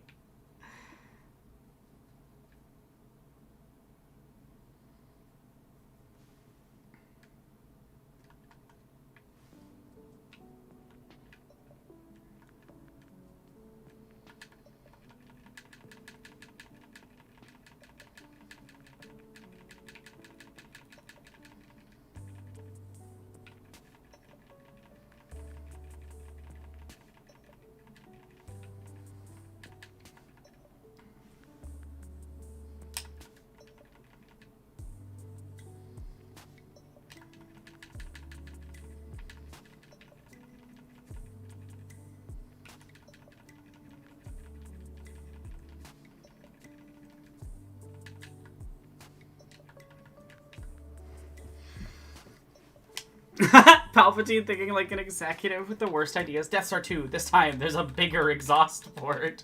Right? Like, they're like, if we make the exhaust port so big they have to climb in it, this will go so well.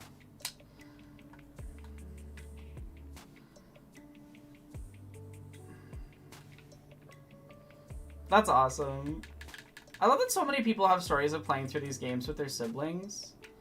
Because yeah, that's very much my childhood was playing Lego Star Wars games, and well, Lego games in general with my brother.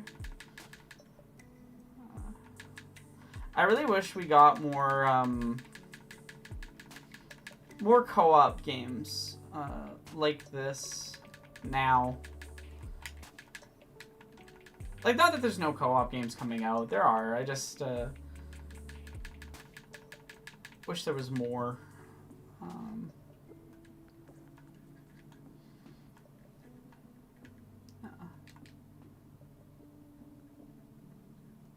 Oh, yeah, Pen is painting out a frame, yeah. They're working on their project. Digital Beef could hear brushes being cleaned earlier. I didn't understand what you meant initially, so I was like, huh? And then I was like, oh yeah, there is someone literally painting out of frame. Yeah, Pen's working on assignments and things. Because their school semester isn't quite done. Honestly, I was originally planning to do this stream on December 6th, but thankfully I hadn't announced it because I wasn't sure about my health. And my friend Nina is doing a stream on the 6th to help raise funds to get out of a rough living situation and to their wife. And I will be on that stream and I will be helping, and I'm going to shout it out when this stream is done. But I wanted to mention it because it popped into my mind.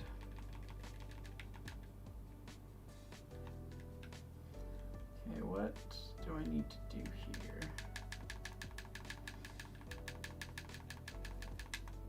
Yeah, that's kind of what I guessed.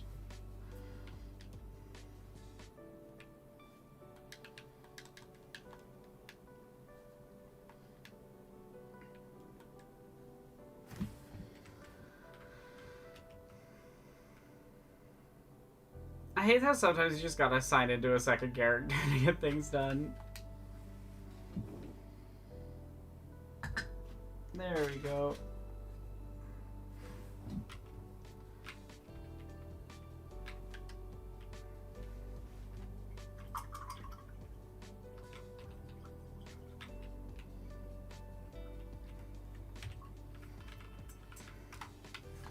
I got pretty good at playing on keyboard and mouse and a controller at the same time now, at least.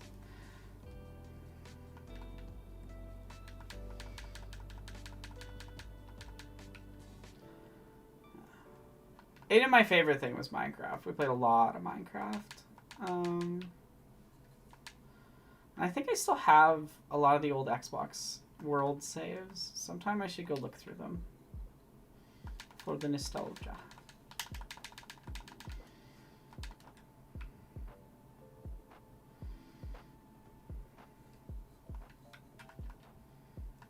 Did I miss something up here? Can I just walk across the river? I can probably just walk across the river, huh? Okay, good.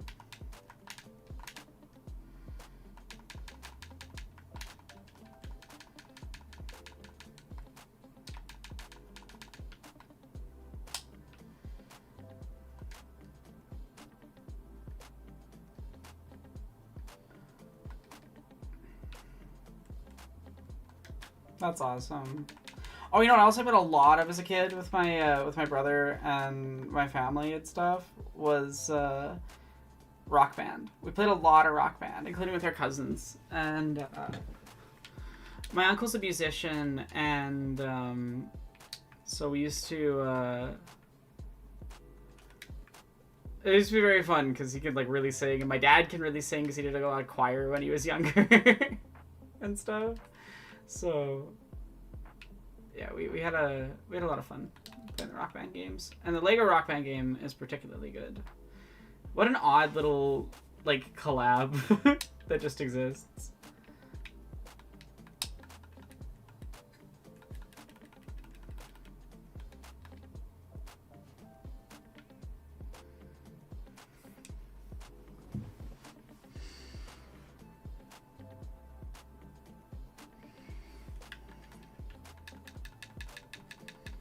I don't know that IVGN reference, but that's very funny that I did like basically the same thing.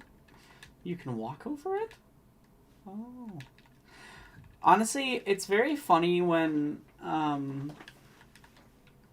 you design games and things, and then you have someone try it, and they'll find something that you like not expect them to have had, a problem with, but they did. And it's such a interesting problem as a designer, where you truly don't know what Ow.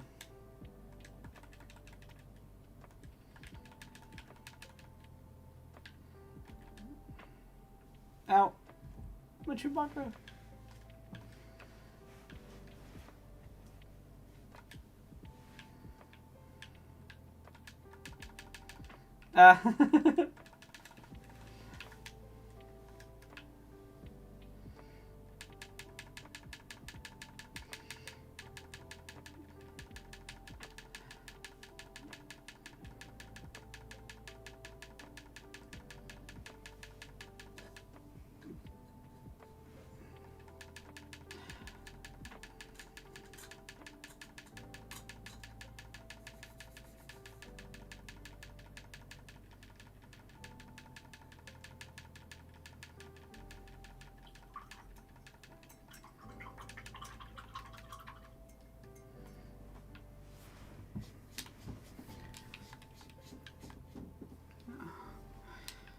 Playtesting is a stage of the game where you discover that your belief that everything was clearly communicated to the player was wrong. Yeah. Oh my god, these levels' enemy density is not fun. And placement.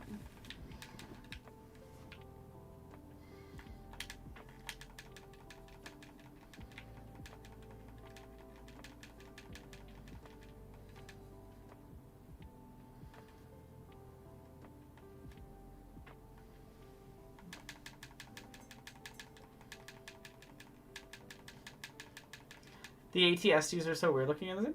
A little bit. I think that just comes naturally out of the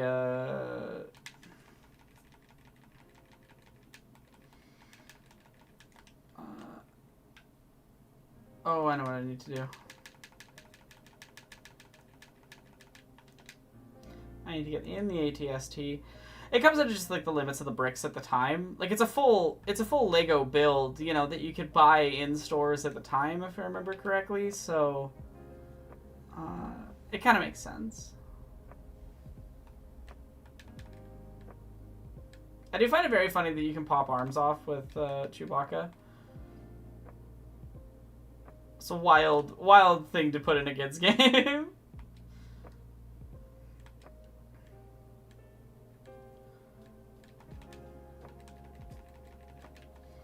Fascinated. You guys can't hear it, but one of the audios is glitching out right now, so I'm just hearing like unequip and de-equip and re-equip and de-equip and re-equip and de-equip weapon like over and over and over again. It is not the most pleasant sound. It's a moment where I'm happy the game is muted for you.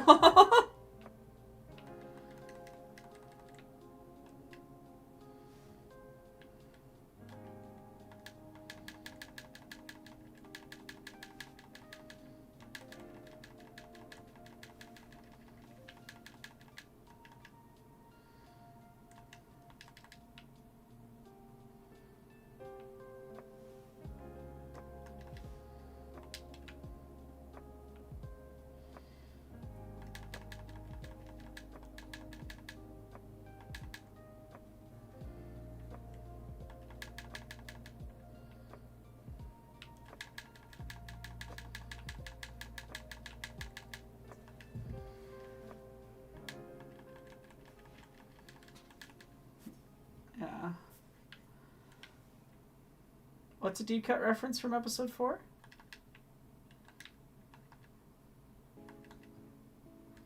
Oh, yeah. Chewbacca's ability to rip off arms. Yeah, it's a line from Han Solo. I just love that it's a mechanic in the game. I also love that you can put the helmets and things on Chewbacca and it just kind of like rests to the side.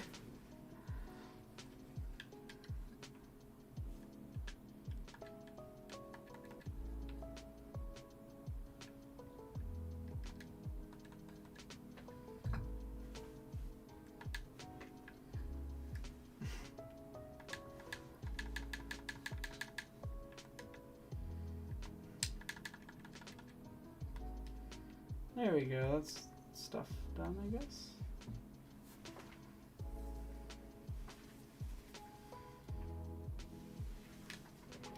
I can't remember if it works or not on Chewbacca mechanically, but I think it's very funny that it's there. Oops.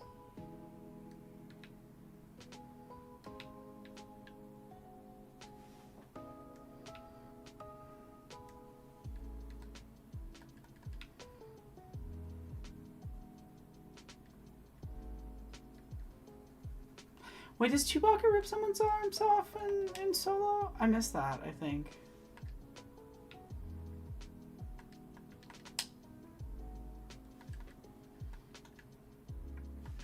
I love Chewbacca.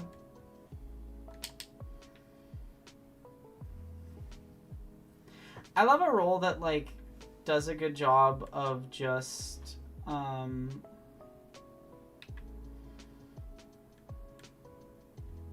expressing as much as possible through visual alone, rather than expressing everything through dialogue. And that's why I love a lot of like Doug Jones' work. Doug Jones, if you don't know, is like the person that's played every single like non-human creature-y person you've probably seen in a movie.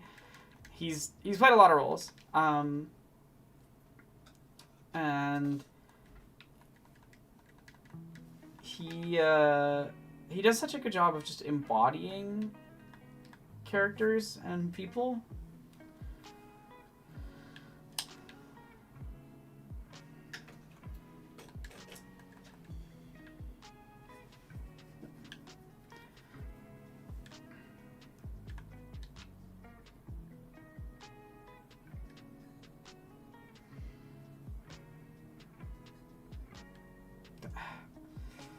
From this angle, I can't tell exactly where C-3PO is walking until he falls off the edge.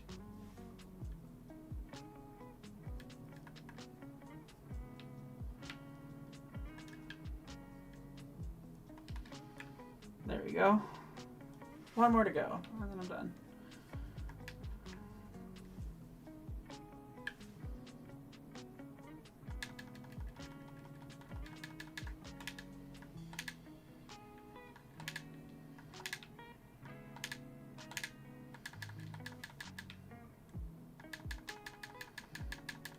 I gotta be missing something, because there's another, I hit C-3PO by accident because he walked into my blaster fire. I didn't try to hit him.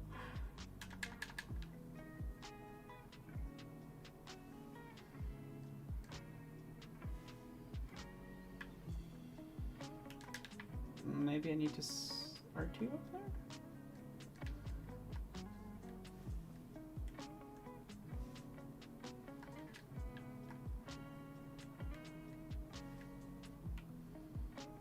Okay, how is C-3PO supposed to get up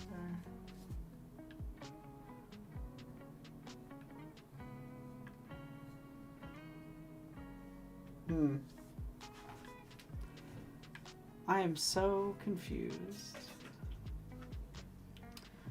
Yeah, the drawing request can include a copyrighted character. I don't think there's technically anything against someone drawing fan art of something for pay, as far as I know. Plenty of fan artists like literally just do commissions of. Oh, that's why. No, never mind. Something bugged?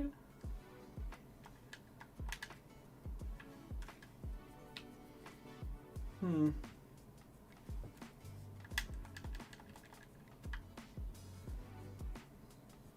feel like I gotta be missing something, but I don't know what I'm missing.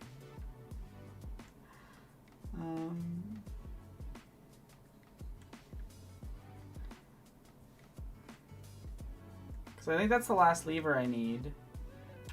Well, maybe that's an R2 spot I can use.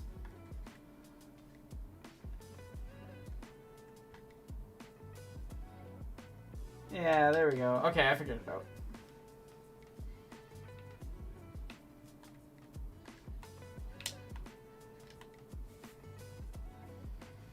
Abe from the Hellboy movies from one? Yeah.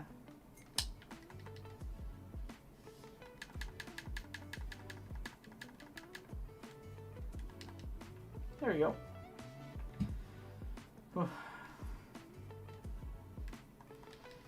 Yeah, doing true story mode, I definitely am going to be cutting it close to the wire to get it done. So I think I'll do it last, just so that if I have to redo it a few times, it's not like the end of the world. Oh. That was an awesome audio sound. Definitely didn't destroy my ears. It like glitched and played it like 50 times, so it just sounded like for like a while. Oh, thank you so much for the donation deal pictures. That's so kind. I'm gonna go check out what that is.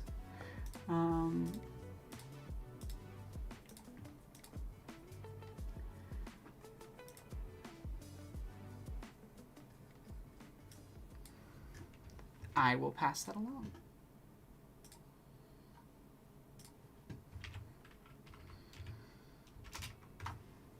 Pookie?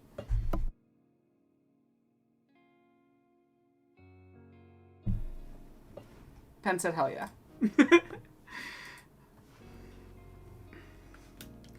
I also wish we got another Guillermo del Toro Hellboy movie. It definitely would have been better than the ones we've gotten since he hasn't been involved in the franchise. I also think it's very funny that I think the comic artist doesn't super love the movies. So then you have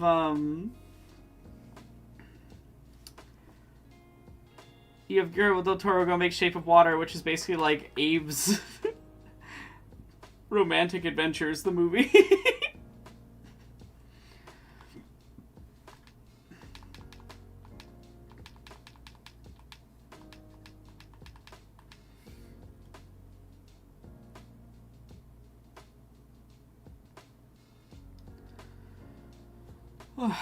I think I'm gonna wrap up stream after I finish the story mode for 6, because I am EP and sleepy, and I need some rest. But we're almost there. 2 more levels. I just gotta fight. I gotta have Luke fight his dad, and then I gotta do some ship nonsense.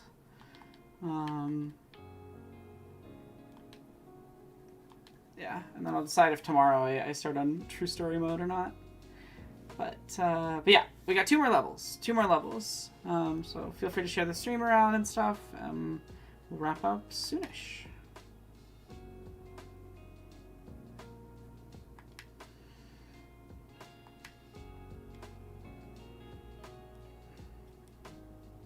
Oh, I'm glad it's been enjoyable to watch.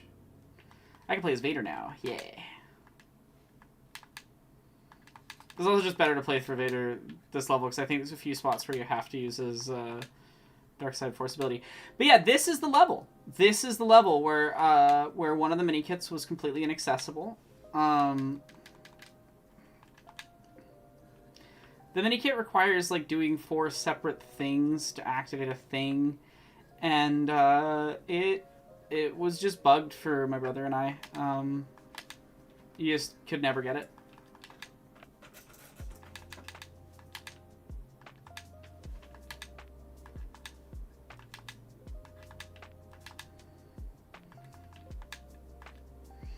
One of my favorite side missions for this game is that you can play through the first level of episode 4, but from Vader's perspective.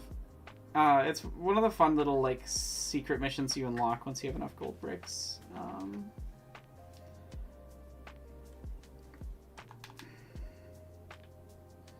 Yeah. Thoughts on the beer commercials that into the Star Wars movie TV syndications? Hilarious. Really funny. I think that's awesome that the Mexican Star Wars thing is just like Cerveza or whatever it is. I think it's Cerveza company. Just like mid-scene. I think that's really funny. I can't remember what was the legalities that required that, but very funny that it exists. And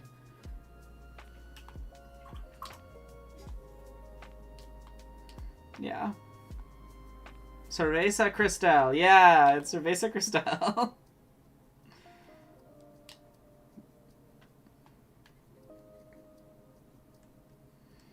I think it's very funny. That's my stance on the Star Wars edited and commercial thing. Oh right, you can't jump over. You gotta walk across. Ow. Okay, we'll be a little bit more patient this time.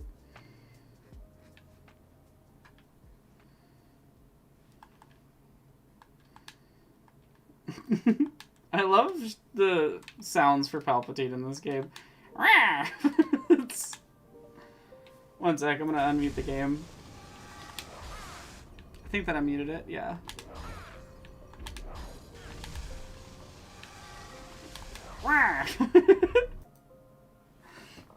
It's really funny. I don't know why that's funny, but it's funny to me.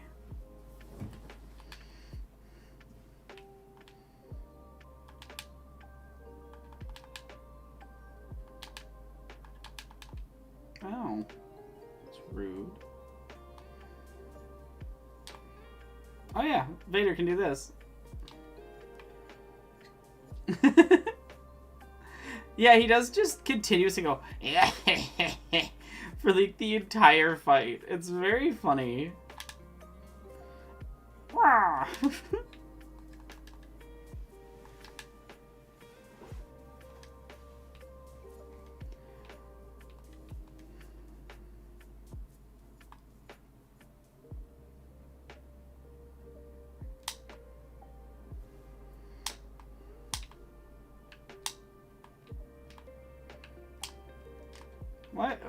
I was able to hit me through getting force choked. That was weird. There we go.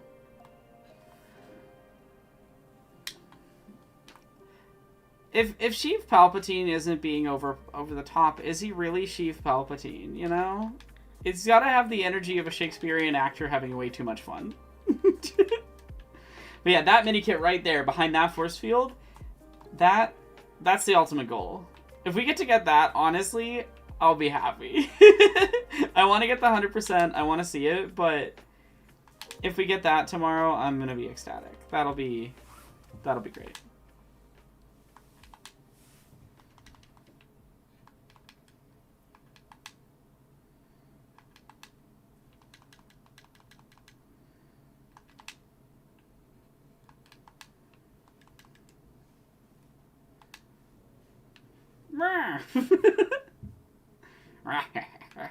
It's just really funny. Like, I love that they allowed, like... Sorry, that Yoda death noise was, like, right when I hit Palpatine, and I thought the game... Oh, right, you guys can't hear the OBS sound. Ah. Tomorrow I might try to figure out how I can do that.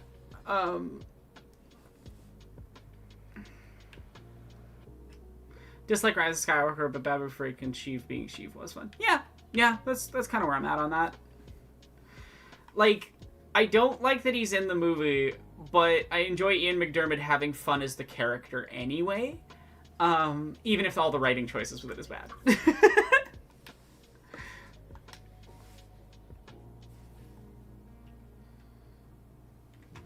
But thank you so much for the donation, Lucky Lee. I'm gonna go check that one.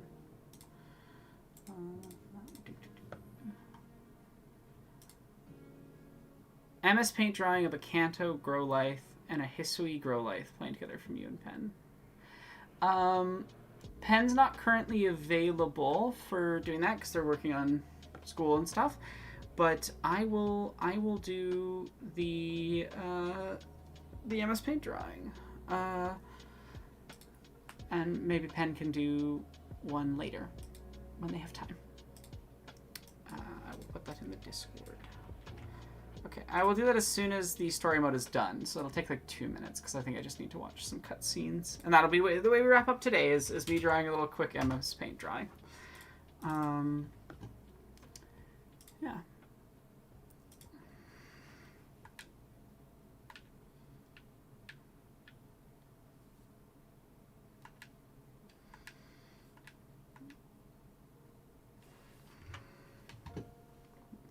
Make sure Star Wars is still muted. Yeah. One last mission. Then I'm done episode 6, which means we're done the story modes. We still have one more true story mode to do, but we'll see when I get to that. I'll do it the last thing on the stream. Or should I just do it right now and try to get it done? I don't know. No, I want to wrap up by 7, so I'll do this last mission. I'll draw that MS Paint drawing, and then we'll call it for the night. But thank you guys so much for being here, and I hope you enjoyed the last little bit of the stream.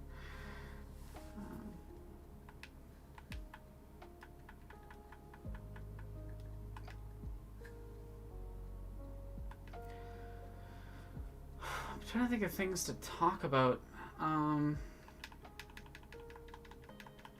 What is some media I've experienced recently?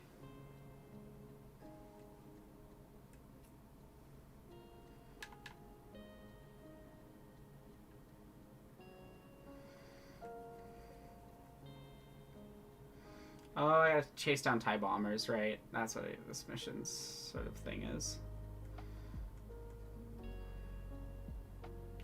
It's such an odd thing to, like, need to chase down and damage specific ships, but your bullets truly just go off in whichever direction they feel like.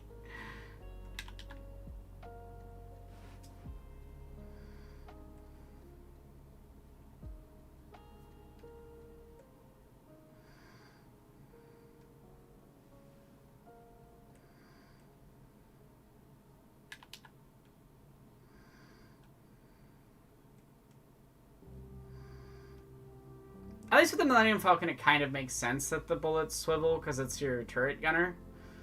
But with most other levels of the game, I'm like, why does it do that? Like, have a little aim assist, sure, but don't have it, like, almost semi-random if it aims at things.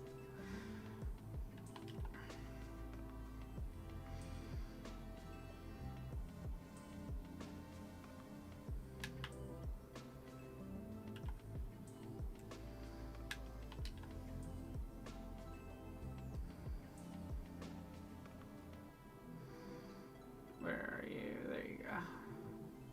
Bombs. I got it at a bomb factory. It's a bomb.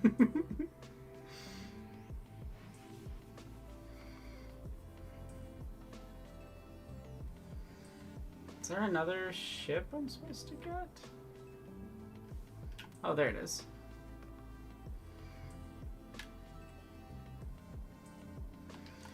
This game is a very strange experience without the music I'm used to having in it. Which I guess I could turn on because I'm just muted for the stream, but then I'd have the stream music and this playing at the same time. Which honestly, I think I could turn the volume up a touch on. My music, there we go. There we go.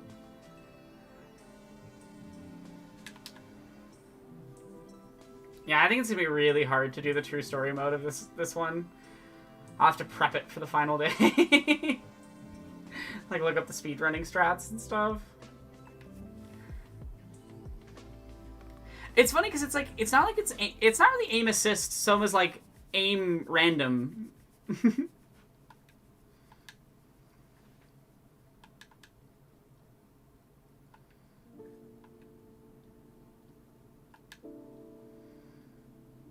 I love that that's just a PNG. Like, you all saw that, right? That was just like a PNG of the Death Star blown up. Like, it was not a 3D object. It was just a PNG.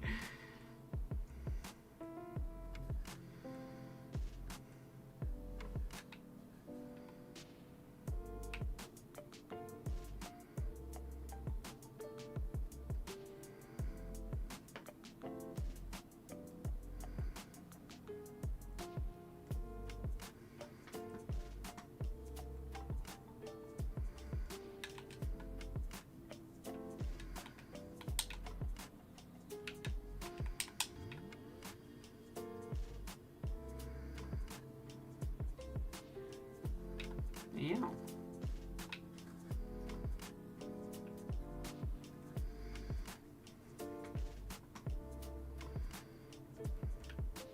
Yeah, it's like it's not based on distance to target. It's not based on if the target is closest to you. It's not based. I'm so curious. I wish with some of these older games it'd be easier to like open them up and read what the code is doing. You know? maybe I'll look at the modding scene, because I'm honestly curious, as a programmer, what they did to make this, and if I could improve it for people. Because there's a pretty... I learned this week, because I think probably because algorithms knew I was making... Like, it's weird. Sometimes when I put out a video, and it really just shows how much we're under surveillance capitalism, sometimes when I put out a video, I get stuff on websites and things that are, like, related to whatever I said in the video. Like, because I talked about the Dark Souls stuff, I've gotten a few things on TikTok that are just about that specific topic. I hadn't gotten anything about Dark Souls in a very long time on TikTok. And the only thing that I have posted anywhere online that would mention it is the video script. So I'm like, oh, they're just, like, fully monitoring you.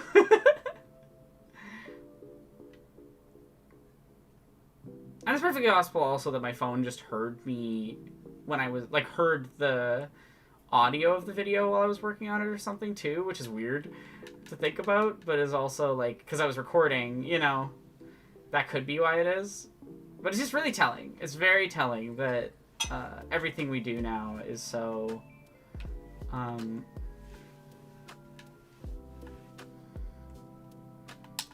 so surveilled and so watched and so monitored.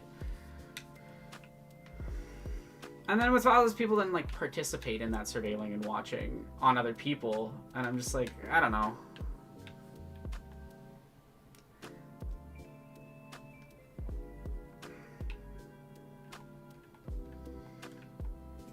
Why can't I do anything? That was weird.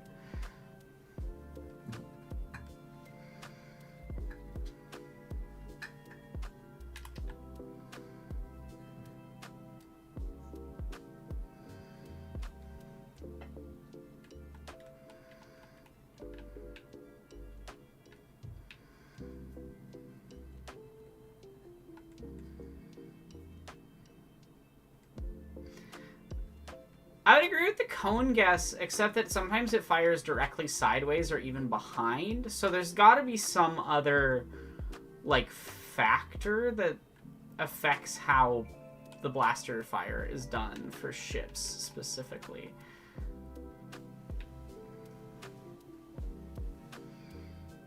Dual barrel roll. Barrel roll achieved.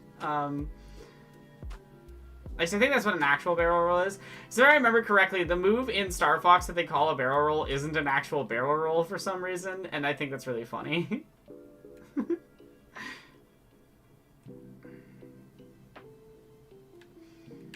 Okay, what was I doing?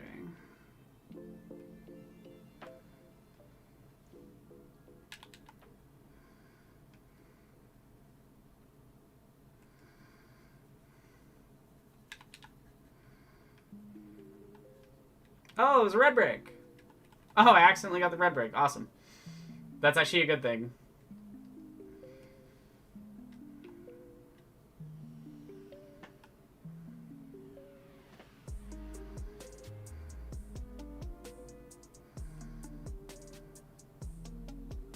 I also find it interesting that there's, like, these kind of almost Crash Bandicoot-esque sequences in LEGO Star Wars in a few spots. There's one in episode 3 in the first minifig level. There's there's a few spots where you do this almost Crash Bandicoot running away from something section, and I find that really interesting.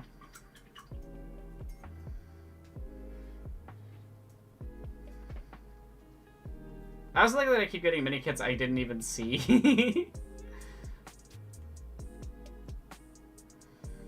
There we go, that's another one. Oh, I'm sorry. Yeah. No, the surveillance is that bad that it's just like, it's almost panic inducing, yeah.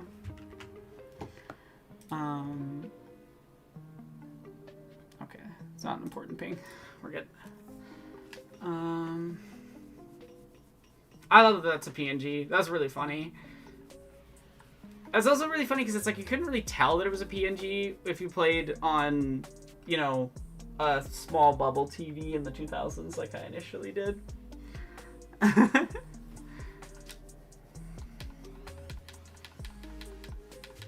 Yeah, okay, I was remembering right. It is an aileron roll. But that doesn't have the same ring as barrel. We're almost done. To barrel roll, press Z or R twice. Alright, and then I'll do that quick little MS Paint drawing.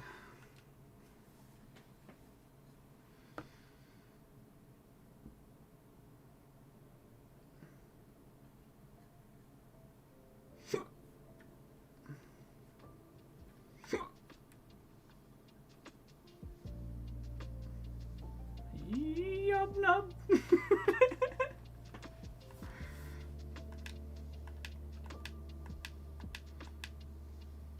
Yeah, that's why I said I was doing a barrel roll when I did that maneuver, because yeah.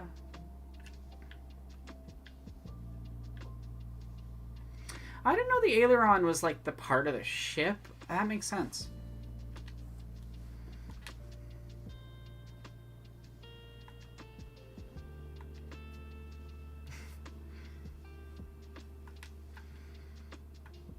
%39.2% done, but we're actually way farther than that because the true story modes all take like a huge chunk of time and give 1% completion.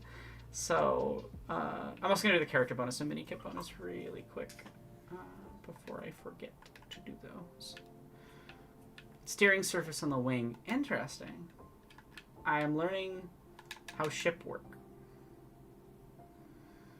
Thank you.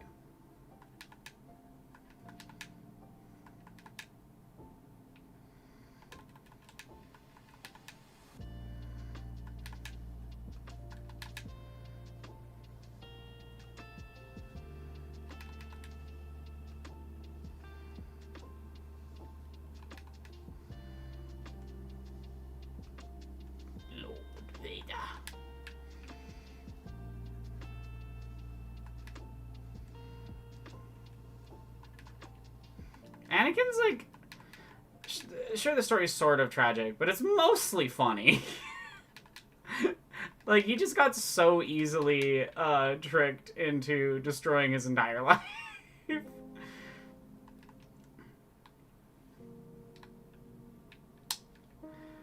I'm gonna go to the dark side to save my wife. Gets his wife killed.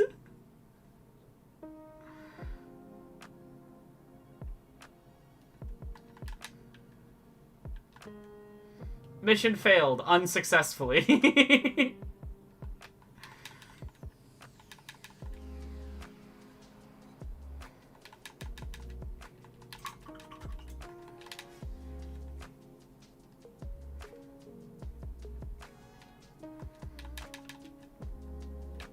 I was expecting this one to be really bad, but honestly, this is going pretty fast. Ow. I shouldn't have said that. Jinxed myself.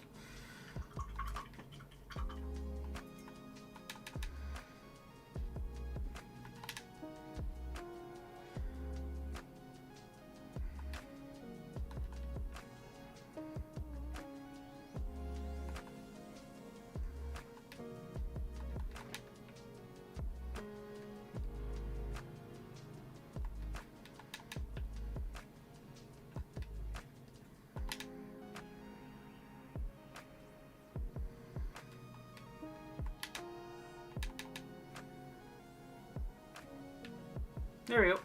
Let's that thing down, and then I'll just do quickly the mini kit challenge, and then yeah, all we have is all of the collectibles.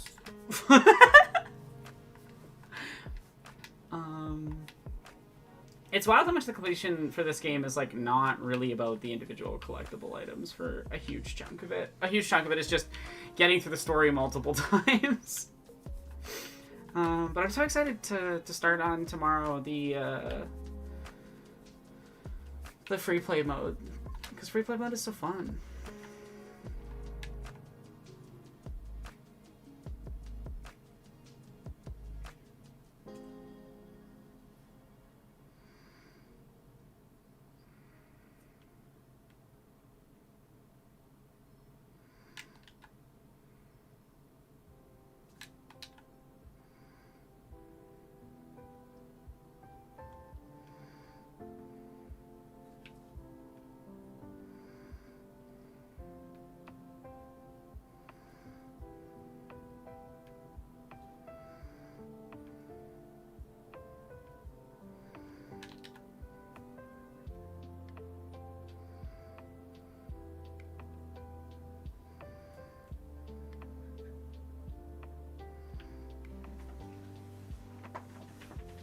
Choose your item. The speed level is going to be rough.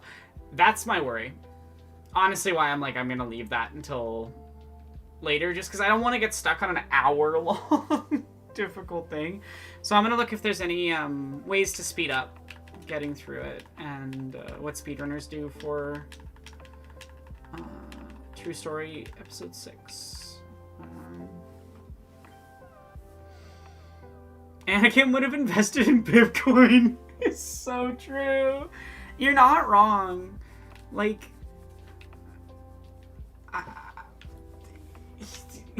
he would. He would do that. Awesome.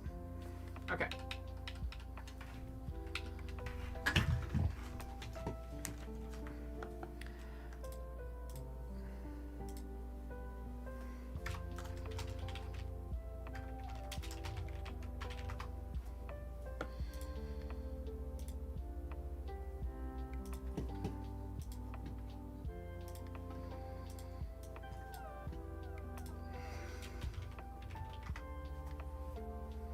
There we go. Oh, we got paint. Okay, we got paint up.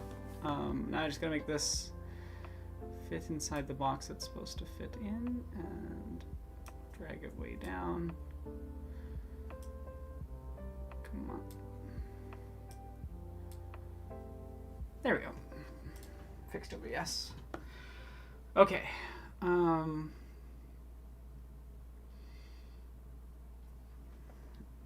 So what was... It was a very specific thing.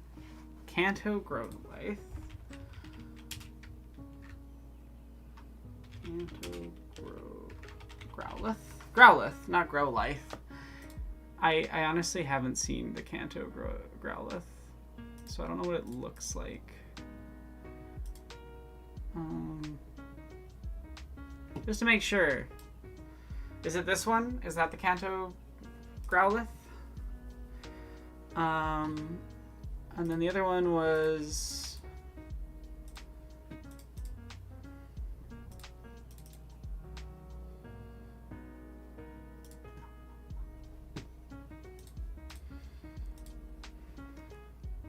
Hisui Growlithe.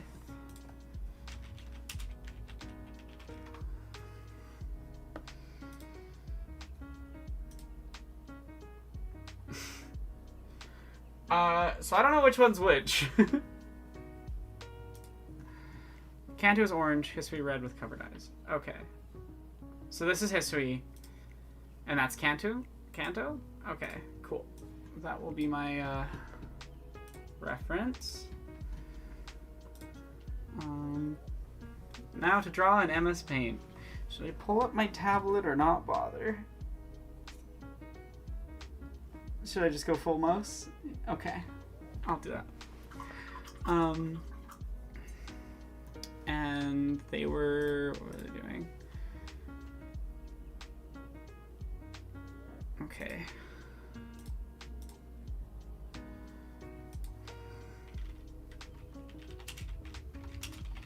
I wish I had like a picture of Rue and Ripley playing up for this. Oh, that's a cute pose. Okay.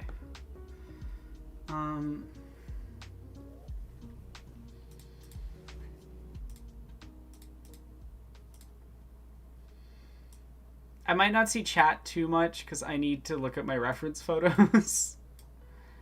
And I only have the two monitors. Okay, and I can see chat and the reference photos. Awesome.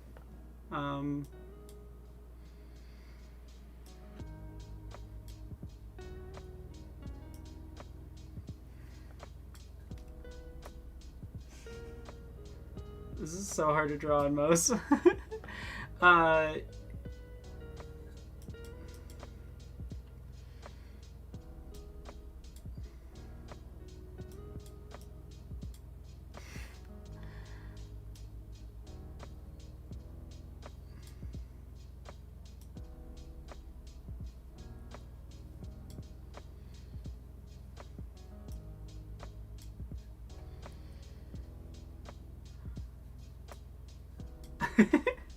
I need to like find a topic to talk about while I draw this, or I'm just gonna turn into like silent drawing Aeronok mode. Oh. Okay, I might. One sec. How do I? Pen, do you remember how to adjust the like width or size of the pencil? Or does it need to be a pen? It needs to be a pen. Okay, we're good.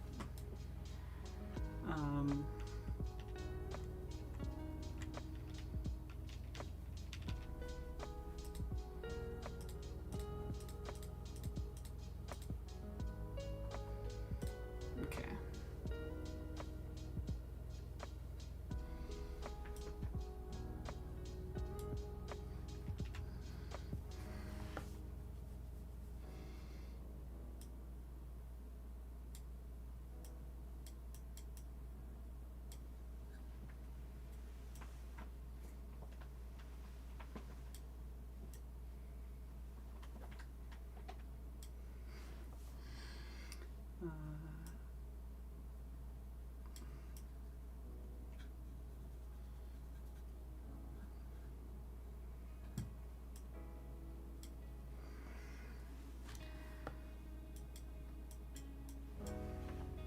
This is an interesting thing to draw on MS Paint.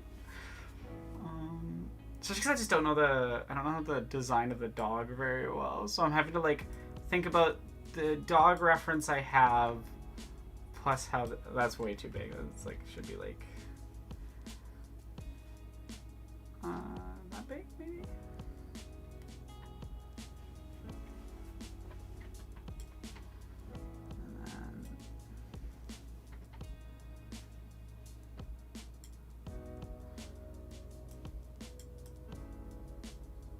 There we go.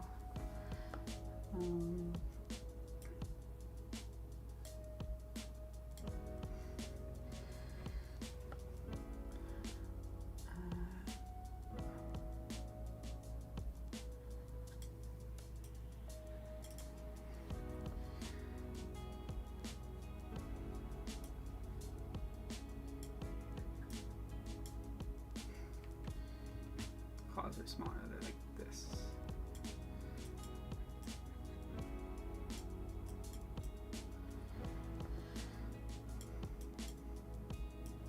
I think I'm doing a decent job, honestly, for MS Paint with a mouse.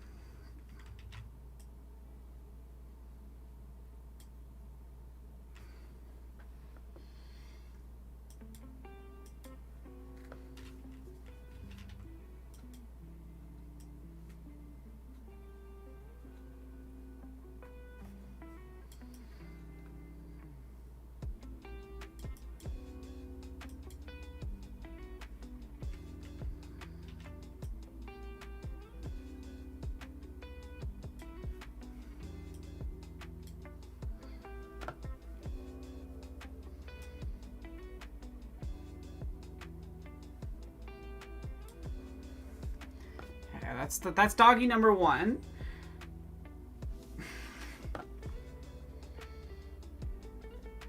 And then here's doggy number 2.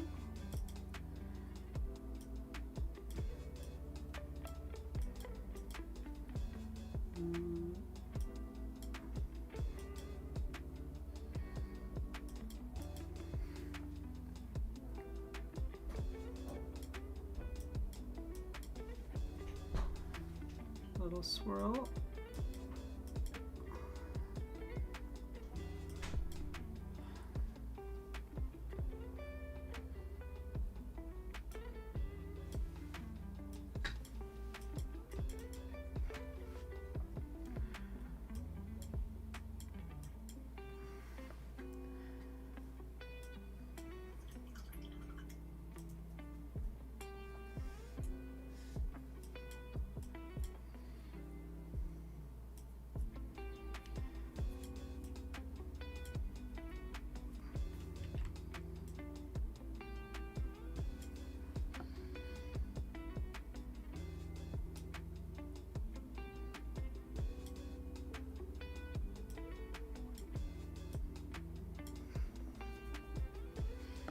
I think I did a decent job here, honestly.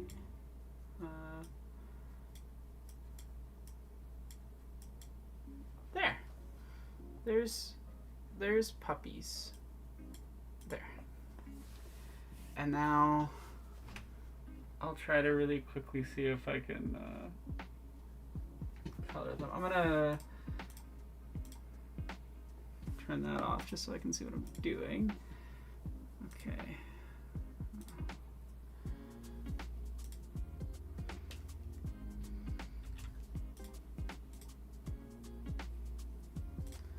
I have a pretty limited color palette here, so it's just going to be kind of the colors that most fit.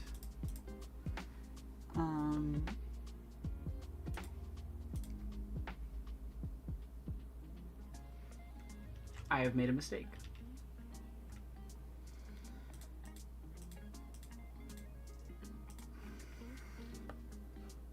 I've noticed my mistake. I'm gonna fix it.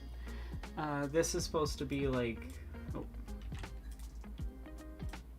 like that, and then there isn't supposed to be there. I think I fixed it well enough.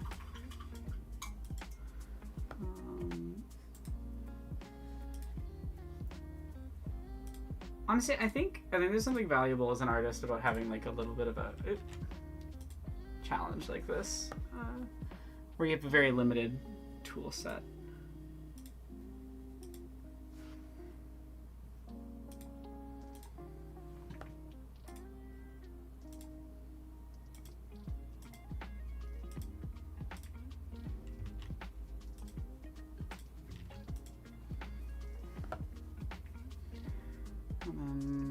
Okay.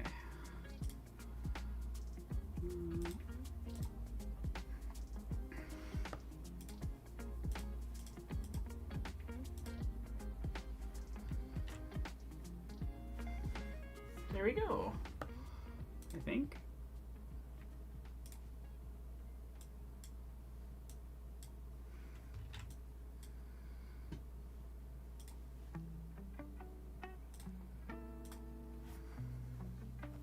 Growliths. I hope these are good.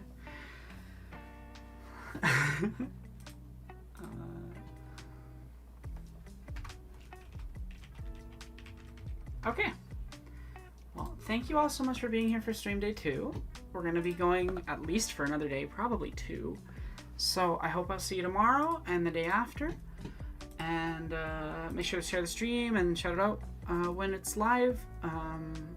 I should start on time tomorrow and the day after, 1 p.m. So I'll see you all then. And thank you so much for being here. Have a really, really wonderful week. I'm going to let the delay play itself out for a second, and then I'll exit stream.